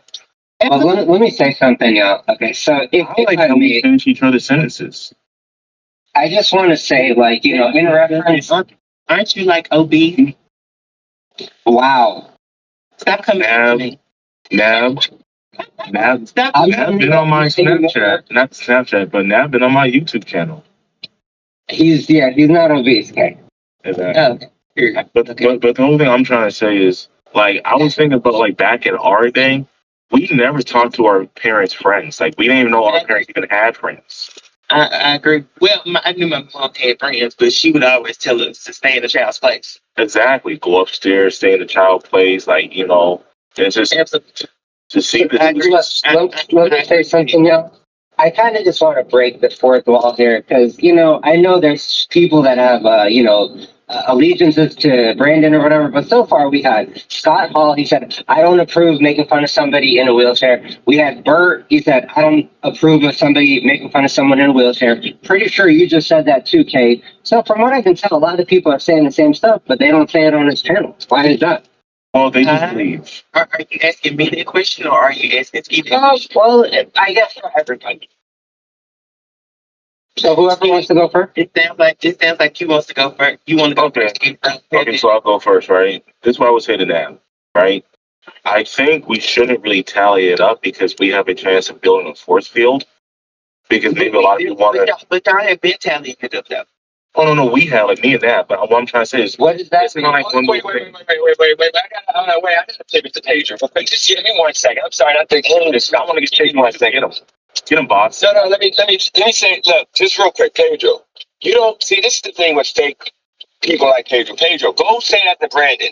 Okay, dude. Who is you? Every single Pedro. You look like a mouse. He's a DoorDash guy. He's a DoorDash. I think you say his name all the time, and I never know who you're talking about. Yeah, no, this is the problem, Pedro. I think people change their ways. Like, I'm an influencer, literally. Pedro has made video after video trying to clean up the whole. All his videos, what I've been telling people, DoorDashers are broke. There's no money in gig work. $500, I only get $250 out of money. Like, all the same stuff I've been saying, Pedro's doing videos on. He even changed his background. He had a goofy background. Now he has a nice little set. So he's your niche brother. No, he's just a guy that tries to go with whatever like works. I can give him good image coordinating if he wants it, but he just ask for it, Pedro. You need to go to Brandon and say that crap because guess what? Everybody that doxed you, tried to lie on you, made videos about you, you responded to every single one. And if someone come on my channel like a brand new, like you don't know that this is entertainment. See, Pedro, anytime my channel gets cooking, he comes on and tries to be a downer because he has a bigger channel and act like he's the arbiter or whatever. This is the dude that came on and said, stop gambling. Your life is bad. But then he, the whole time, had an alcohol problem. And like a week later, he came out, hey, guys, I have an alcohol problem. Can you give me money to fight my alcohol addiction? After telling me that I'm asking people for money to gamble, he's asking people for money to drink. I'm like, bro, like, pay for their own goddamn time. Y'all are competing for the next top locale. No, he's better than me at YouTube. But the issue is he has a big follower. The issue is I'm tired of hypocritical ass people. Which is why, let's bring it back to that question. Pedro maybe needs to learn from. Why is it that okay? I want you and to go first, and then let Nav and Ski, y'all go last. Why is it that you guys keep telling me that I need to do something and that y'all ain't telling that man when he's completely out of line in every aspect with the daughter being involved with this thief and everything? I think that all of it is out of line, and the word that I used before was lowbrow. I think that all of it is very lowbrow, and all of. But you're not telling Brandon that. You don't know. Stop saying that to me. You don't know. You support him still. You're supporting him. Okay. Why not? You wouldn't get a gift. You wouldn't get a. You know the way gift memberships work is it goes to the most active people. No. All you have to do is be subscribed to one's channel. There's people who I'm subscribed to now who, when they give out gift memberships or people hand out gifted memberships, all you have to do is hit a button that says that you're open to gifted membership. You don't know what you're talking about. Again, you try to say stuff about YouTube and it's false. That's not true. All you have to do is click a fucking button, and one of these days, if you're lucky, you might get a fucking gifted membership. It's random. It's randomized, but it goes to people who have been active for a certain amount of time. It doesn't go to somebody that hasn't been on for a year. It's not true. It's not true. Okay, what else do you want to say? Go ahead. Pedro is talking, man. No, wait, Pedro, you got the link right there. You can pull up, man. Yeah, Pedro, pull up. What did he say now? Now, let me just make sure that I don't. He's saying, I don't know, it sounds like you want to meet up or something, if I'm reading this right. We're gonna see how many Pokemon cards we can buy. $100 on the first lot of the day. We're trying to take home this awesome Corviknight VMAX. 2, 1. Take that ish back. I'm coming for you, you effing clown, a goofy MFer. Well, you know what? Come at me. Because guess what? The stuff you said about me on your channel that wasn't true about Trump, talking about I hate black people, motherfucker. And you know, you're not the big and bad Pedro that people think you are, dude, in real life. You're a coward. You do realize you ran away from AIDS. Dude, you are small. You're not that guy. Dude, I'll the dentist. Pedro, I'll literally come to St. Louis and we can box. I'm not going to say I'm going to fight you because I'm not going to put my safety and your safety on the line, but I'll box you, Pedro. But guess what? You're not going to do that. You're going to say, let's fight, because you know I'm not going to waste my time with some kid worker. Now, if it was Elon Musk or somebody important, then I would definitely. You know what the worst part is? Pedro thinks Cheesecake Factory is a real restaurant. He's over there munching on breadsticks. Okay. By the way, that was an opinion. I was opinion. I said that you were begging people to help you with your freaking alcohol issues because you were the one talking about. It doesn't matter if it's opinion or not. Just like he said that I'd be using people for gambling money. You said that I took out a loan to freaking. We're not doing that. If he wants to smoke, he can get to smoke because you ain't no punk. Yeah. No, you say you're down and I will be there and we can box. Because you're not that guy. He doesn't need to say anything. If he's about that life, he know where you at. He know you. We don't want smoke. No smoke. No smoke. Yes. So sorry. Yeah. What he needs to do is go back, teach him the legal errors and how to drop off a door. Well, that's what he needs to do. Y'all are unfair. He came over here. We don't over here. This is what happens, Kay. Roy, Pedro, all these white people, they come on here because they know I'm this nice guy, even though people try to make me out to be a villain. They know that I'm not about that. Like, I respect everybody. I'm glad that you say that because I want to hold your feet to the fire. Okay? Yeah, do that. Can I ask you a question? Yeah, go for it. You remember months ago, maybe last year, when we were having a conversation and you went on one of your rants and I said that you were being a pussy as it pertained to Brandon. Why did you get offended and then come back and say that you were being a pussy? No, because let me tell you why. I had a guy email me information that I could have then went and get him fired because of what he was saying. But did I do it? No, I lied to him. So why did you? Because I'm a pussy. Because I don't know why I fired.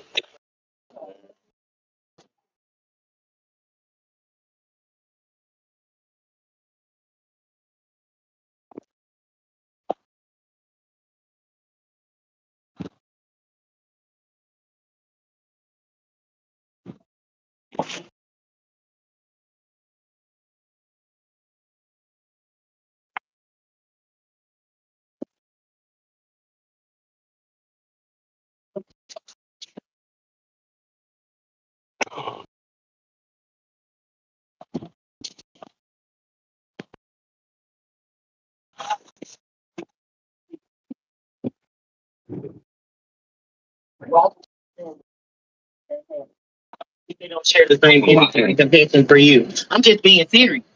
That's just the way people work most of the time. And not Brandon, but Dennis and I have had those sidebar conversations already. Well, all I know is this situation that just nipped that Pedro in the bud. Pedro, you the same way you came at me with calling me a trumper, hate black people, hate my own people, and did I come after you? No, I just made a video on it. It's the same way that you came at my gambling and you tried to embarrass me on my own channel, and I let you sun me, only to find out a week later that you have an alcohol problem. We both got problems. You know better than me. I know better than you. But the difference is you asked your people to pray and support. Did I ask my people to pray and support for me? No. I pulled myself up. Remember the bootstraps? And I wasn't a victim. I'm not a victim. I'm a degenerate piece of shit gambler sometimes. From April to freaking August, I'm a piece of shit. I just told Jeff to make sure, hold me accountable when we start betting, to stop those months. If I gamble those months, I'm being a degenerate. And we got a agreement, whatever. That's my issues. I'm not a victim. You, on the other hand, can't put the baller down. Now I'm happy that you got over that, Pedro, because you can freaking get yourself hurt doing that. But guess what? I'm not gonna mock you. Yeah, I'm not gonna mock you, Pedro, and say that you freaking degenerate, alcoholic, whatever. No, you just had an issue, but you tried to cover it up until you got to the point of needing to get that shit fixed. So you can take that how you want it. But back to the point, Kay. All I'm saying is this, just to wrap up the Brandon. Kay, I'm not gonna act like I'm super nice guy. I'm a nice guy. I'm a nice guy. I don't want to get him fired. I didn't want to do a restraining order and get him in trouble. I do believe you're a nice guy. But you know what I was told, by the way? Because he actually put on his YouTube channel the number to the sheriff's department to report me for deed fraud. He literally said that if I was in Youngstown, if I would have showed them that they would literally charges, federal charges, because he's in Pennsylvania doing that. And he's spoofing, whatever the law is, he would get in trouble for that. And did I do that? No. No, I just let it go. And I had to deal with 3 months of people calling the sheriff's department, telling people I'm still in a deed fraud. That's the type of stuff that I let go, which is why people are telling me, dude, stop. You got to finally put your foot down and get him in trouble. Because my job being lost multiple times, alleging that I did insurance fraud with no proof. Yeah, FedEx. Remember? Okay. I was like, attacking the Department of Transportation on you too. Yeah. Oh, here's another one, Kay. Remember FedEx? I was about to go back and get hired, and I told people on my channel I'm excited. They might let me come back. Nope. He made a video and tagged FedEx in it, and then they could come back with a freaking threat to sue me if I don't take all the videos down. And no, I'm on a permanent ban list. I know you don't like advice. I know you don't like advice, okay? But I was asking you before, why do you put so much information on the internet to create fodder and to give people ammunition to use against you? Can I answer that, boss? Yeah, go ahead. Okay. Yeah, So you can answer it and then take a 30-minute break. Okay, so boom. It's not that Dennis put us out there. It's just that Dennis, I'll put it like this, right? It's a lot of work to not put that information out there. So it's not like he's like, hey guys, I work at FedEx. It is, I got this FedEx uniform. What you want me to do? Pardon? It's not. No, I mean, it really is. Like, once again, like, Dennis showed his barber shop. You're talking to someone who has a YouTube channel also. Okay. But you shouldn't have said bro. Dennis is moving. Yeah. Now, he's been the only one in the history of YouTube. Yes, Steve, at one point, they did. Steve and I did. Hold on, real quick. And I take full responsibility. He owned up to it, but he cleaned it up. Now, here's the situation. Brandon, he did it. I forgave him and said, let's just let bygones. He won't stop. He's been doing this for 9 months of doxing me. Literally everything. He got my sports bank account shut down. And here's the thing. My channel has been the same way it's been forever. It's only him doing this. Skiing doesn't cost no money. And it was over after a week. And I forgave him driving and the other dude doing it. Right. I made it right. And, and once again, I did a lot of messed up things. I own up to it. I honestly don't think you made it right. I honestly think you troll and you know how to trigger Dennis, and Dennis just has so much trust in you that he either overlooks it or he doesn't see it. I don't trust nobody. That's he's entertainment. That's the point. Exactly. When he does controlling, it's just time and place. I know my role. It's time and place. When he's doing it, when it's a serious moment, I just like, bro, just relax. But when he's doing it, I let it go. So Ski is the head dunce cap. I mean, what I don't know what that is. say? You know what they did to Dennis? And let me give you an example. See, this is what they did to Akon. Akon literally, he got paid to perform in Dubai. So what they did was the queen or whatever, they paid him to perform. He literally was told to sing "I'm Locked Up" like 10 times straight. Like it just made him keep singing "I'm locked up." They won't let me. And the daughter was laughing the whole time. They made him a court jester. gesture, but he got paid like $1 million to do it. You remember when I used to call you Dick? Yeah, because that's what I was doing. I was jumping and jiving for money, and it's freaking like it is what it is. 'Cause I was making good money doing it. I don't care. It's comedy. It's entertainment. But now it's to a point that it's serious because he's costing me real life opportunities. If he found out what company I work for right now, he would find a way to get me fired. Like literally, I can't be myself. I can't be myself, and y'all support that. That's the point. By being over there, you shouldn't be over there at all. Because guess what? I don't support any of it. You sound like popcorn. Oh, my bad. It's great. I'm like, if somebody talks to you, I'm not gonna allow them. I'm not gonna say anybody off or anything. That's just he can do this. What if I kill myself? That's what he doesn't understand. What if I kill myself?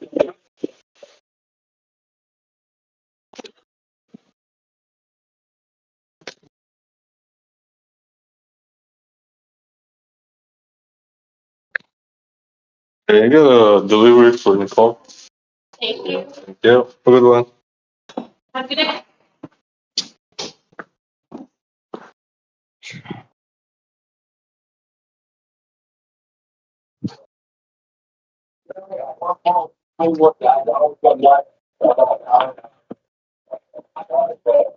Yeah, he out here looking like I was a PEDO. I don't want to get into it with YouTube.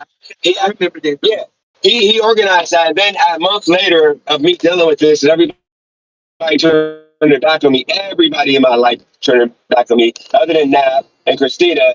Then he comes out like, "Oh, I didn't put that out there. Yeah, I didn't see that text message. I just went off when Laura said." Because they failed, and he didn't want to take accountability because they failed.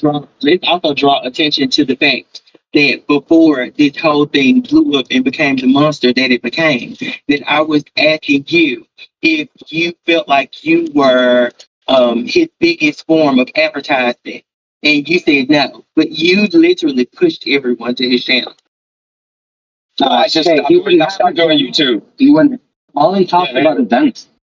Yeah, you can't. I can't. I literally stopped doing YouTube. Say, you know, here's the biggest Dennis advertisement. That was the puss move that I was talking about. You let this grown man bring you another self-proclaimed grown man off of the internet, but you also gave his channel so much traction by simply talking about him. And even if people didn't know who he was, you pushed him to his channel to see what the fuck he was doing. Okay, this is what he was doing. Okay, you may not know this, but when I stopped talking about him, period, when he was not doing numbers, he paid for those subscribers. He went to Facebook, which is personal. I don't attach my Facebook to YouTube because of this reason, because I got a bunch of weirdos that I be allowing in my chat talking whatever crazy, and I got people that be. So he went to Facebook and brought the Facebook or the YouTube to my Facebook and said that I'm doing this, that, all lies, and he put it on a post. And then now he has an Instagram account that I guess it's trying to do the right thing. He deleted all the videos, but he tagged all my family and friends, my kid, mom, everybody in videos that he clipped to say like, "I hate black bitches, they don't tip." No, that was the context. I was doing the delivery. And I said that. Your words against you. No, exactly. But here's the thing, I don't mind you, but put the whole thing out there. Don't put a clip. He clipped it together. Just like me being in a band saying I'm a sexual assault victim when I wasn't a sexual assault victim. Isn't that what entertainment is, though? No, no. I got you suing for slander. You're not allowed to do that. You can't clip out of context videos and match them together. Well, I tried to. I tried to, but then Instagram said that was all legal, and I would have to go a different route, and I didn't want to go that route, which would be something too much work. Which is exactly what I mean. You say things, and they're not based in fact. They're based on emotion. What are you talking about? I just told you what I have to do. I would have to go the legal route. You just said you can't do that, but then Instagram tells you that you can do that. No, they said I can't block them. They said the videos can't be taken down unless you do this. And the thing of this is, I don't have time and I don't have the money. It costs money to go to war. You're not willing to go the extra mile, and he is. Again, he's not going no extra. Hey, He's the one that's shorting it. he's lying. He literally got a serious now. He's got to put behind a paywall to members like you to with his daughter or somebody faking like they're my cousin or something. Like he literally said he changed the voice. Like, come on, bro. None of my family and friends are going to. he's going to classify it as a skit and use it for entertainment. But the whole thing is, No, he actually said this is real. No, he said it's real. He actually said it's real. He said real family. He said real person that knows me. When none of my family and friends would talk to his dumb ass. Like, I don't have people like that. Nobody hates me. Friends, and no offense, Dennis, because I know you're black, and with me being a black people don't really have. Steve, you're black. But black people don't really have phone numbers. So like, what I'm trying to say is, ain't no one reaching out to no B-Bads. My bad, Baldy. Ain't no one going. None of Dennis's family members. Just have a photo and list in minutes. Easy, right? Once it sells, the buyer covers shipping. So that's.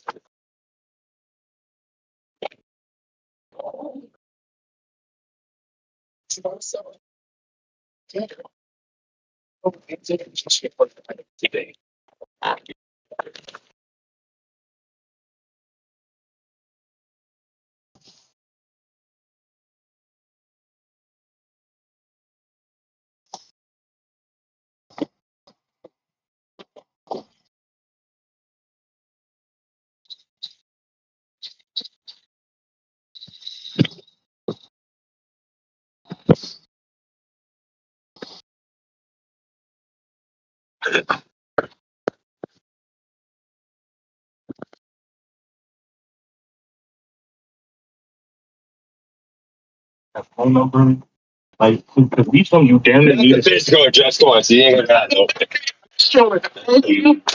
I was my man. Explain it out. But the only thing I'm trying to say is this though. Yeah, social media can't. But what I'm trying to say is this though. In real life, in the hood, to know a black person, you actually have to know them. This is not no like they have nicknames for a reason. You can't just go be like, oh, yo, Dennis. They're gonna be like, hi, he's not from over here. Yeah, you have to actually be in that community. It's a real tight knit community. You know. You know what? That's a great point, Ski. In my neighborhood, they call me walk 'em down now. They call you idiot. But we're in our 30s. We're in our 30s and 40s. Damn, now. What y'all are joking about? Like crazy work.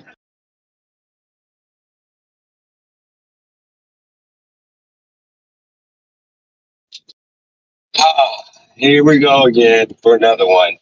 We already know, guys, cooking is in session. You know, I purposely didn't even look at the comment section just so y'all can see the reaction that I have with all the cooking that I know y'all about to give me. Flame broiled cooking in the building. Flame broiled. Everybody get some cooking here. We're completely cooked, guys. We're completely cooked. You know, we're completely framed broiled cooked. It ain't the cooking that you guys think it is, though. It ain't that, but it is nice having the cooking. Shout out to Maverick in the building. Shout out to Armando in the building. And, you know, that you believe in, you shouldn't be telling him because you're kind of using, I think what it is you're using what you think. You don't know. Like, would you say that now? Like, you never read a book on what's happening over there in Iran, for example? If he wants to talk about Iran all day, but he talks about Islam as a whole. That's his problem. Right. But do you know Palestinian? Do you know Palestinian? Whatever. Do you know anything about that now? I don't know. I'm saying. No, I'm saying if I'm saying, dude, if Mondo knows about that, which I don't know if he does. If he doesn't, he should talk about that. Maybe I don't know. Do you? Can we just respect everyone but the whites? I'm saying just to respect the opinion based off of facts. If you don't have facts, don't make the opinion. That's what I'm saying. Like, you never been there, you never read it. Can you take your own advice too?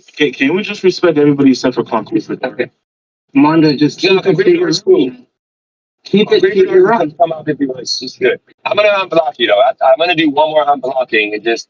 You know, I just want peace, man. That's it, man. I just can't have more hate than. I want the channel to get back to the old times where everybody got along and we had quarrels here and there, and you know, we went to sleep happy, and you know. It's Brandon. If Brandon just stopped, I was literally about to make a video, Care Bear video, like I'll help them get content, but he won't stop. You sound like you're the same back. Anything about it.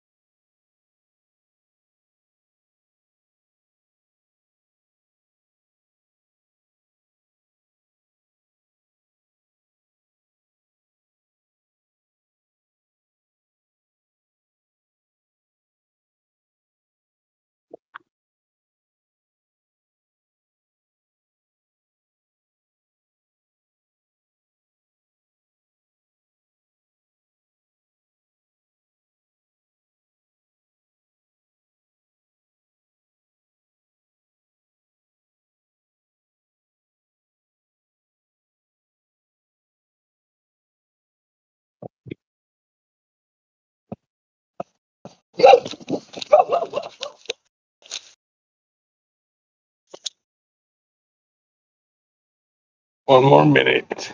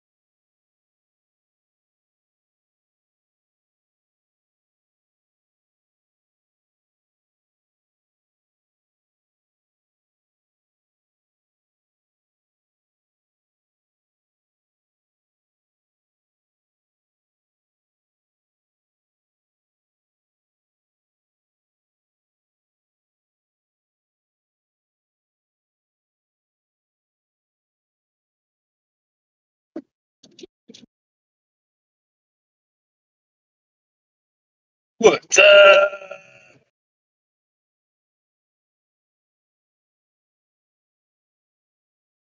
This man, this will be entertaining. Yeah. I just don't want. I just need everything else. That way, after this is done, we're freaking over it. So Kay probably can't come up now because I'm sure it's maybe that's her. All right, perfect. Oh yeah, and Scott Hall. Matter of fact, yeah, let's let Scott Hall come up too. He knows everything too.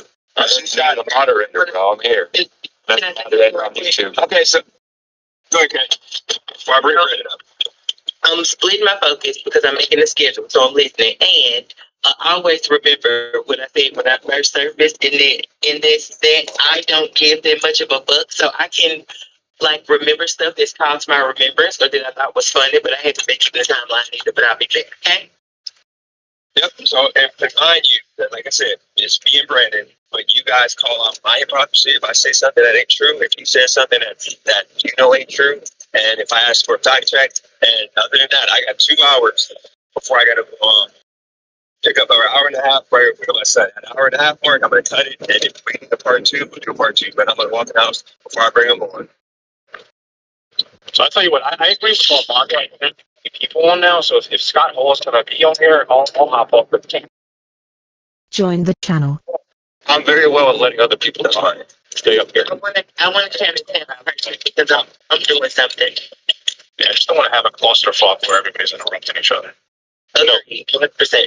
I'm gonna be up there for a minute anyway.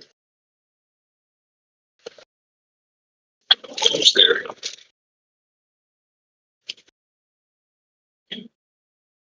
But what we're doing, all right. Y'all know how to handle this. That way, you know, just stop me if I talk too much longer. You stop it, but don't need it. Scott, do you want to time them or do you want me to handle the time? I don't even know if they're going to stick to the 2-minute thing, but I mean, some topics are going to require more. I just feel like we should cut down on the interrupts in between full ideas. Well, that's fair. It's very easy to have something to say, and you want to say it right then, but the other person is still explaining his idea. Yeah, no, I agree. That's fair. Yeah, that's the only reason why I take the time. I just don't want to talk too long, and then y'all can stop me. Y'all get the point. Like, I just myself right. That's all I'm saying. I don't want him saying I talk too much. I want to make sure, you know, that I stay on point because I know I'm bad at that. I think you guys would also want to mute yourself while you're not talking because you're going to get passionate and you guys are just going to interrupt each other. You should try to mute yourself when you're not talking. Oh, I'm going to mute it. I'm good. Like, I got, now you're going to cut him off. All right, here we go.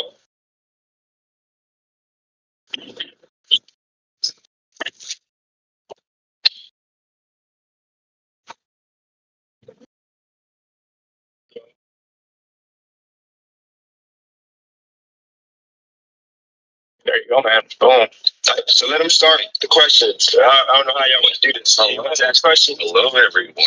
All right. So, can DJ say that thing you said again about it was on me? It's his fault. Can you do that again? That energy was great. That's why I'm here. Because you keep it's all you. Yeah, but you keep talking about me, DJ. This is why it started. Do you remember when I had told you a long time ago, like, hey, you can do stuff. You can have a checkered past, and then you can move forward. You never moved forward. You always stayed in the past, and that's what made me upset because all you do is focus on the negative. You never focus on positive things. And I'm like, you could do better. And then you went back and started talking about me. And then you went back and started talking about me. And then you went back and started talking about me. There's more content on me and your channel than there is on anything else. So when you told me, go on YouTube and do whatever. So I did. And now you're good. Like 9 months in, and I know you're in. So can you stop? I told you how I will stop. I will stop when you shut down those freaking sports books, go to rehab, bro, and just try to just live life forward, moving forward. Because you're in a situation right now that's so bad, and I said this in the Discord, that I feel really bad for you as a human. but you keep digging yourself deeper in a freaking grave. And I hate to see that, but you just don't move on. And I'll move on. Just, you gotta stop the things that are hurting you. That's it. And we'll be all right. So I want y'all to fact check me on this if I say anything that's not true. I have not done more videos about Brandon than regular videos. If you look at, before I took all my videos down, I might have 1 or 2 videos a week responding to a lie that he's made up to pretty much cover myself with my insurance company, the claim I have with the insurance company. I had to cover myself up with my son and his friends might be watching the channel thinking I got great. Like, all the videos I made was me covering myself. I never made a video other than those 2 videos of me actually trying to cook them. And that was in December. Since December, or since January, not made videos to you. Just, I would hear about it, find out about a lie that he put out there, and I would respond to that lie.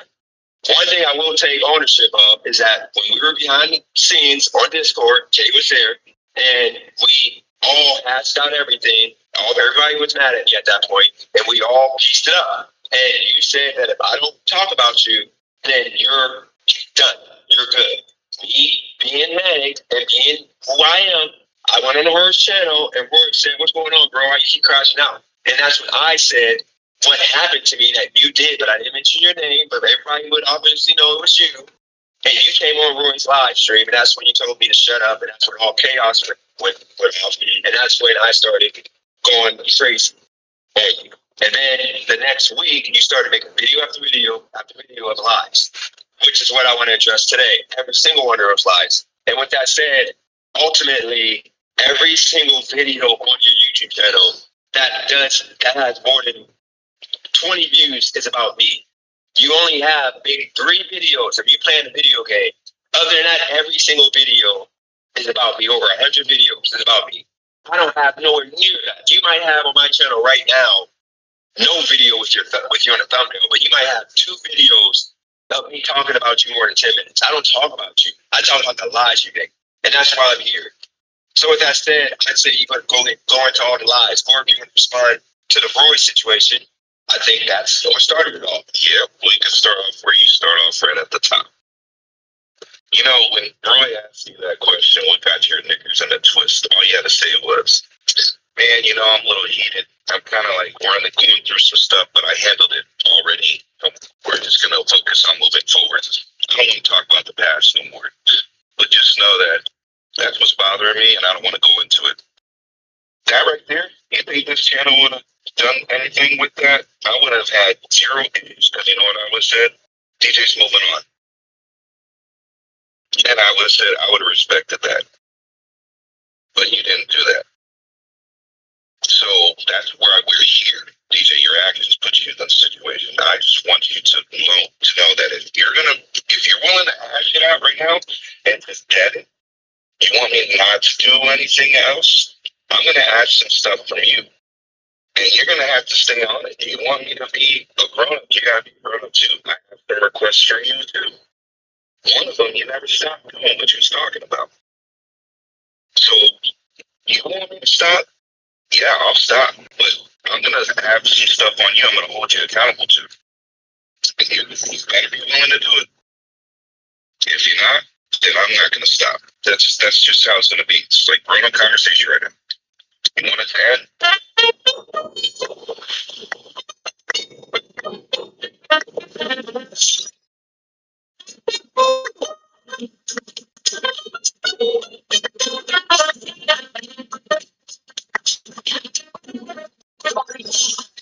I just know better. No, this ain't gonna be like freaking Iran and US. This is what it's gonna be. You move on. Just move on. And if someone asks you about that, you're like, I don't want to get into it right. You just be like, nah, it's not worth talking about. That's all. So that's those situations. So this is the situation with all that. You are telling a trauma patient how to deal with their trauma. If I did any of the things you did to me before it got to this point, you would have been talking about it every single day. The fact that you wrote a long message on my YouTube channel, the video that I do insurance fraud, I've done insurance fraud. The fact that the lawyer literally send your name. I can call them right now and say, hey, remember that time you said that the insurance company sent you a screenshot of him saying I can do insurance fraud and I left it up like I was making a mockery of whatever. Did you say that? That was the first strike right there. Let me finish. Nope, let me finish. I'm not gonna go straight. Let me finish. Doing no bringing up stuff. No, we're not doing that, Brandon. We're not doing that. I'm not doing that ceasefire because I'm not gonna stop force betting. I'm not going to freaking whatever you said rehab. I'm not going to do whatever you say. But you might need to get around that. So we're going to talk about this right now, and we're going to move on. So that's the point you're talking about. I'll just you right now. We're going to either talk about this, I'm allowing this, or I'll just lose you because this is retarded right now. Yeah, how about that? This is what's straight up trauma right now. Go for it, Kay. So my question is to Brandon. Brandon, I would love to know why this is so deep rooted with you. Oh, because DJ, with the gambling addiction, he ruined his life. And I hate to see someone I grew up with ruin their life, even more so than what they have already. And it's not looking good, I'm telling you. Okay, this is what I'm gonna have. I'm not having this on my YouTube channel, right? I'm not having this on my YouTube channel. Tell me where I messed up my life at. I own my car, I own my motorcycle, I'm in an apartment that my rent, the rent is paid, the rent's paid, right?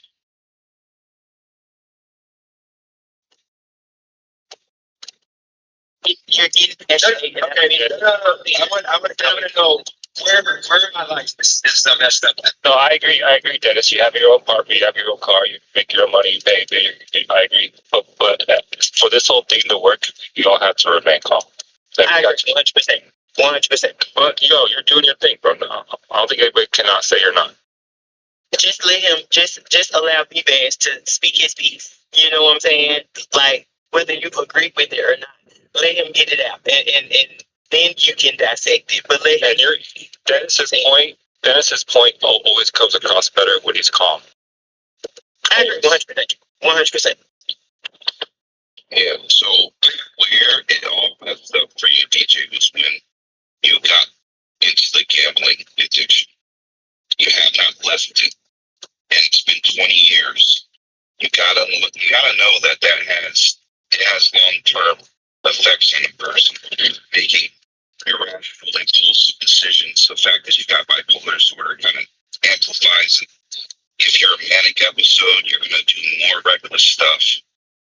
So all of this stems from that gambling addiction that made you buy a building that you got swindled on. And now you're facing the consequences of it. Focus on that. Don't focus on this YouTube. You need to focus on that case. Because it's going to be bad. The stuff is not looking good.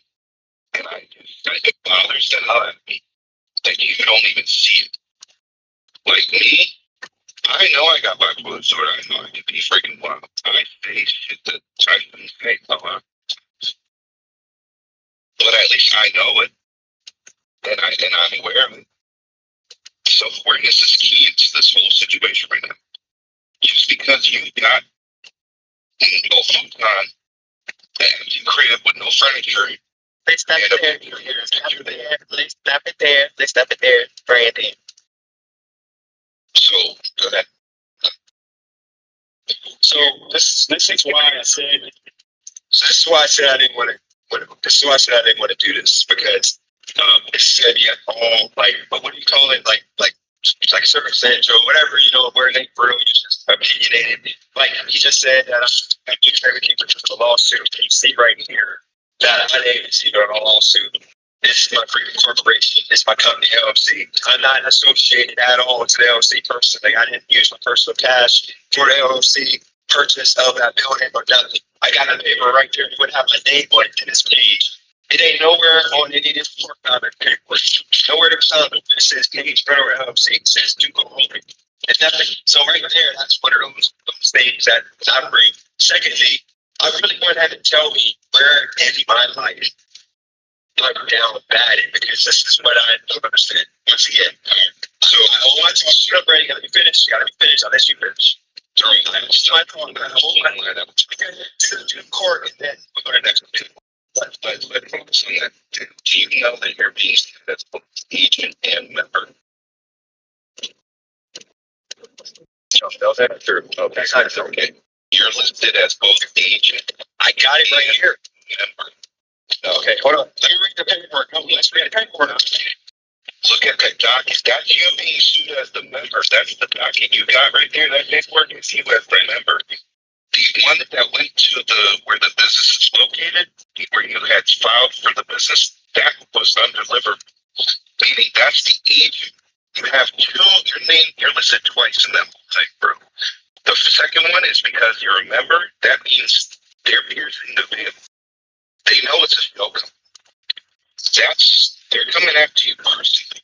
You don't know that, dude. You don't look it up. You think you know, but you don't. And the civil case is going to ruin you. Focus on that.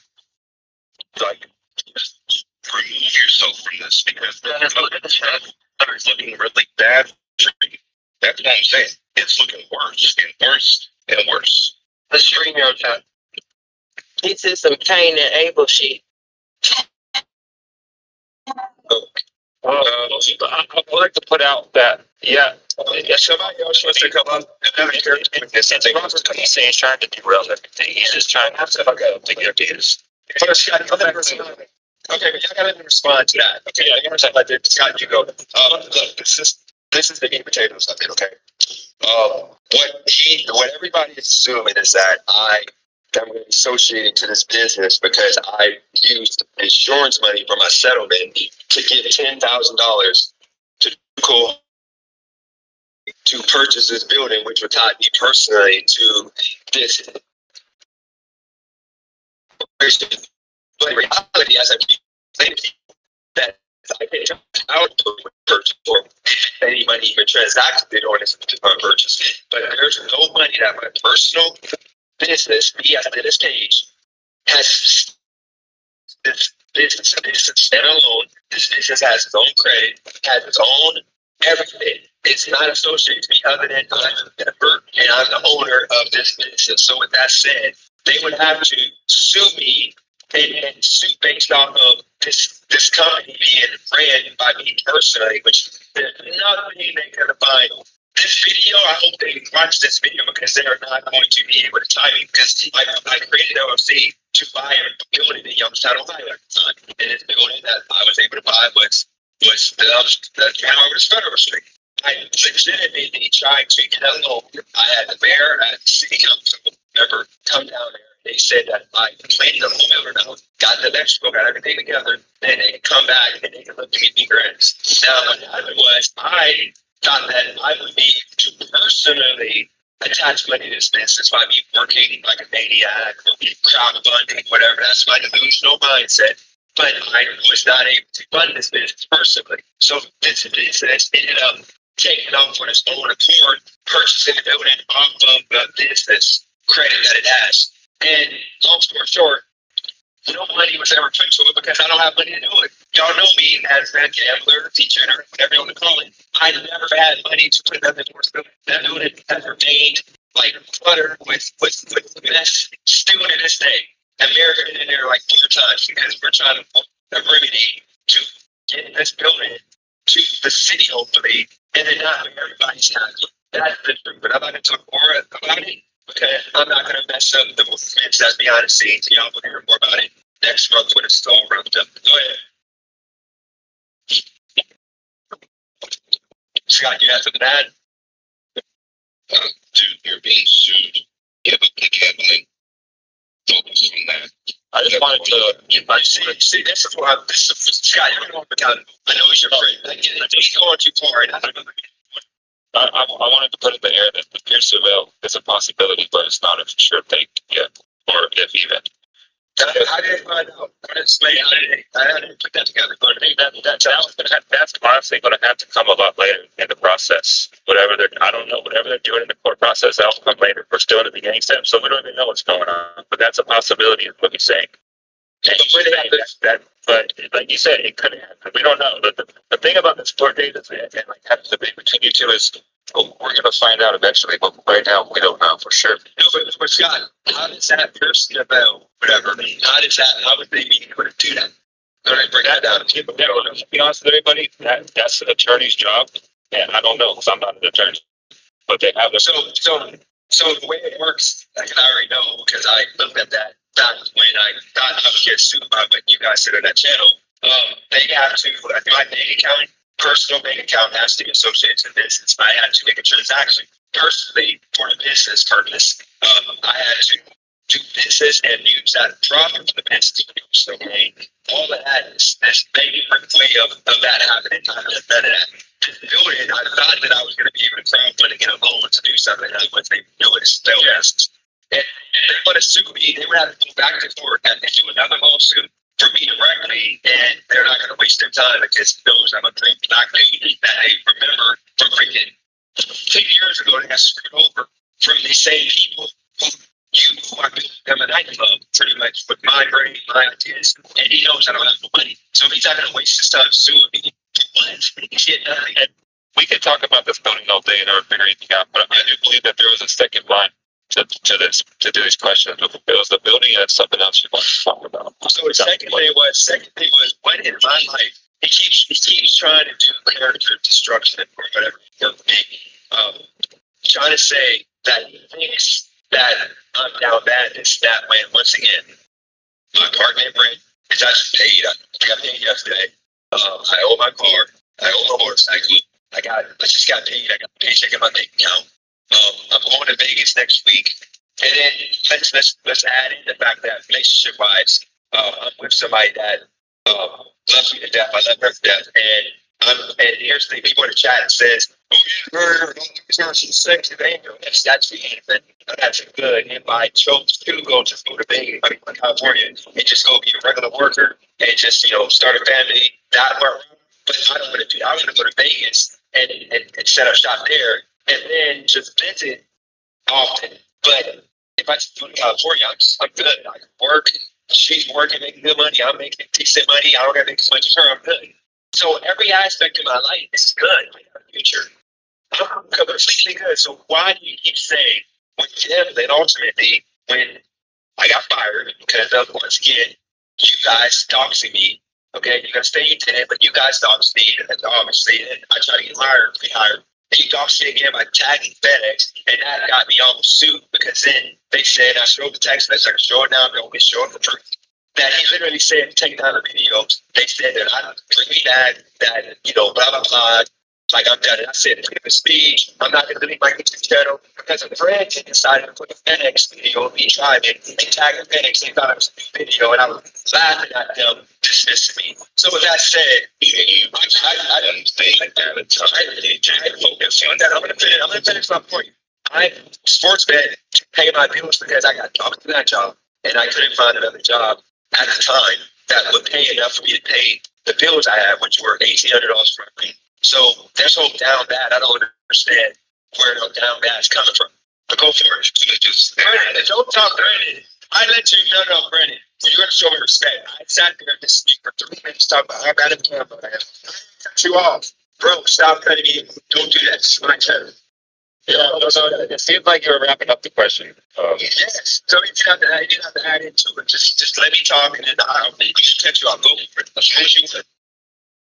Just stop sharing that information with me. So that way I don't have nothing to talk about. And you know that I also agree with that. I think two things are true at once. Two things are true at once. DJ, You don't want me to talk about it? Don't show it. but hold on, DJ, do I think that you have certain habits that are destructive and corrosive? Absolutely. We all do. You know what I'm saying? That's me being absolutely objective about the situation. However, you can't tell a grown ass man you either do this or I'm gonna do this. He's a grown man and he's gonna make his own decisions whether you agree with them or not. I just still don't understand why you take them so personally and you aim and direct things at him that will further help deteriorate his situation. That's the part that has always been slightly confusing to me. And also, I want you to admit, just for Dennis's mental health, that you and I have had the conversations about his mental health. And my statements to you were that I felt like it was operating solely in mania. And I also talked to you about me being in fear that he may harm himself due to your content. I've been. Do I find some cheap money? 100. One thing for you guys to know. Kay has asked me several times, is this the route you want to go? Is this what you want to do? And I said, man, if DJ keeps doing what he's doing, I'm going to keep doing what I'm doing. And then Kay said, okay. Kay, so I got a question. I got a question for you. I got to make sure he answers. Kay, if my life was good, I was working at FedEx, I was making $990 before taxes every week. I was sports betting on the side, making thousands of dollars. He decided that was just too good of a life for me. That because mind you, when my account got shut down a month later, my sports book was $5,500. He actually contributed to me in private FedEx. So if you really cared about me, would he have contributed to me losing my job and then try to get it back and posting another video of me driving while on the job and tagging FedEx, which got to them? Do you think he really cared if he did that to me, which caused my life to seem out of control because I didn't have a job no more? Can I ask DJ that you don't treat me like GPT and complete the question so much? I can answer that directly, and my answer is no. I don't think that was right. If that were the case, but also I feel as though, again, you broadcast too much and you give people so much ammunition where they have the freedom to do those things if they so choose to. Okay, but this is my channel, and ultimately, he's the only one that's done this. He's the only one that's done this. I'm on your side. You're a grown-ass man who's going to make your own decisions, and it should be that way. But again, people can weaponize some of the information that you put out as someone who lives their life in the public. You're opening yourself up to scrutiny. It's not like you're operating in a niche. Your niche is your life. So that is the only thing that people can comment on. Your choices are the only thing that people say. Everybody was good. He got fired. Okay, all the extra on me. I was at FedEx. I was at he got fired. I agree with you if that was the case. It is the case. He admitted it in the backstage. We were back there, and he said he put the phone up there. But you also said on your same channel that I got myself fired from Jay, obviously, I did the drive on the job, but here's the thing, there's a video still up on his channel right now after I said 2 days ago. Let me show you something. There's fault on both ends. You both actually make set of choices that led to a consequence. And I think that's a fair statement. I'm not saying one person is more right or wrong than the other. And there's I'll just say this. I don't think P-Baz actually has been on the same thing. He is actually trying to help, believe it or not. But I do think it's to a toxic level. I think it's to a toxic level, if I'm being honest. But that's why I kind of left. But hold on, if I just make that one point. That's why I had to leave the group chat, because it's two toxic men doing two toxic men things. You know what I'm saying? It's narcissism. It's narcissism at its finest on both ends. And that's fair. That's content. It's not right. Let me just say this. Kay, Kay was absolutely right. There's a group of personalities on this panel, and the ones on the spectrum, the two ends we're trying to get them to agree, but it's hard. Personalities. Absolutely. It's absolutely, and I want people at the table to realize that. I just want to say, Kay, you said at the end of the day, you can't say one is no worse than the other. P-Baz put a picture of his nephew, put a picture of people. I think Brandon is willing to go further. Is to blow. I haven't even apologized.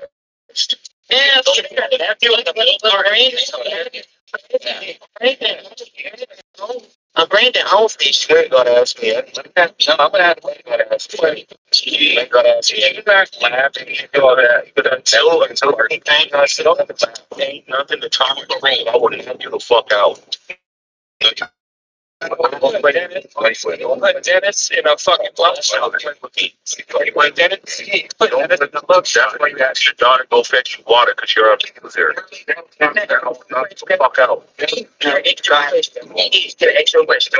talk to the teacher.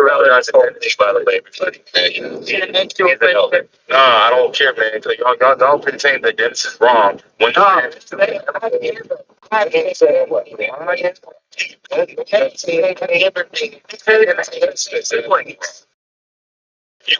up there and say that he knows Dennis that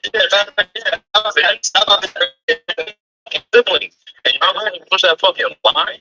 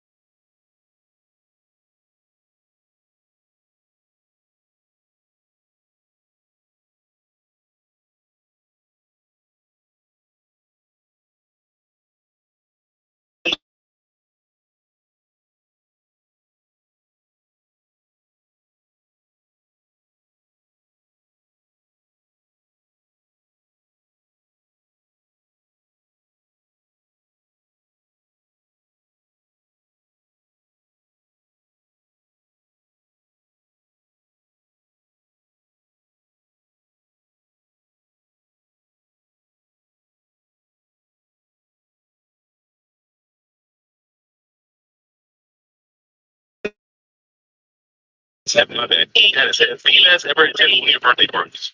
Never. How the fuck you walk with the guy, you fucking faggot? Okay. Teacher, I think we're getting away from the original topic of you and we get fired the whole time. This isn't for us to talk. That's the whole idea was you and P-Bass to talk. I agree. This is the problem. But this is the problem right now. This is the problem. Brad, the reason I don't want to talk to him because he thinks that hear me out. Because I want this to be over with. He thinks that I'm a piece of shit. I'm beneath him. I'm garbage. Because this is the situation we're in right now. He has all that mess to go on in his life. He got to a point of having his daughter trying to bully me. Where did that level? His daughter's bullying me. Okay? Hear me out on this. All I want to do with this is let him say whatever bullshit he's going to say, and then this just stops. I am over this. He has no clue what I got going on. My life is good. Like, I get to go play basketball with my son. I have an athletic son that's probably going to go D1. I have a daughter who's in college right now. Okay, wouldn't have been in college if I didn't help raise her towards the end, if I didn't save her. Yes, she's in a biological mind. I know y'all did a video on that.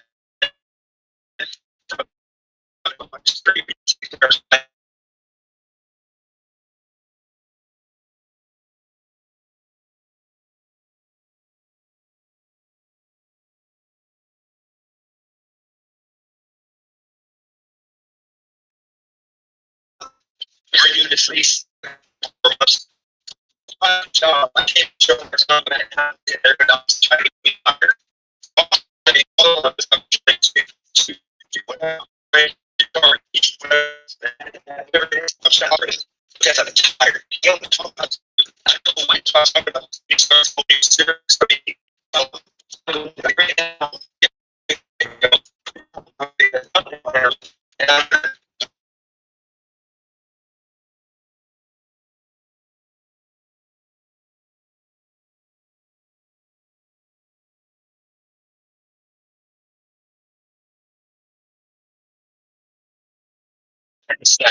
I want to say this last. No, let me finish. And you can write down if you forget, but it does not. I told y'all, which is what made my channel great, but he didn't know because I took the videos out and I told y'all the first year of me doing this channel that I was degenerate gambler. I cannot go to the casino without gambling on scraps, slots, or whatever. I said that's where my degeneracy comes from. I said I gambled from 2006 or 7 all the way until freaking 2011 when I banned myself from the casino. Okay, and I went broke. I was broke in 2009. Like I got my money for the house in like June, and I was broke by August, literally. And I didn't have money in 2010. other than money I made for my business. I didn't have money in 2011, 13. So whoever that was be a lie. I got a motorcycle accident in 2007. My knee got shattered, and I healed within a year, and I'm now done it, which was a lie. They said I lied about telling y'all me having motorcycles. I showed y'all on Facebook with my motorcycles. So bottom line is this: and he can't come with any doctoral information right now, and he keeps trying to be sarcastic and disrespectful. Then this needs to stop because he is not saying one thing that is true. He keeps saying gambling addiction, but it ain't affecting him. And I just did a video about what I would say get addicted to betting the months of April just to freaking August because I'm betting on degenerate sport leagues like the WNBA. Mandatory September to January, and then March Madness. I'm a beast. I'm a beast. Of me making freaking tens of thousands of dollars in 3 days. I'm not stopping. I'm going to continue doing it. So that's what he needs. For me, forever stop. I'm about to end this conversation now. If I could have let him insult me by telling me to go to a Gambler's Anonymous or to my YouTube channel, I'm not doing that.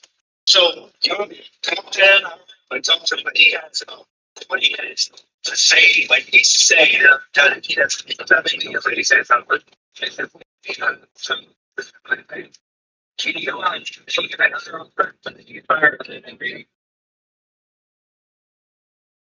Yeah, DJs do stick with me, but you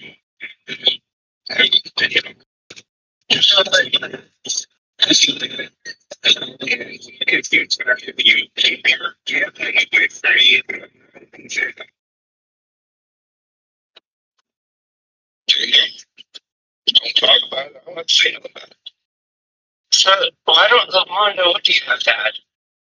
Hey, can I reach the super chat real quick? At some point, you got to take responsibility for your life and how it's turning out. Stop blaming everyone else. That's the only way you can control things and move forward. Shout out to those super chat. President of Father. I've never blamed nobody for my life. When I got good to Bobby streaming, I said Bobby right now. Shut down. I said, my dog, I told you I was that constitution. Yeah, I've never blamed anybody for my life. My life is my life. I'm good. I'm very good. I'm good. Yeah, I don't have a couch. I have a futon. I don't care. I don't be in here. I'm working all the time. I don't lounge around. I ain't do stuff like normal people. I don't play video games. That's why I don't have them.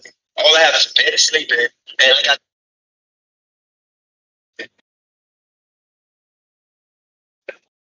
this futon for Davion. Now I'm gonna just put it in my room when I get my couch. But go ahead. All right, so we all came here to kind of extend an olive branch and try to work things out. And I would like to back onto that. Listen, can we try and hear from both sides? Let's see if that's possible. I'll start, Scott. Go for it. I will say for my content, has it had a detrimental effect on DJ? Yes, it does. Was a lot of that stuff. Thank you for saying to me. Was a lot of that stuff supposed to be out there? No, not all of it. Did DJ do stuff for me to go that far? Yes. And that's up to DJ to decide whether or not he feels responsible for that himself. But I'll say, yeah, my content has had a negative effect on his channel. And him personally, for sure. And it's mental health. And him personally, for sure, yeah. Okay. I think that's fair. Thank you for saying that. Can I say something real quick? I think it would be delusional to say that all of us, including myself, on here enjoy drama. And the reason we end up on channels like DJs, Bvaz, Eli, etc., etc. To just pretend like this is coming from a I don't think it's realistic. I think both of you, including myself, enjoy the drama a little bit. Deep down inside, you both do enjoy trolling. DJ, you might pretend like you don't, but you love smoke show. It's your biggest show. Absolutely. Absolutely. That's the family. It's not. That's too much. No, he absolutely loves throwing up driving to poverty, and it's okay. It's funny. We could sit here as a man and say driving to poverty is funny. That's okay. I think trolling can be funny. I think the most realistic approach. You guys aren't going to end this shit. I think the most realistic thing is to keep it at going at each other and instead of including other people. I think that's probably your best bet as far as any kind of changes coming up. Because TJ's not going to stop gambling. Bvaz, I don't think you're going to stop trolling him. I don't think it's going to end. But Can I say one thing? I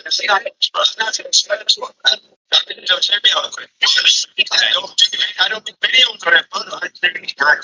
I said we're fighting the lies, anything. Like, I didn't talk about him for like 2 weeks. He literally just made, or for me, he just made a video about me and my family members. So that's the reason why I did it. I know the conversation. I just don't talk about it. Like, yeah, nothing. It's nothing that's like I care about, literally. I'm not even disrespectful. It's nothing that he's doing that is not for me to talk about. But you're completely trolling. They show the picture. That's you, and that's the family stuff. Is that called trolling? I'm saying that. I mean, it is trolling, but it's not the type of trolling that I said. I'm the first one to say trolling. You know what I mean? That's funny to me. I didn't think personally the milk carton was too far. I thought it was funny, just like I thought it was funny when Steve put Dennis in a mugshot like 3 years or 4 years ago. I thought the concept of the milk carton was hilarious. Did I think it was that was slow down. I think his actual photo was appropriate. No. Okay, the concept of the whole milk carton thing was funny. But when DJ said, hey, real fast, Roddy. When DJ says, hey, my cousin's now back, can you guys chill? I'm like, yeah, my bad. Okay, no. Okay, cool. Okay, I'm not here to talk to anybody. I'll say that for later. But no, this is the deal. Hey, Kay, what's up? Long time no see. How you guys been? Hey, Dennis, what's up? What's up, E-Bass? What's going on? This is what I'm looking at. You guys are wanting to squash this, correct? Understood. You understand? E-Bass says, don't fucking talk about me. That's cool. Don't talk about him. Dennis says, don't talk about me. Cool. Don't talk about it. But this goes to B-Bass, and no disrespect, B-Bass. You know we're cool. But you're coming off with demands like you're his daddy. And I understand. Can I finish? I understand you don't want to see a long-term friend where somebody grew up, fuck up, and continue to fuck up. But at some point, even daddies let go of the strings, bro. So at that point, they're making the demands like your daddy. Don't do this, don't do that. That Dennis is never gonna that. YouTube is kind of Dennis. It's disrespectful ass. So I'm just saying at this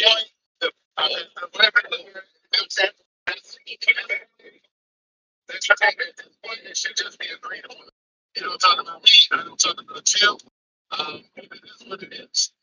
It's gonna be bad. I know where you come from. I've seen where it's not good. I had a brother that Dennis decided to disrespect. So I'm deal with that later. So we've seen it happen, but at some point, you're just gonna have to let it go, bro. He's not gonna do those things. If you know he's not gonna do those things. And saying that extends that's almost as a sign that people actually don't want him to do it on purpose, so you can keep doing these things. You don't really want to switch it. This is from looking from the outside in. But I'm just saying, if you guys really want to switch it, make the pact. Shut the fuck up about me. I'll shut the fuck up about you. And this goes for today. This goes. We walked this path before and eat with you right on the start. That's the situation. I'm not finished. This is where it goes to Dennis's part. Because that was B-Bass part. This is Dennis's part. Dennis, we all know what B-Bass has said about you in the past. We all know this. So when you come up on a panel like mine, and I ask you what's up, you start ripping off everything that everybody knows B-Bass has done. It only common sense that people are going to link it to B-Bass. And B-Bass at that point is going to be here talking about him. So this is what you need to do, Dennis. Let the fucking past go, bro. You are 40 years old. You're talking about shit 25 years ago. Let's go, bro. You need to learn. I got fired by John. I was going completely tired of becoming on your live stream because of this dude. So that's the reason why I'm okay, for chatting, you would hate that person. Yeah, this person would hate me. It's already happened to me, Dennis, and I let it go a month later. But this is the point. That's the point. We all know what you're talking about. Since the assumption is there, you're talking about B-Bass. So if I say, what's going on with you, and you say, well, just some fucked up shit in my life. Blah, blah, blah. We don't repeat that because it's the past over and over again. then BMS knows you're talking about it. So that kind of defeats the purpose of making a pact. Don't talk about me. You're just saying, oh well, I didn't say his name, so it doesn't apply. Bullshit. It applies just for the concept of what you're saying. We already know who did these things to you, or you say did these things to you allegedly. I'm not gonna say he's done it allegedly. So we already know this. So he knows you're talking about him. We know you're talking about him. Just because you say his name or don't say his name doesn't absolve you of your pact. Cooked. Are you gonna make a pact? Leave my name. Don't talk about me. He makes a pact. Don't talk about me. Then that's it. Don't talk about each other.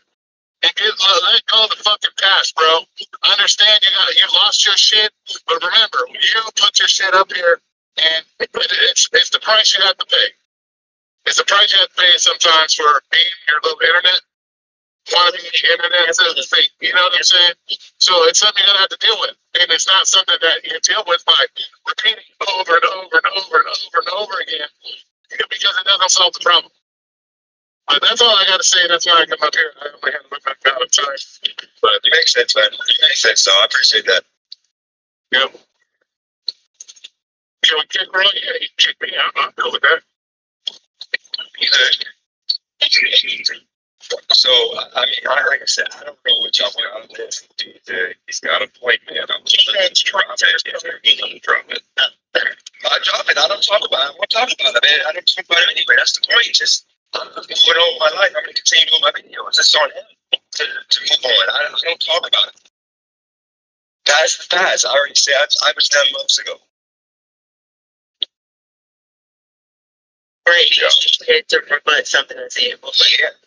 Yeah. So, like, I don't know if you ever heard of an intervention, but interventions are important, especially when you are seeing something and, you know, it's kind of like, oh crap, there's got to be something that's got to be done. So, you know, you tend to powwow and have the person get invited to like a dinner or something. And then you have a negotiation situation. You cannot possibly expect for him to receive anything that's demands. I didn't know. I was just going to push back. I cannot expect for somebody to receive anything when you are giving them demands like cut off your supplemental income, go to rehab and embarrass yourself, and also prove me right. I think that the whole premise behind your channel is you like Roy said, you act like his dad, and it's weird to me. It's weird, and I don't understand why that's right.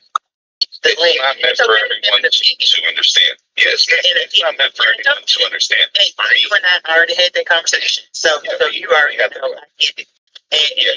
And whatever choice you made, you're a grown man, stand in it. But I told you, I can't 10 toes down. I said that's why none of my content is dropped on there. Everything is still up here because I stay 10 toes down. I'm not going to hide a video because somebody has their feelings hurt.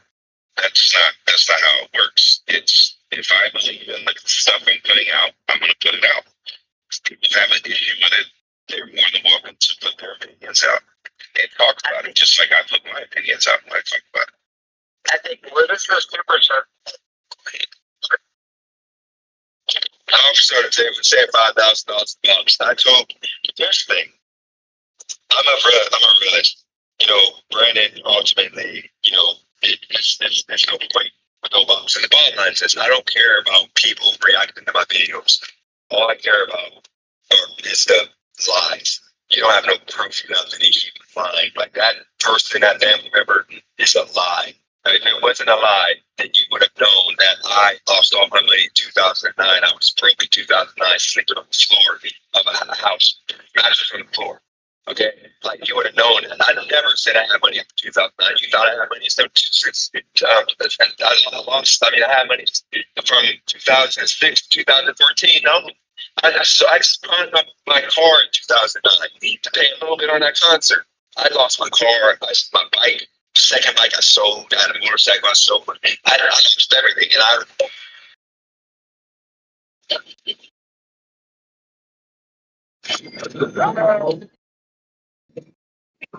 like content that he has income channels. I get it. It is entertaining to talk about me.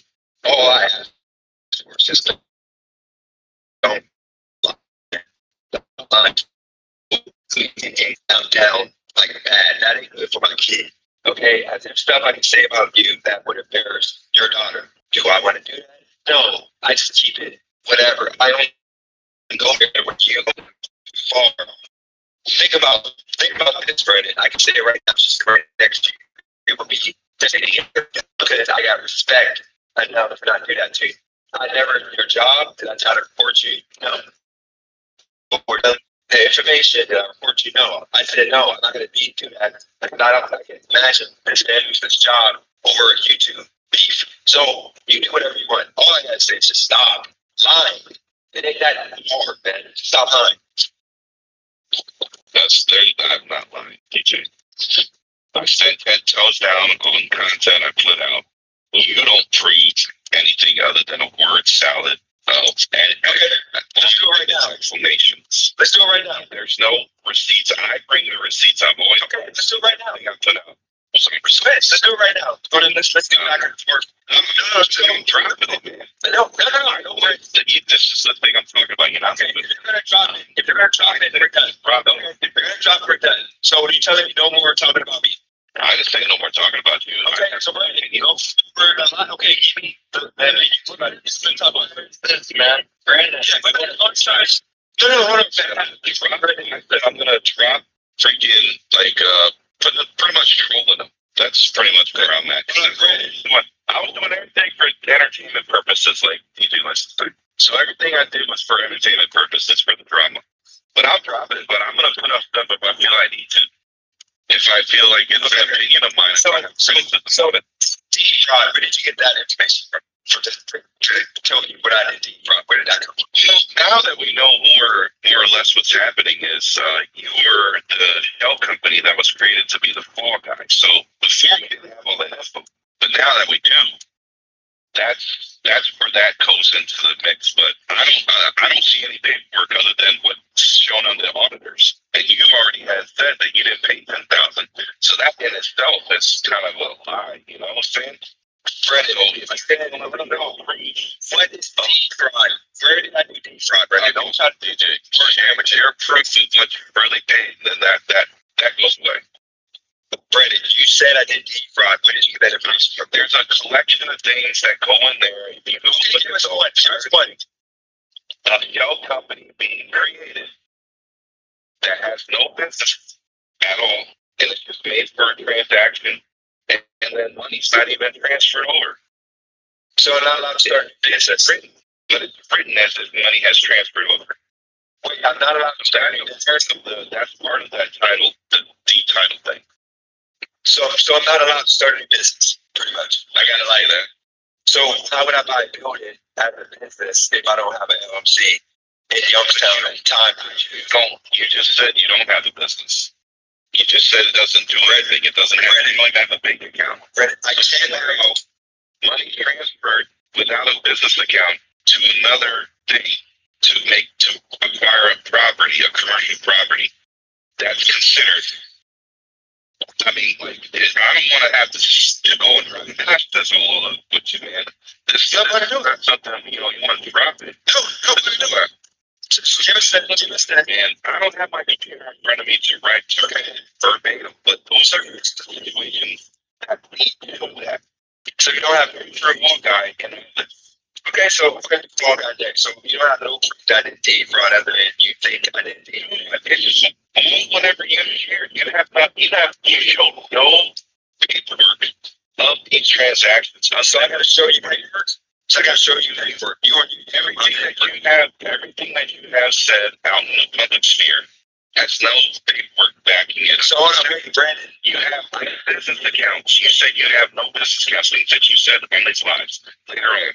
You said I haven't paid 10,000 for this. Never said that. Never said that. You don't even know. You never said that. You don't know if I paid 10,000 or not. There's a percentage, but I did not pay. You said when you see how much I paid for, you can see I made a good deal, yo. And DJ, I remember your stuff. I'm like the elephant. Don't do that. You don't go receipts for anything from me. So I got to show my agreement, my purchase agreement on YouTube to you to not be defrauded, not to me, to the world, because you're talking about it. Show us. Who would show a who would show a sale? Who would share a purchase agreement, a private purchase agreement on a YouTube channel to set up a YouTube person? Who would do that? Teaching you share that you're buying this thing. You're gonna just. I've never showed y'all a contract in my life for YouTube. Why would I do that? Okay, let's go into the straw man. Let's go into the straw man. No.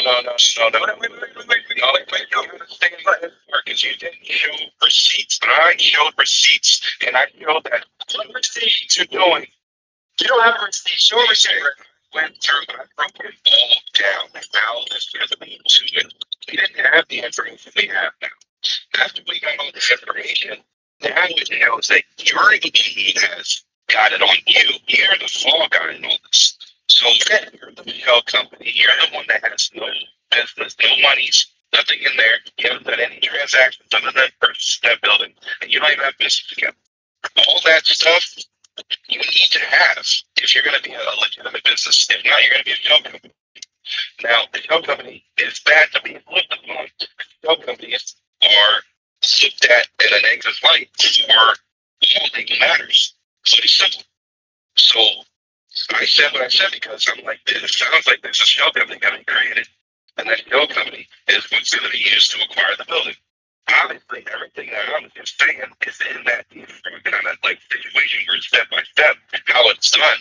And bro, you're kind of like getting wrapped in it. But I'm not saying that you did it. I'm saying that there can as if this is being done.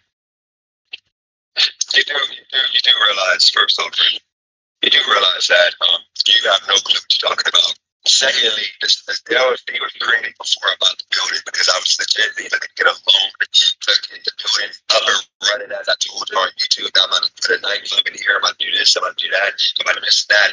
Brandon, I met the next door neighbor when I bought the building. The first week, he was excited that I bought the building because I was going to finish the building. I brought the mayor down there the same day with the councilwoman to see the building and potentially give me grant money to fix the building. As the literal neighbor knew. So I wouldn't be a straw man. They didn't let the building go because they're sued. This lawsuit came because I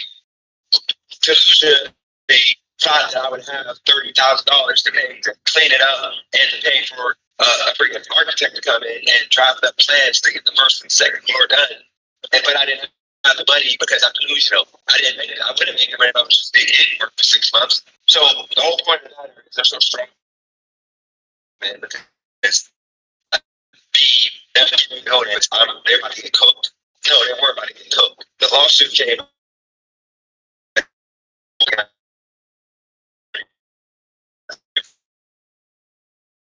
Sue me, okay? Because the city also gets sued for something else. You sue the city. They're not bad. They're suing everybody. So the whole point of that is, Brandon, you just got it wrong. You just got it wrong. It ain't no straw man. It ain't no fish fraud. This is a legitimate transaction. How do you know business accounts? How do you know? You said it because you said it. You said it yourself. I said I didn't conduct personal business. This is why I say people do silence, don't speak on things that, until you know it's finalized 100%, you can have a conversation. But on here talking about all this stuff, everything I was saying, I pulled out of the air. This that came out of your mouth, bro. That's why I'm saying like this isn't a good idea. Don't do this building thing. Sounds like it's not a good. It sounds like you're gonna be the fall guy and all this. And I said that before you voted. So there's no fall guy. There's no fall guy because this lawsuit is gonna go nowhere. Once you say you didn't get it wrong, say I'm a fall guy. I don't really care. Everybody in the chat, everybody knows, and that's BS at this point. Go ahead and give another lie. You said that what about the $10,000 off the credit card in one day? Well, go ahead and explain to us how do somebody steal $10,000 off of one bank account in one day? Go ahead and give us the blueprint to that. That you told people to call the cops so people stealing $10,000 in a day. Go ahead and bring that down, man. DJ, someone, don't do this. I don't want to break down past like this. Okay. No, break it down. Do you know that when we found out that this individual we are speaking about had said that deposits from their account. I immediately told them to go and check the credit report. That was one of my recommendations, to immediately go over there and lock it all down. Did you know that I was the one that said that? Cali girl was not listening. I was the one who said, hurry up, call this person back right now and go check their credit report. Lock it down. I'm gonna call her. I'm gonna call her right now. I'm gonna call her right now. I'm gonna call her right now. I want this guy problem. You're putting words in her mouth. I'm gonna call her right now. No, I'm telling you what I said. You just said you told her to lock her that she had 15 stores. I told the person who was talking straight to this person to lock everything down. And I said that to check that credit report because there's some serious problems here, and I didn't want her locked up in some stuff that was going to be detrimental to her finances. I recommended that. Okay, like I'm gonna say this not to you, okay, not to Brandon, not to anybody, but you will be a fucking retard to think that somebody can take a debit card and take $10,000 out of I'm not speaking on one day. In one day. I'm not speaking on that fact. I'm speaking on what Brandon just did. And it's not true. He told the person that was being communicated. He related. It's not true. It's not true. Can I speak? Go ahead. I didn't say that you stole any money. That you stole any money. I'm speaking to the fact that Brandon communicated to the person who was in communication with Cali Girl to tell her to check her credit report. I was there when it happened. So that is why would I? Okay, just hear me out of this. Okay, Cali Girl is the tightest person in the world. If she spends $3 for something random, she's sending me a sale request for $3. She is tight with her money. You telling me, to tell me out of nowhere, she let me steal $15,000 out of her account. She also that same month took me to a concert that I ended up not getting to see. I had to let her out because there was no parking. I let her out to go see Jodeci, and I had to find parking last minute. I got to see the last 10 minutes of it. But you're telling me this same person is hitting up Brandon and not their parents, not me, not anybody about $15,000 missing. You want me to believe that? Okay. Oh, you're asking me that question? Yeah, you want me to believe that she really hit y'all about 15,000 while I'm with her at a Jodeci concert and we're hanging out? Like, you think she really gonna steal $15,000 out of her account that I don't have a debit card for? I think you're adding extra layers, but what's the layers? How does somebody steal $15,000 out of her account? I'm giving you facts, and you're refuting the facts. You're not giving me facts. She never talked to y'all. Okay. When I say, you got to give me evidence. They ain't say. You're talking to fucking broke ass Holly. Cali don't trust it. That's Cali. Holly is a liar. I'm going to show. I'm going to share how it's all. Six months there, and she wants to text message. I get you a whole Cali Girl has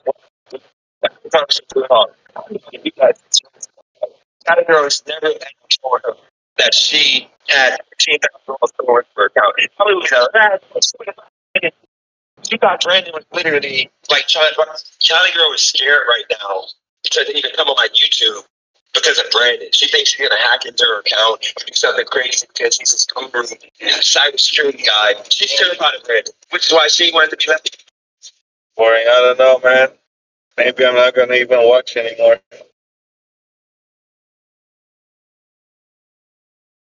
Like, whoa, wepa, okay, I like that.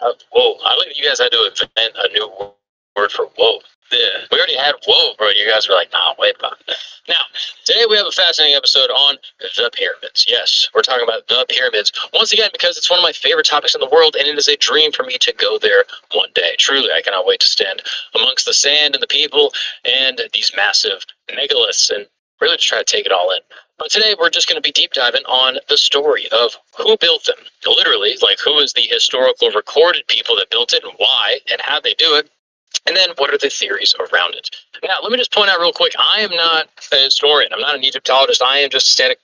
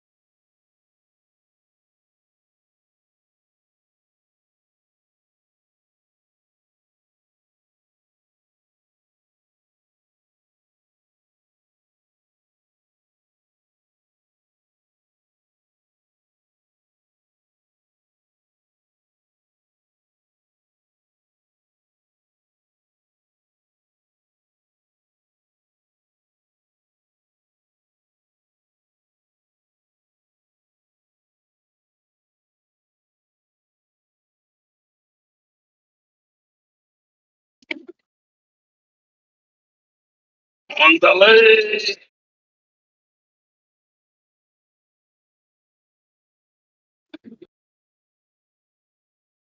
Video with the Wi-Fi connection. So I reserve the right to be wrong. I've never touted myself to be a historian. I just like to have fun and deep dive into mysteries. I consider the show like the sports center of conspiracy theories. I don't believe all of them, but boy, I am fascinated by every single one. Where do they come from? Why do people believe them? And what are the threads that I can chew on and be like, oh, this actually is kind of unreasonable.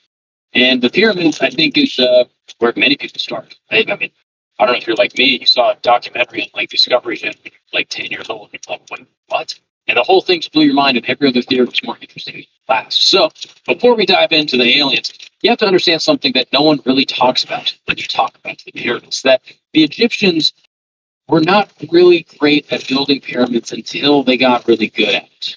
And you can actually watch them learn. So this story really begins around 2670 BC with an Egyptian pharaoh named Joseph and his architect, this guy, Imhotep, who was such a genius that Egypt eventually turned him into a god.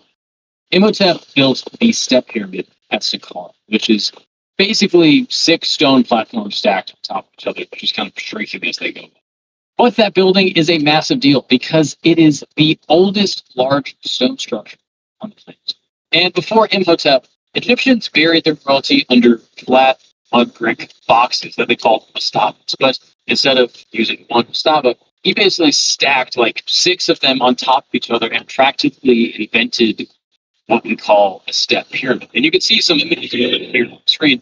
And this is specifically the one at Saqqara. It's beautiful and interesting, but it is not as lavish as the ones that we'll later see either. The smooth-sided pyramid gets created about 70 years later by a pharaoh named Sneferu. And this is where it gets really fun, because Sneferu actually built 3 pyramids, and you can see him screwing it up in real time. His first attempt is at the medium pyramid. It started as a step pyramid, and then his engineers basically tried to fill in the steps to make it smooth, and it didn't really go. And today, the medium pyramid looks like a weird 3-story tower thing sticking out of like a giant mound of rubble because the outer layers collapsed and basically just like slid off. It was potentially even while they were building. You can actually see an image here of kind of this incomplete sort of mess. So Sneferu moves on and starts a second one at Dashur, and this is called the Bent Pyramid. And this one is actually pretty cool because you can see the exact moment that the builders started second guessing themselves. It rises at a steep angle of about like 54 degrees, but a little over halfway up, it changes to 43 degrees, giving it this kind of bent, folded over kind of silhouette. And most Egyptologists think that the steep angle was cracking and shifting. So mid-build, they flattened it out to keep the whole thing from turning into another medium pyramid debacle. And then finally, Sneferu nails it. His third pyramid, the Red Pyramid, is built at that safer, shallow angle from the ground up, and it becomes the first true smooth-sided pyramid in history. And you can see an image here. You're like, oh yeah, those are the pyramids those are the ones that like I know about. I've seen these ones. And a fun fact about Sneferu is that he actually moved more stone than any pharaoh who ever lived. Across his 3 pyramids, he stacked material that his son Khufu would use in the Great Pyramid. Just think about that. So by the time we get to the Great Pyramid, around like 25, more specifically, 2560 BC, this is not a civilization taking a wild guess at how to build a pyramid. It is the 4th generation of a family business that has already failed twice, learned the geometry the hard way. Probably a lot of people died in the process, and now they finally had the angle, the logistics, and of course, the workforce in order to complete the task.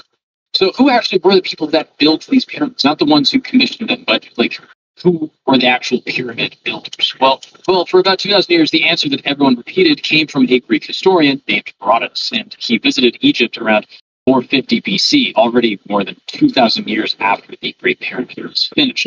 And Herodotus wrote that Khufu enslaved the entire nation and forced 100,000 slaves to build it in brutal, rotating shifts. But the crazy thing is that that's...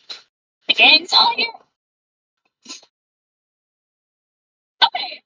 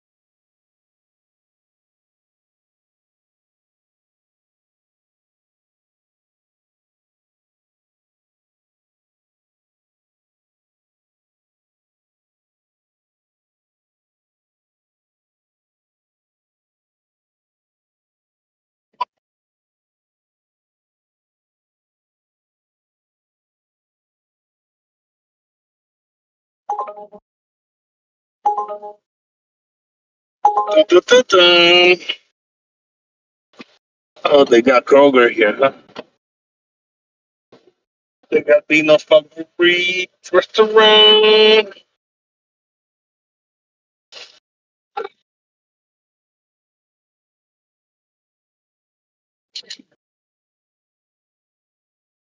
Okay, complete pickup. Red. Let's go. Yeah.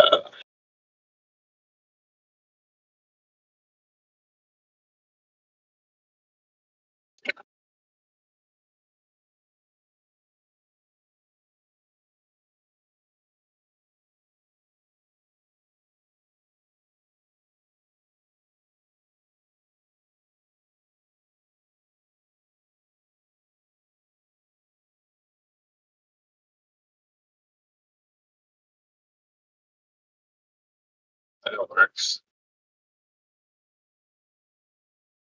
Story is probably wrong. In 1990, a tourist was riding a horse and stumbled into a hidden mud brick wall near Giza, and it led archaeologists Zahi Hawass and Mark Lettner to something incredible. The lost city of the pyramid builders, a literal settlement now called the Hayt al-Ghurab, and it is sitting just south of the Sphinx.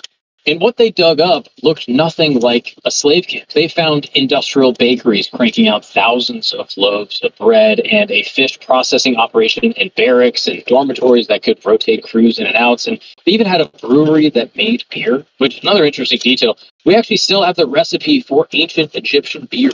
And based on the animal bones, the workers were likely eating cattle, sheep, goats. Zahi Hawass estimates they were slaughtering roughly 11 cows and 33 goats a day to feed around 10,000 workers prime meat.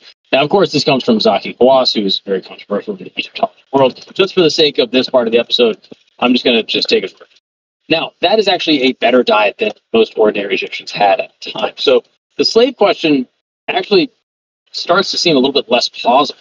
You can actually see an image here that Ralph pulled up of potentially what these kind of slave quarters looked like. And sure, maybe it wasn't the best conditions, but even by the standards of ancient Egypt at the time, it wasn't that bad. And then there's a part that actually really affects this whole slave theory.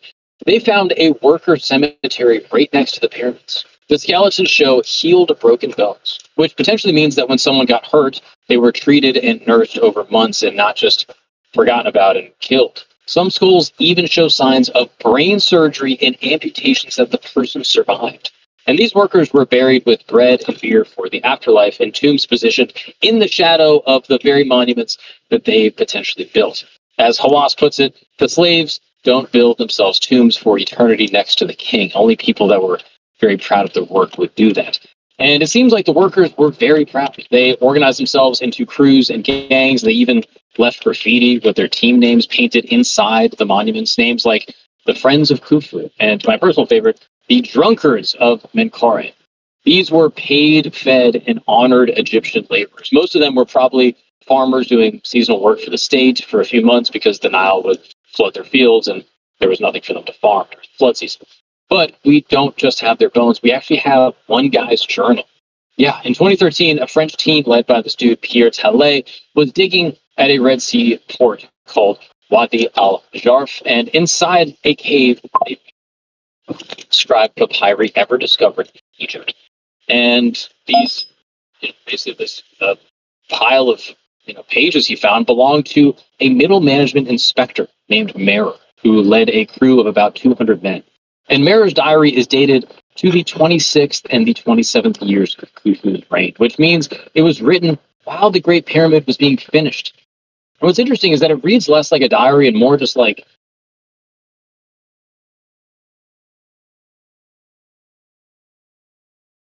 accounting paperwork. So day by day, Mara records his team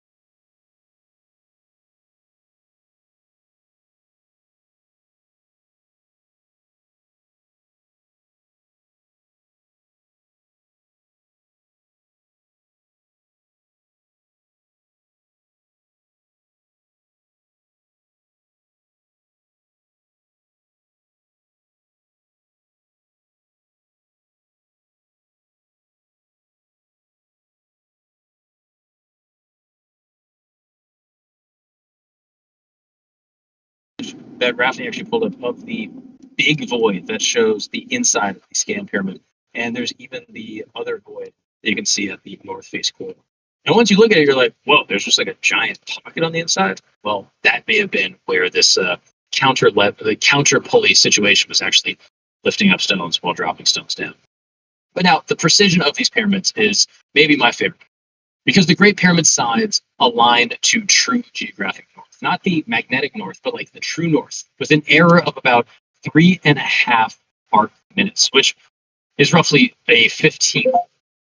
They did that with no compass and no GPS, just simply by looking at the stones. And then, of course, the casing stones were fitted so tightly that the joints between them average about half a millimeter. Like, you can't even slide a piece of paper into the seam of the joints on a stone that is literally the size of a car. And then, of course, there's the math. The pyramid's proportions encode pi, like the number pi. Like, if you take the perimeter of the base and you divide it by the height, you get very close to 2 times pi. And the ratio of the slant face to half the base lands right around pi, the golden ratio. The very same 1.618 that shows up in seashells and flower petals. Now, mainstream mathematicians have a simple answer for this. They basically say the Egyptians measured slopes using a system called sekhed. This is basically rise over run in hand widths. So, you pick a nice round sekhed, you build the pyramid, and pi and phi kind of fall out of the geometry automatically.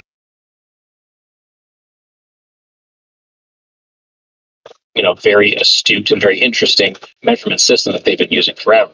But then you hit one coincidence that even skeptics will admit is very eerie, and that is the speed of light. So this is awesome. The speed of light in a vacuum is 299,792,458 meters per second. And one latitude line that crosses the Great Pyramid is 29.9792458 degrees. The very same digits, the very same order. Stop paying for Amazon Prime. Get your favorite gift cards just by playing games with free cash. Over 50 million people are already playing games with free cash. Click the video. Now, to be fair, this is where believers make their strongest point. They say, hey, math is universal. The speed of light is not just some random number. It's one of the most fundamental constants in the entire universe. So if you're trying to leave a message for someone thousands of years in the future, or even somewhere else in the galaxy, encoding a universal constant could actually make sense. But here's the thing. The speed of light may be universal, but this whole 299,792,458 meters per second is not. That exact number depends on meters and seconds and decimal notations and modern coordinate systems. So if you use miles per second or cubits per heartbeat or some alien measurement system, all of a sudden that magic number disappears.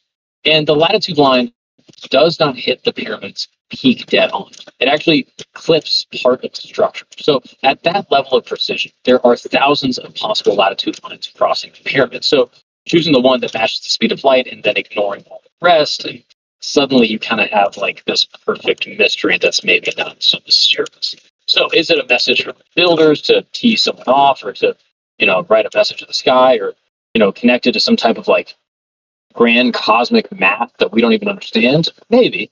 Or is it just the world's most famous coincidence in selectively choosing latitude lines? Perhaps.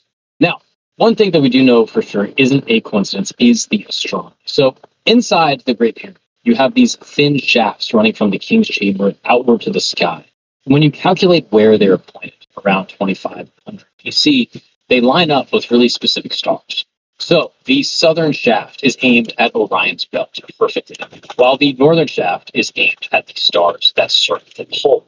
The Egyptians called these the imperishable ones, and they believed that these stars never died. And that matters because to the Egyptians, Orion was Osiris, god of the dead and rebirth. And the whole pyramid was a launch pad to basically send the king's soul up to become a star where the very belonged. And that's what the mainstream and the mystics actually kind of rib, is that the pyramid was drenched in meaning. It's the most perfect cosmic mathematical architectural feat. And unfortunately, where the mystics and the mainstream archaeologists will split is a theory from author Robert Ball called the Orion Formation. So in 1994, he argued that the three Giza pyramids are laid out on the ground to mirror the three stars of Orion's belt. Same slightly crooked alignment, same relative sizes. And people who believe this think Giza is a map of heaven built in stone. Now, mainstream Egyptologists will call this pareidolia, which basically means seeing a pattern that isn't really there. And they point out that the pyramids don't match the stars perfectly. You actually have to kind of flip the map to make it work. But the shafts pointing directly at Orion and, the imperishable stars, well, no one disputes that. Now, let's talk about why everyone actually clicked on this video, and that's the aliens. The most famous theory is the ancient alien theory, popularized by a Swiss author named Erich von Däniken in his 1968 book, Chariots of the Gods. And this is the book that basically birthed the entire ancient aliens universe. And the premise is that the pyramids are too heavy, and they're too precise, and they're too advanced for Bronze Age humans, so extraterrestrials either built them or handed us the technology on how to build. And the problem is that we keep finding human fingerprints. We have the quarries that the stones came from. We have the tools and worker village, and even like that dude Mirror and like his accounting paperwork. And in 100+ years of digging, no one has ever pulled like a single alien artifact or a power tool or some other type of like machinery that we can't understand, or at least they haven't shown it to us. Maybe it's being hidden. Every object that we find is stone and copper and green. And then, of course, there's the giants theory. The idea that a race of the giants, perhaps the Nephilim, moved these stone blocks themselves. But once again, this theory is a little difficult to mainstream scrutiny. And the one that actually a lot of smart people give credit to comes from a machinist named Christopher Dunn in his 1998 book called The Giza Power. Now, Dunn's angle is actually very different and really interesting because he's not actually talking about in-house. He's a manufacturer. And what obsessed him was the tolerances. I mean, these surfaces that are cut so flat that they would pass in a modern machine shop. And his theory is that the Great Pyramid wasn't a tomb at all. It was actually a machine. So in his version, the whole pyramid acted as a giant resonance. And the Earth is constantly vibrating with faint seismic energy. And Dunn argued to pick up that vibration as the Queen's chamber ran a chemical reaction that produced hydrogen gas, and that hydrogen flooded up into the granite chamber. And granite is filled with crystals which react to pressure. The result, he says, was that incoming microwave energy got amplified and beamed out of the shaft as wireless power generated from the Earth itself. Now, this, of course, is where things connect to Nikola Tesla, because Tesla's dream was, at the end of his life, was exactly this thing: free wireless energy pulled from the environment and broadcasted everywhere. So, in the free energy community, the pyramid becomes proof that an ancient civilization had already cracked what Tesla died chasing. Now, of course, mainstream physicists and, machine builders will counter this idea by claiming that the power plant needs somewhere for the power to go. So you need wires and storage and a grid. At Giza, there is no clear receiver or wiring or storage marks or like a complex distribution network of any kind. So without a grid, they would argue that it's not a power plant. It's still a monument that maybe has some type of electrical charge. But you have to admit, it's like an awesome theory. Now, there's one more theory that might actually have a lot more mainstream research behind it than any of the other ones that we talked about, and that is the lost civilization theory, which has been backed up for decades by authors like Graham Hancock and even against the show, Randall Foss. And this claim is that a sophisticated Ice Age civilization existed more than 12,000 years ago. It got wiped out in a global cataclysm called its impact and passed its knowledge to survivors who later settled in Egypt. His big piece of physical evidence comes from geologist Robert Schoch, who studied the weathering on the Great Sphinx. Now, Schoch argued that deep vertical grooves in the Sphinx enclosure were carved by heavy rainfall. And it's really interesting that he brings that up because Egypt hasn't had that kind of climate since long before the pharaohs, which would make the Sphinx thousands of years older than the textbooks say. Now, of course, mainstream geologists will push back on this very hard, arguing that, Erosion comes from other processes like salt crystallization and wind erosion. It doesn't require much of a date back. But the debate feeds directly into one of the oldest legends of all, and that is the Hall of Records. In the 1930s, the psychic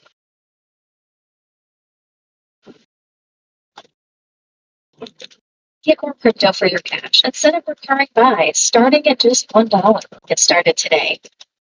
25 years in, still checking print lines. The shop's done open everything. This year is not even halfway done, and it has already been remarkable years for archaeology in recent memory. A lost city founded by Alexander the Great has been pulled back from obscurity beneath the deserts of southern Iraq. A hidden chamber on the west bank of the Nile has given up 22 painted coffins belonging to women who sang for the gods. A submerged landscape beneath the North Sea has revealed forests that should not have been there, stretching back 16,000 years. And in the jungles of Mexico, a cave system has offered up human remains from a world that existed long before anyone built a temple or wrote a word down. Tonight we are covering 12 of the biggest archaeological stories of the year so far. We are going from Iraq to Mexico, from the floors of the North Sea to the highlands of Greece, from ancient Egypt to the frozen plains of Siberia. The discoveries range from lost cities and royal coffins to the oldest wooden tools ever found, and a new answer to one of the oldest questions in human prehistory. The year is not finished. More is coming. But what has already happened is more than enough to spend an evening with. So get comfortable, settle in, and let's get into it.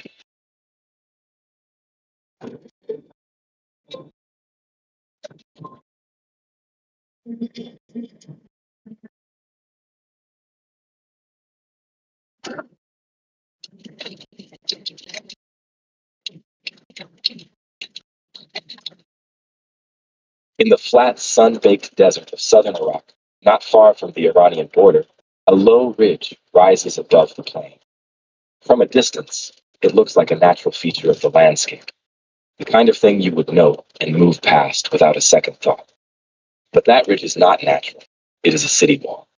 And behind it, buried beneath the dust of nearly 2,000 years, lies one of the most significant urban sites ever found in the ancient Near East. In February, a team led by Professor Stefan Hauser of the University of Constance in Germany, working alongside British archaeologists Jane Moon, Robert Killick, and Stuart Campbell, formally confirmed what years of painstaking, non-invasive survey and building. The ruins at Jebel Qiyada in southern Iraq are the remains of Alexandria on the Tigris, a port city founded by Alexander the Great himself in 324 BC. It had been lost to the modern world for the better part of 2 millennia. Now it has been found. The scale of what the team uncovered is striking. The city covers roughly 2.5 square miles. Its walls rise up to 26 feet above the surrounding plain in places.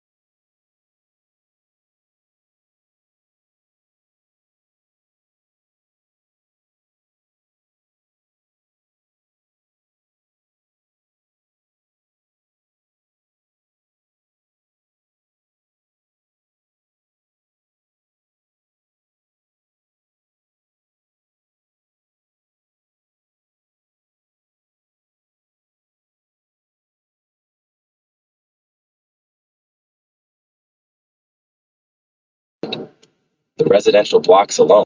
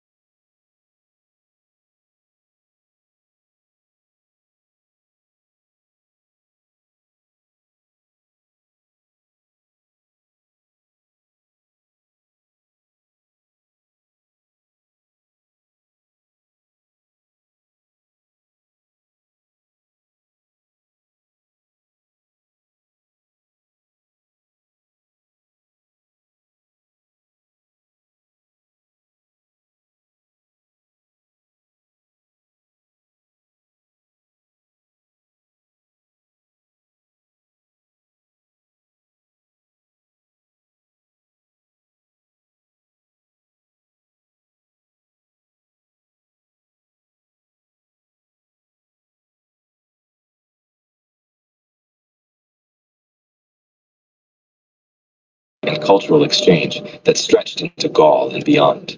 The objects being made and used in this part of Britain were not rough imitations of continental styles. They were high-quality products of a culture that knew exactly what it was doing, and the Carnix and Boer standard from the Norfolk Horde are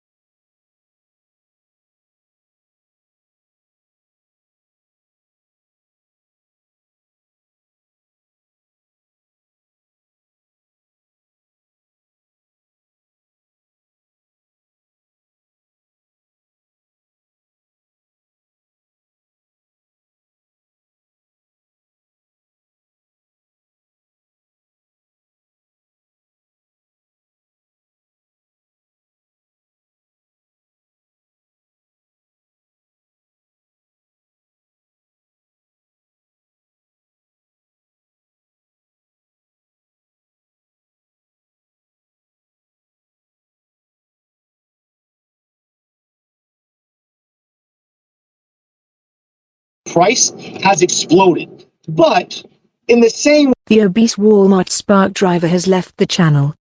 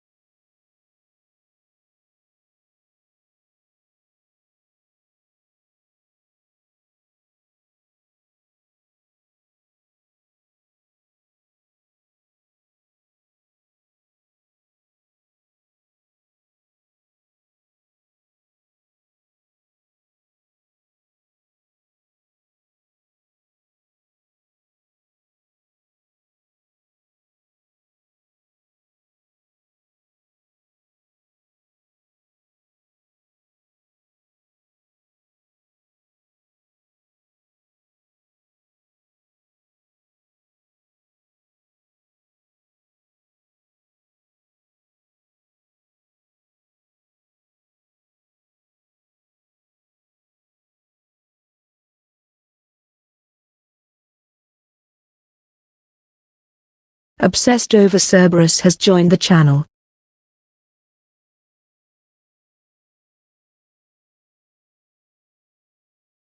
Serb, where you at, Serb?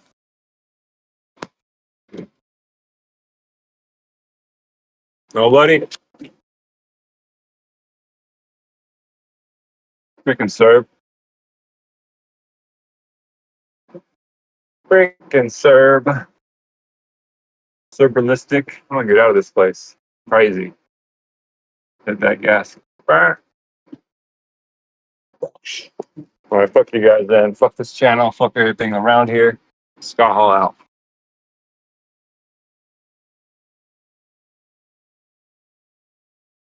Obsessed over Cerberus has left the channel.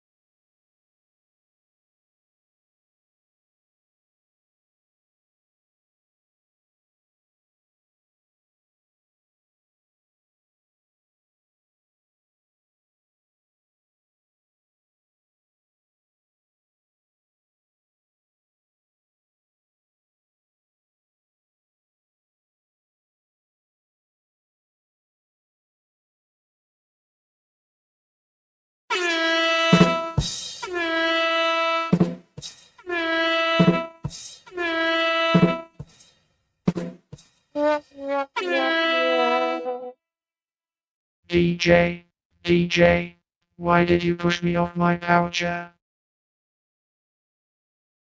DJ, why did you gamble the rent? DJ. That was some nasty work. I got to get back to betting.